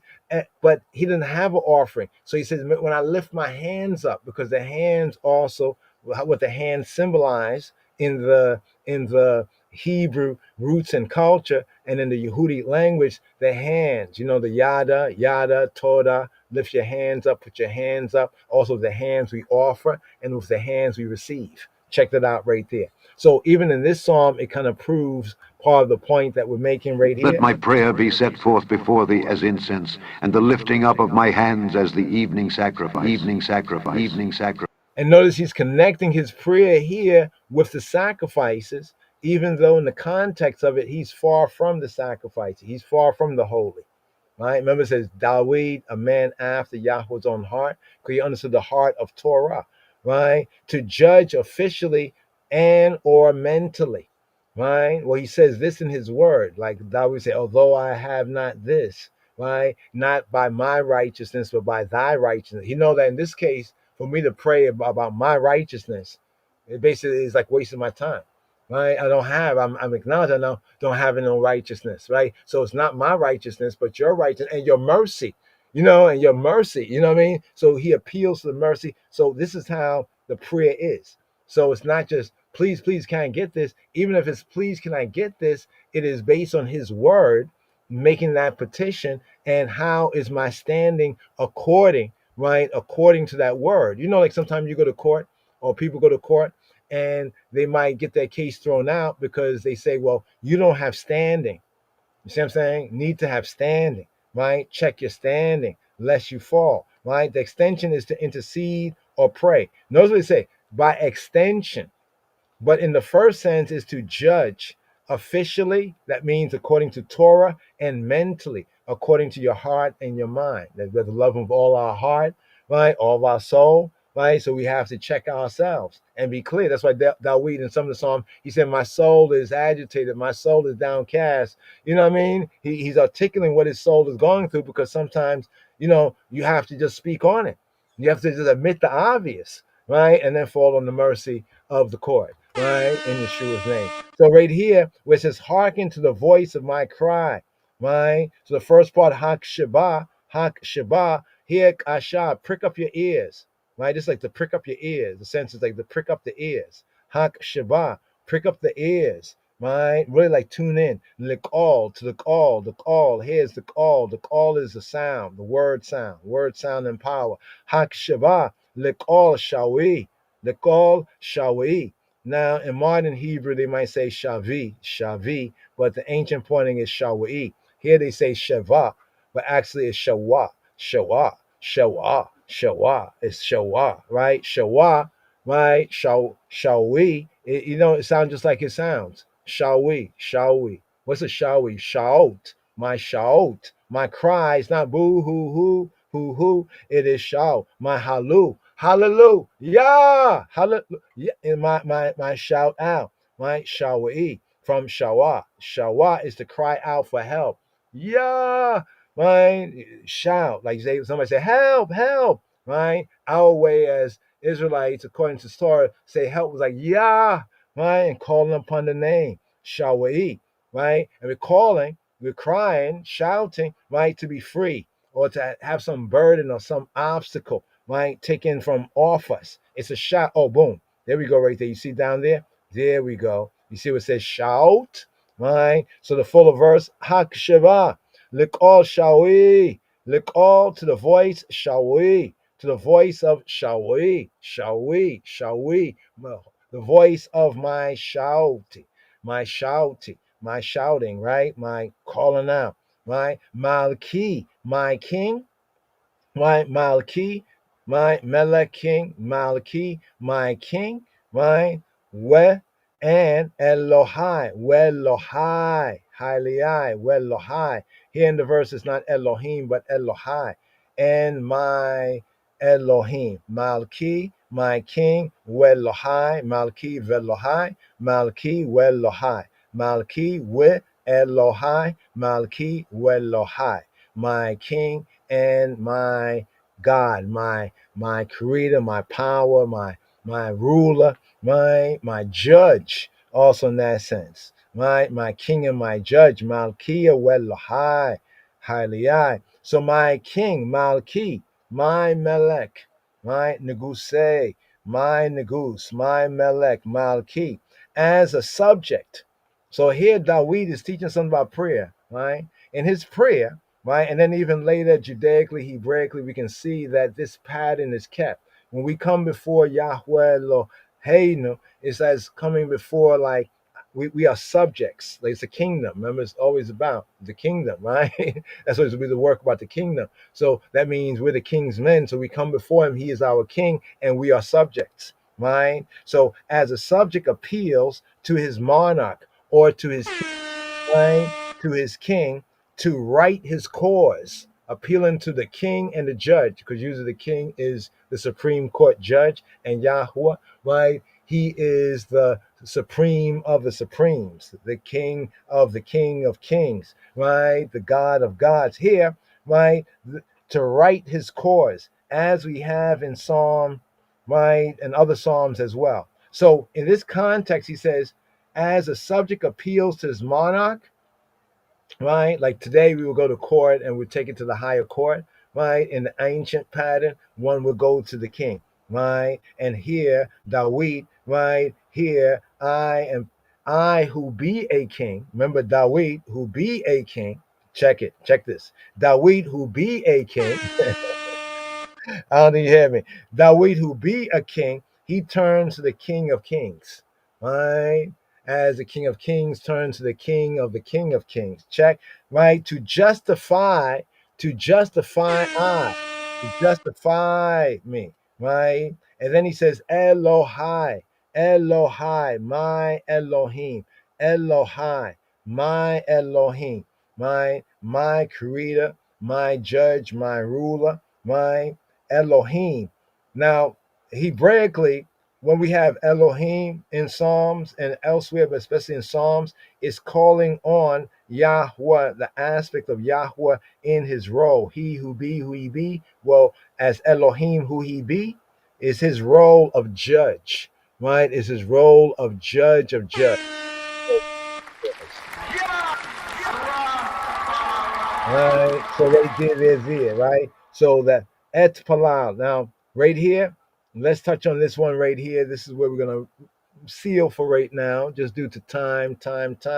He says, my voice, right? My voca, my voice, Oli, my voice, right? Ki aleka et palal. For to the I pray, mine, I weigh myself, right? According to your Torah, right? What right do I have, right? According to your Torah, right? Because yeah, it's interesting because the Father is only Yahweh is only obliged to His word and His covenant. You see what I'm saying? He's only obliged his word, and this is when you understand what Moshe did, Robeno, and Dawid no doubt studied this and learned this, and he knew this, right? That Moshe, when he appealed for mercy to the Israelites after Yahweh revealed his 13 attributes of mercy, he wisely chose certain attributes and he avoided other attributes, right? Because that basically is like when Paul says, behold the severity and the mercy of God, the mercy at one side and the severity, right? So he went to the side of mercy, right? Because mercy triumphed over judgment, right?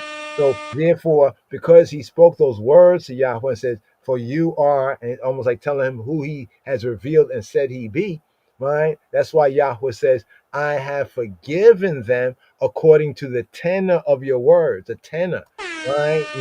How you have wisely used your words here, right? So these are the kind of keys for us, right? Both when we study and then also when we apply the da'at, the knowledge, the science, right, of the word, we apply it, the da'at, the knowledge, right, to be knowledgeable. My voice shalt thou hear in the morning. Remember we said the morning prayer in the what? In the morning, Yahweh, right? In the morning will I direct to the eye and will look up. Now, here we're just going to kind of dive into this for a moment. This is the KJV, y'all. Right? Now, I like the verse, classic English. You'll notice I didn't read my prayer. Right? You said, why didn't you read my prayer? Right? Because that word is not there. It's not there. Right? The word my prayer is not there. Right? It's not there. Right? Let's go over here. Right? So we can show and prove. But this part is important really to bring out. Right? That's what we're going to go here, right here. Let's get the Hebrew first right here. Yahweh Boker Tishma Koli Boker Eraka Leka Wa Atzape Wa Atzape Atzape and I will Atzape. Now notice over here it says I will look up, right? Look up, right? But actually in the Hebrew, Safa means to look out. Doesn't mean to look up.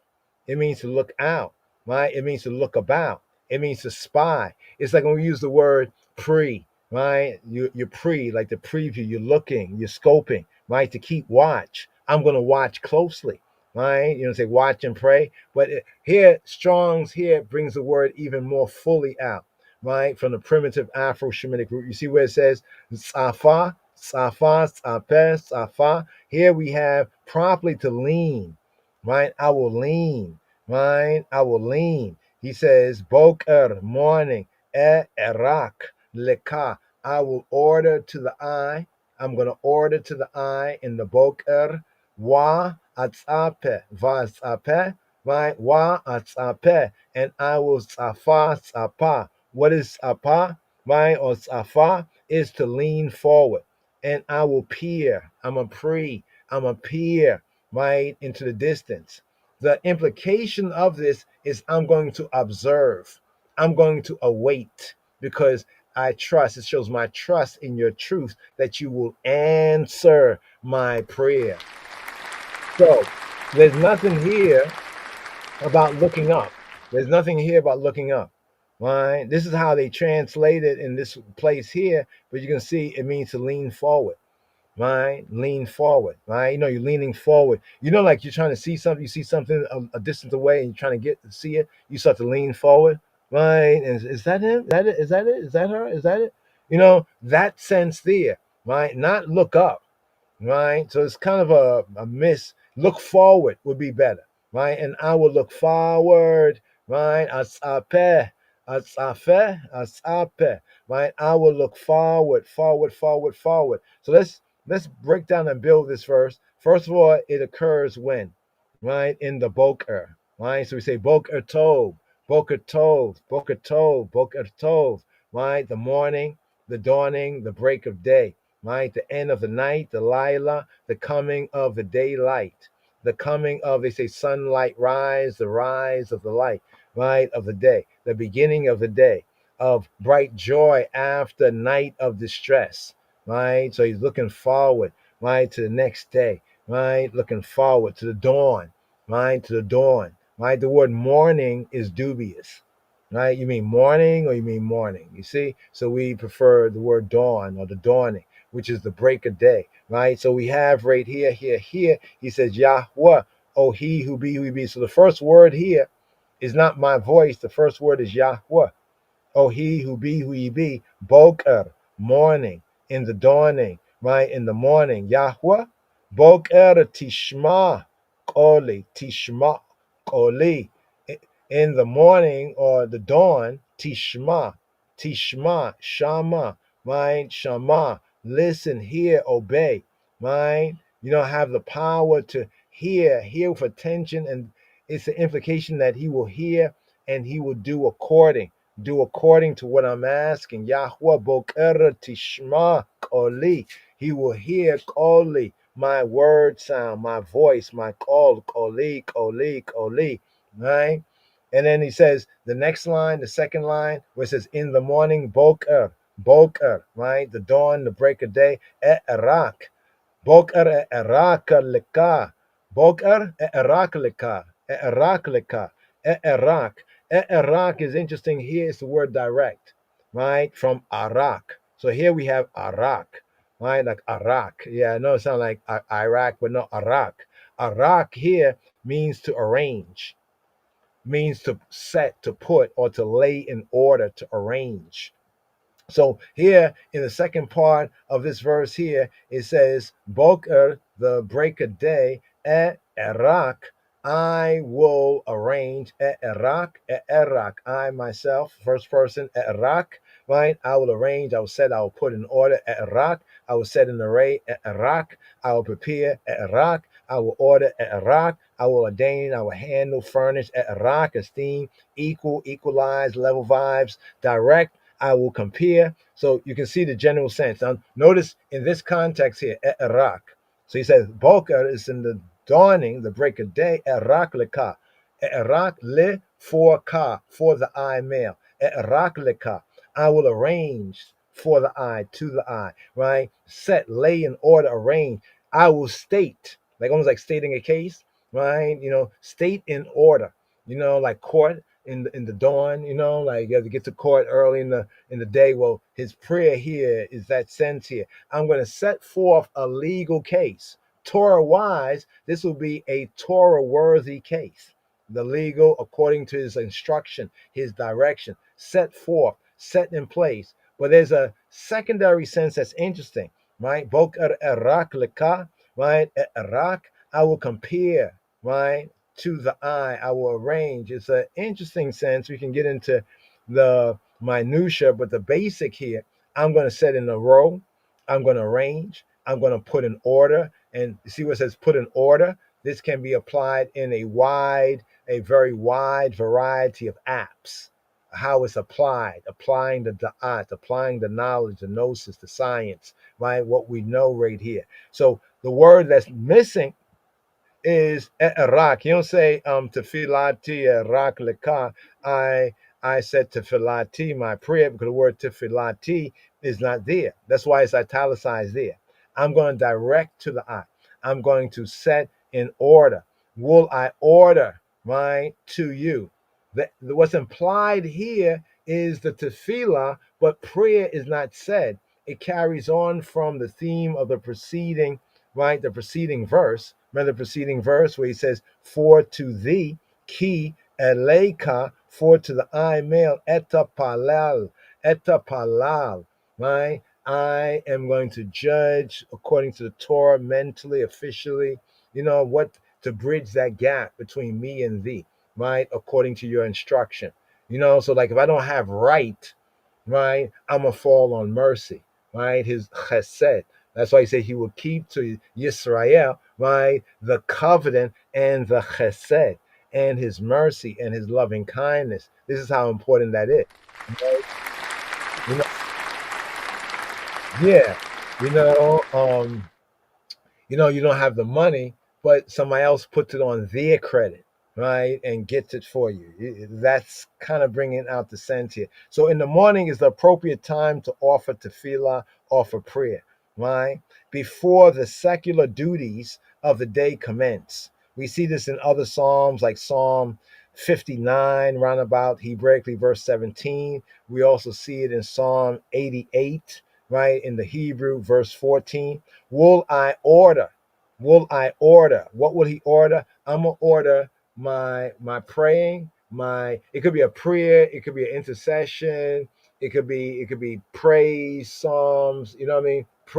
All of that can be connected right there. But definitely is continuing the idea of prayer, but prayer is not said because it's more forceful in the way that it is. Boker, in the dawning, Erak leka, I'm going to order, arrange, state to you whatever today I have an intercession. Today I have a prayer.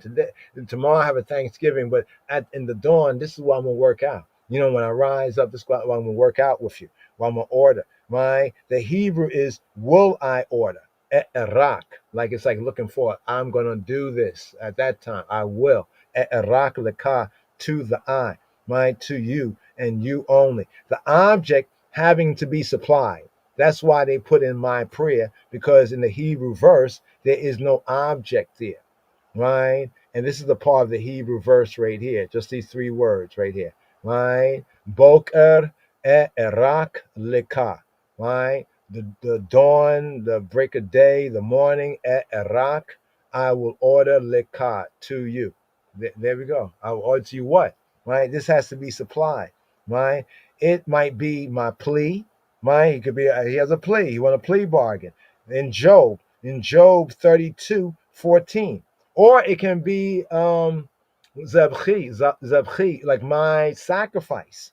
Right? I have a sacrifice. I'm gonna order, because this is a technical term. Notice that the verb arak, right? Let's go over here and show the verb arak. Here we go, right here. Arak. This verb right here, right, to set in order. This in the Hebrew, right, is a technical term, right, for the prep work. This is the prep work, the preparatory work that's connected with an offering. This is what's interesting about the word, right? So it can even imply here that yes, I will pray, right? And as I pray, right, mentally, and officially according to Torah, I'm going to bring forth my sacrifice, and the sacrifice therefore is ordered on the altar. It even says the sacrifice has to be ordered, right? There's an order even in the sacrifice. So this is the technical term arak, right, that is connected in the scripture with the offering and sacrifice. Last part of this right here. And he says, after I will order to thee, right? He said, I will order to the priests, I will order to the Israelites, I'm going to order to Yahweh, Ata, right? Aleka, Ki Aleka, to the eye, right? Kia leka et the palal, to the eye, I'm praying, I will pray. And right, boker, in the dawning, erak, I will order leka, I will order leka, to the ka, to the eye, right? Now the last part says, and atzape, right? Atzape, right? Point as atzape, other dialects atzafe, right? Wa'atsafe, wa'atsafe, wa'atsape, wa'atsafe, wa'atsape, wa'atsafe, and I will look up, right? Let's scroll down here. Did anybody else get it? Right? Over here, it says, Yahweh, in the morning you will hear me. In the morning, I will present my case. There we go, right there. You see that right there? How they brought it out, right? The sense of the arak presenting a case. So it's like ordering a sacrifice on the altar, but in a court type of situation, it can be how one presents their case, right, to you, and then wait expectantly. This is the key. Wait with expectation, right, for the answer. Here, the NHEB says, Yahweh, in the morning you will hear my voice. In the morning I will lay, just as the Arak was laying the sacrifices on the altar. Here I'm going to lay before you, like make my case, right? Lay my requests before you, and watch you work, and watch you fulfill it for me. Yahweh boker tishma koli, boker eraka leka, wa atzafe. So here, the better translation will look forward, right? Look forward to expect, right? Look forward, watching, to right? To peer, right? To the divine, Yahweh's aid, right? As the response to tefillah, right? Yahweh's aid as response to tefillah in Micah 7:7. Just to seal up right here for right now, Micah 7:7. right? The 7 sevens. Let's read the 7 sevens. It says, therefore I will look, right? It go over here. Therefore I will look to Yahweh. I will wait for the Elohim of my salvation. Elohai, right? Elohai, my Elohim, my God will hear me. My God will hear me. Remember when Rabbeinu Yeshua said that when you pray, know that we receive the things that we pray. Remember how he taught us the same principles?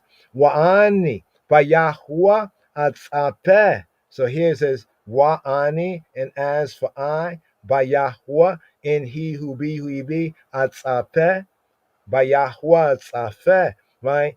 I will look forward. And as for I, in Yahweh. So you see, the KJV says to the Lord, it's not la Yahweh, it's by Yahweh. It's the bait. That means in, on, by way of he who be. Wa and ani, and I, right? First person singular. Wa ani by Yahweh atzapeh. Ochila, lelohe, yishi. Yishma'eni Elohai, Yishma'eni, and he will shama ani, Yishma'eni Elohai, and Elohai, and my Elohim, Haliyah Elohai, he will hear, right? And in a sense, remember that hear shama also mean to obey, right? It's like when Yeshua prayed during the time of the Lazarus time, and he says, that you hear me always, but then he implies that I'm saying this for the benefit of the people. You know what I mean? Because I know you always hear me. You see, that confidence comes from the teaching, right? And being in the way. Wani, as for I, by Yahweh, in he who be, atzapeh. I will look forward, atzapeh.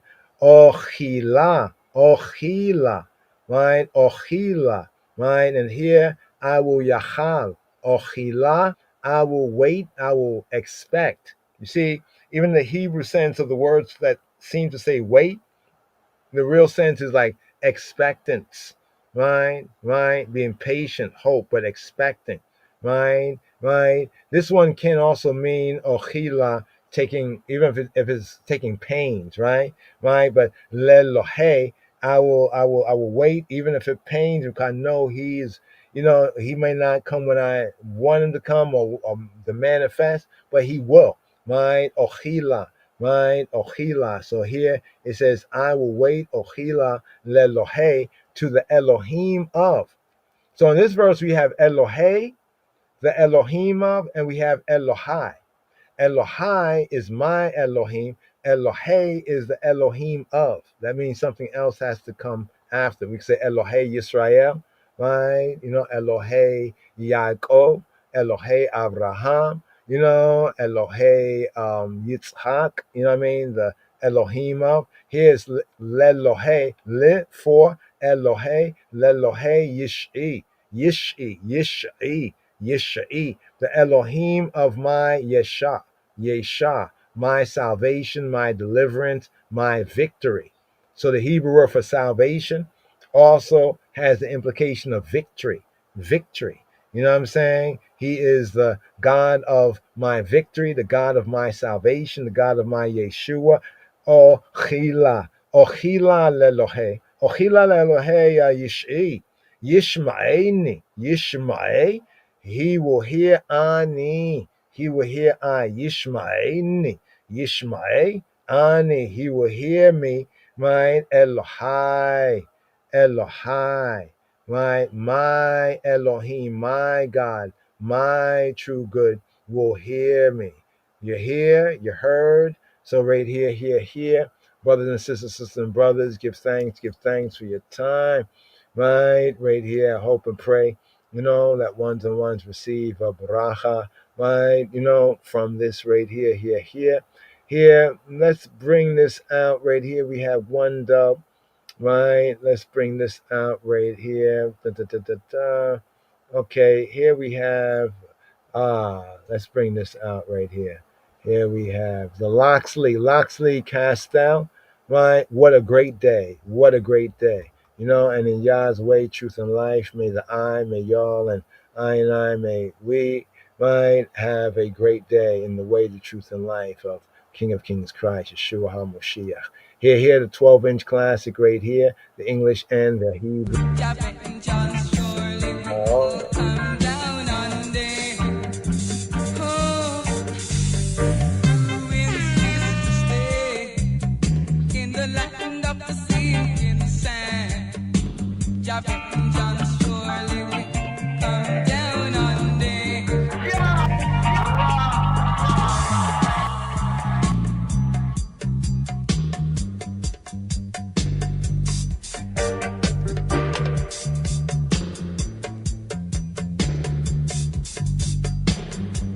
Lion of Judah Society.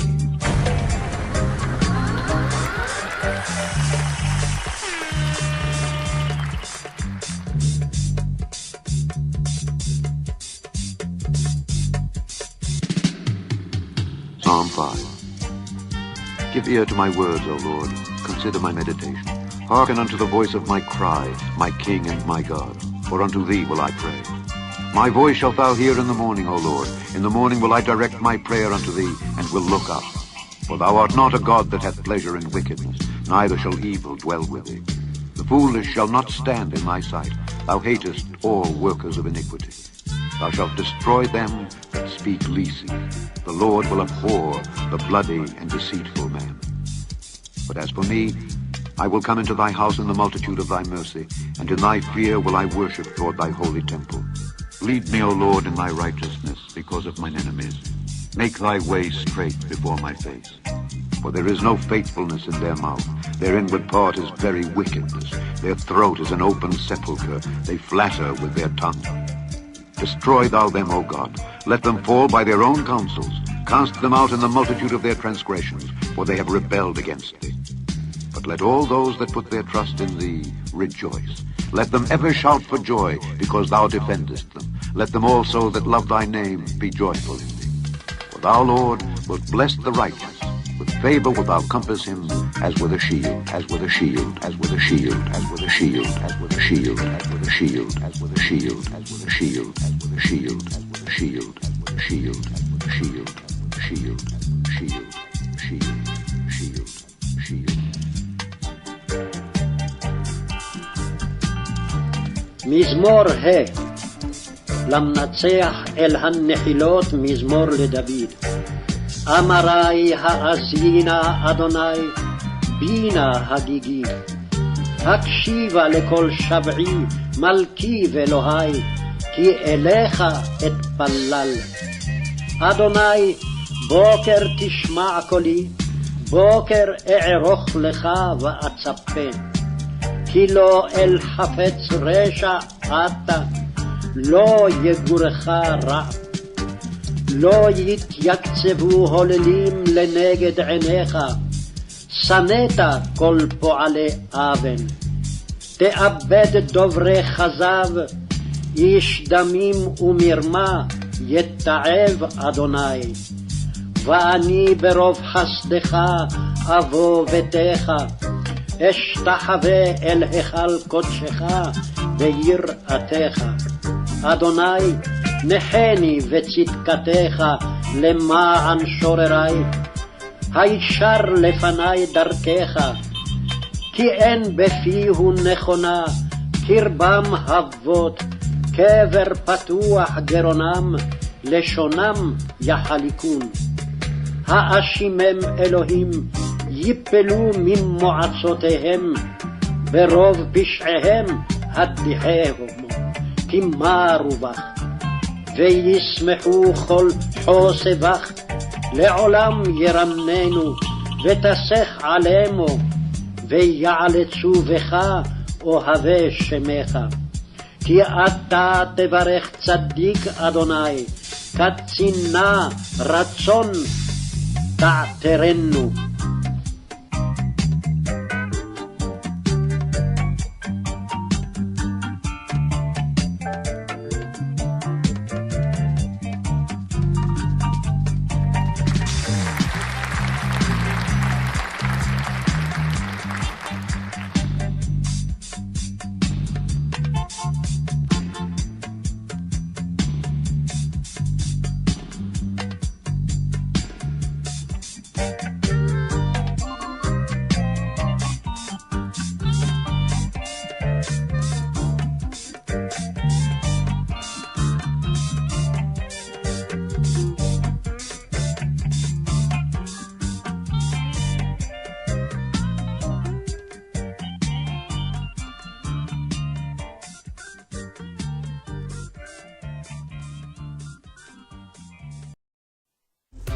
lot of work to be done, oh God, in the promised land.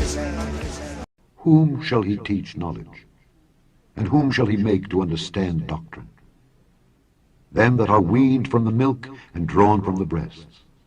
For precept must be upon precept, precept upon precept, line upon line, line upon line, here a little and there a little. For with stammering lips and another tongue will he speak to this people, to whom he said, This is the rest wherewith ye may cause the weary to rest, and this is the refreshing. Yet they would not hear. But the word of the Lord was unto them precept upon precept, precept upon precept, line upon line, line upon line, here a little and there a little, that they might go and fall backward and be broken and snared and taken. Wherefore hear the word of the Lord, hear the word of the Lord, hear the word of the Lord, hear the word of the Lord, hear the word of the Lord, hear the word of the Lord, hear the word of the Lord, hear the word of the Lord, hear the word of the Lord, hear the word. Thank you for whatever you have done. Thank you, my brethren, for all your contributions. This discipleship radio broadcast has been made possible by donations from audience and listeners like you. Give thanks. Thank you very much, Miss Ghana. This discipleship radio broadcast has been made possible by donations from audience and listeners like you. Give thanks. Thank you very much, Miss Ghana. Thank you for whatever you have done. Thank you, my brethren, for all your contributions. Yes. Look forward. The way, the truth, and the life. Yeshua Shalom, Boker Tov. Have a good day in the way. Shabbat Tov, y'all. Yes, We need to establish a world where there is no discrimination, no oppression, no exploitation. We need to dismantle the shackles of hate and destruction, because love and the healing force where King Selassie prescribed it for all nation and nation. To embrace the feeling of love, it is very important. It compels the heart for justification. So all the man we are dealing with love, let me see what touch with the one hand, right? All the man, let me see. I love all the woman, yeah man. Where's the current? They know how them say that they don't have no love. You know so red, gold and green are the color of the earth. You know me, I saw them say. Even a stoplight, you know me, I say. So all I want to do with love, say, Holy Emmanuel. Lion of Judah Society.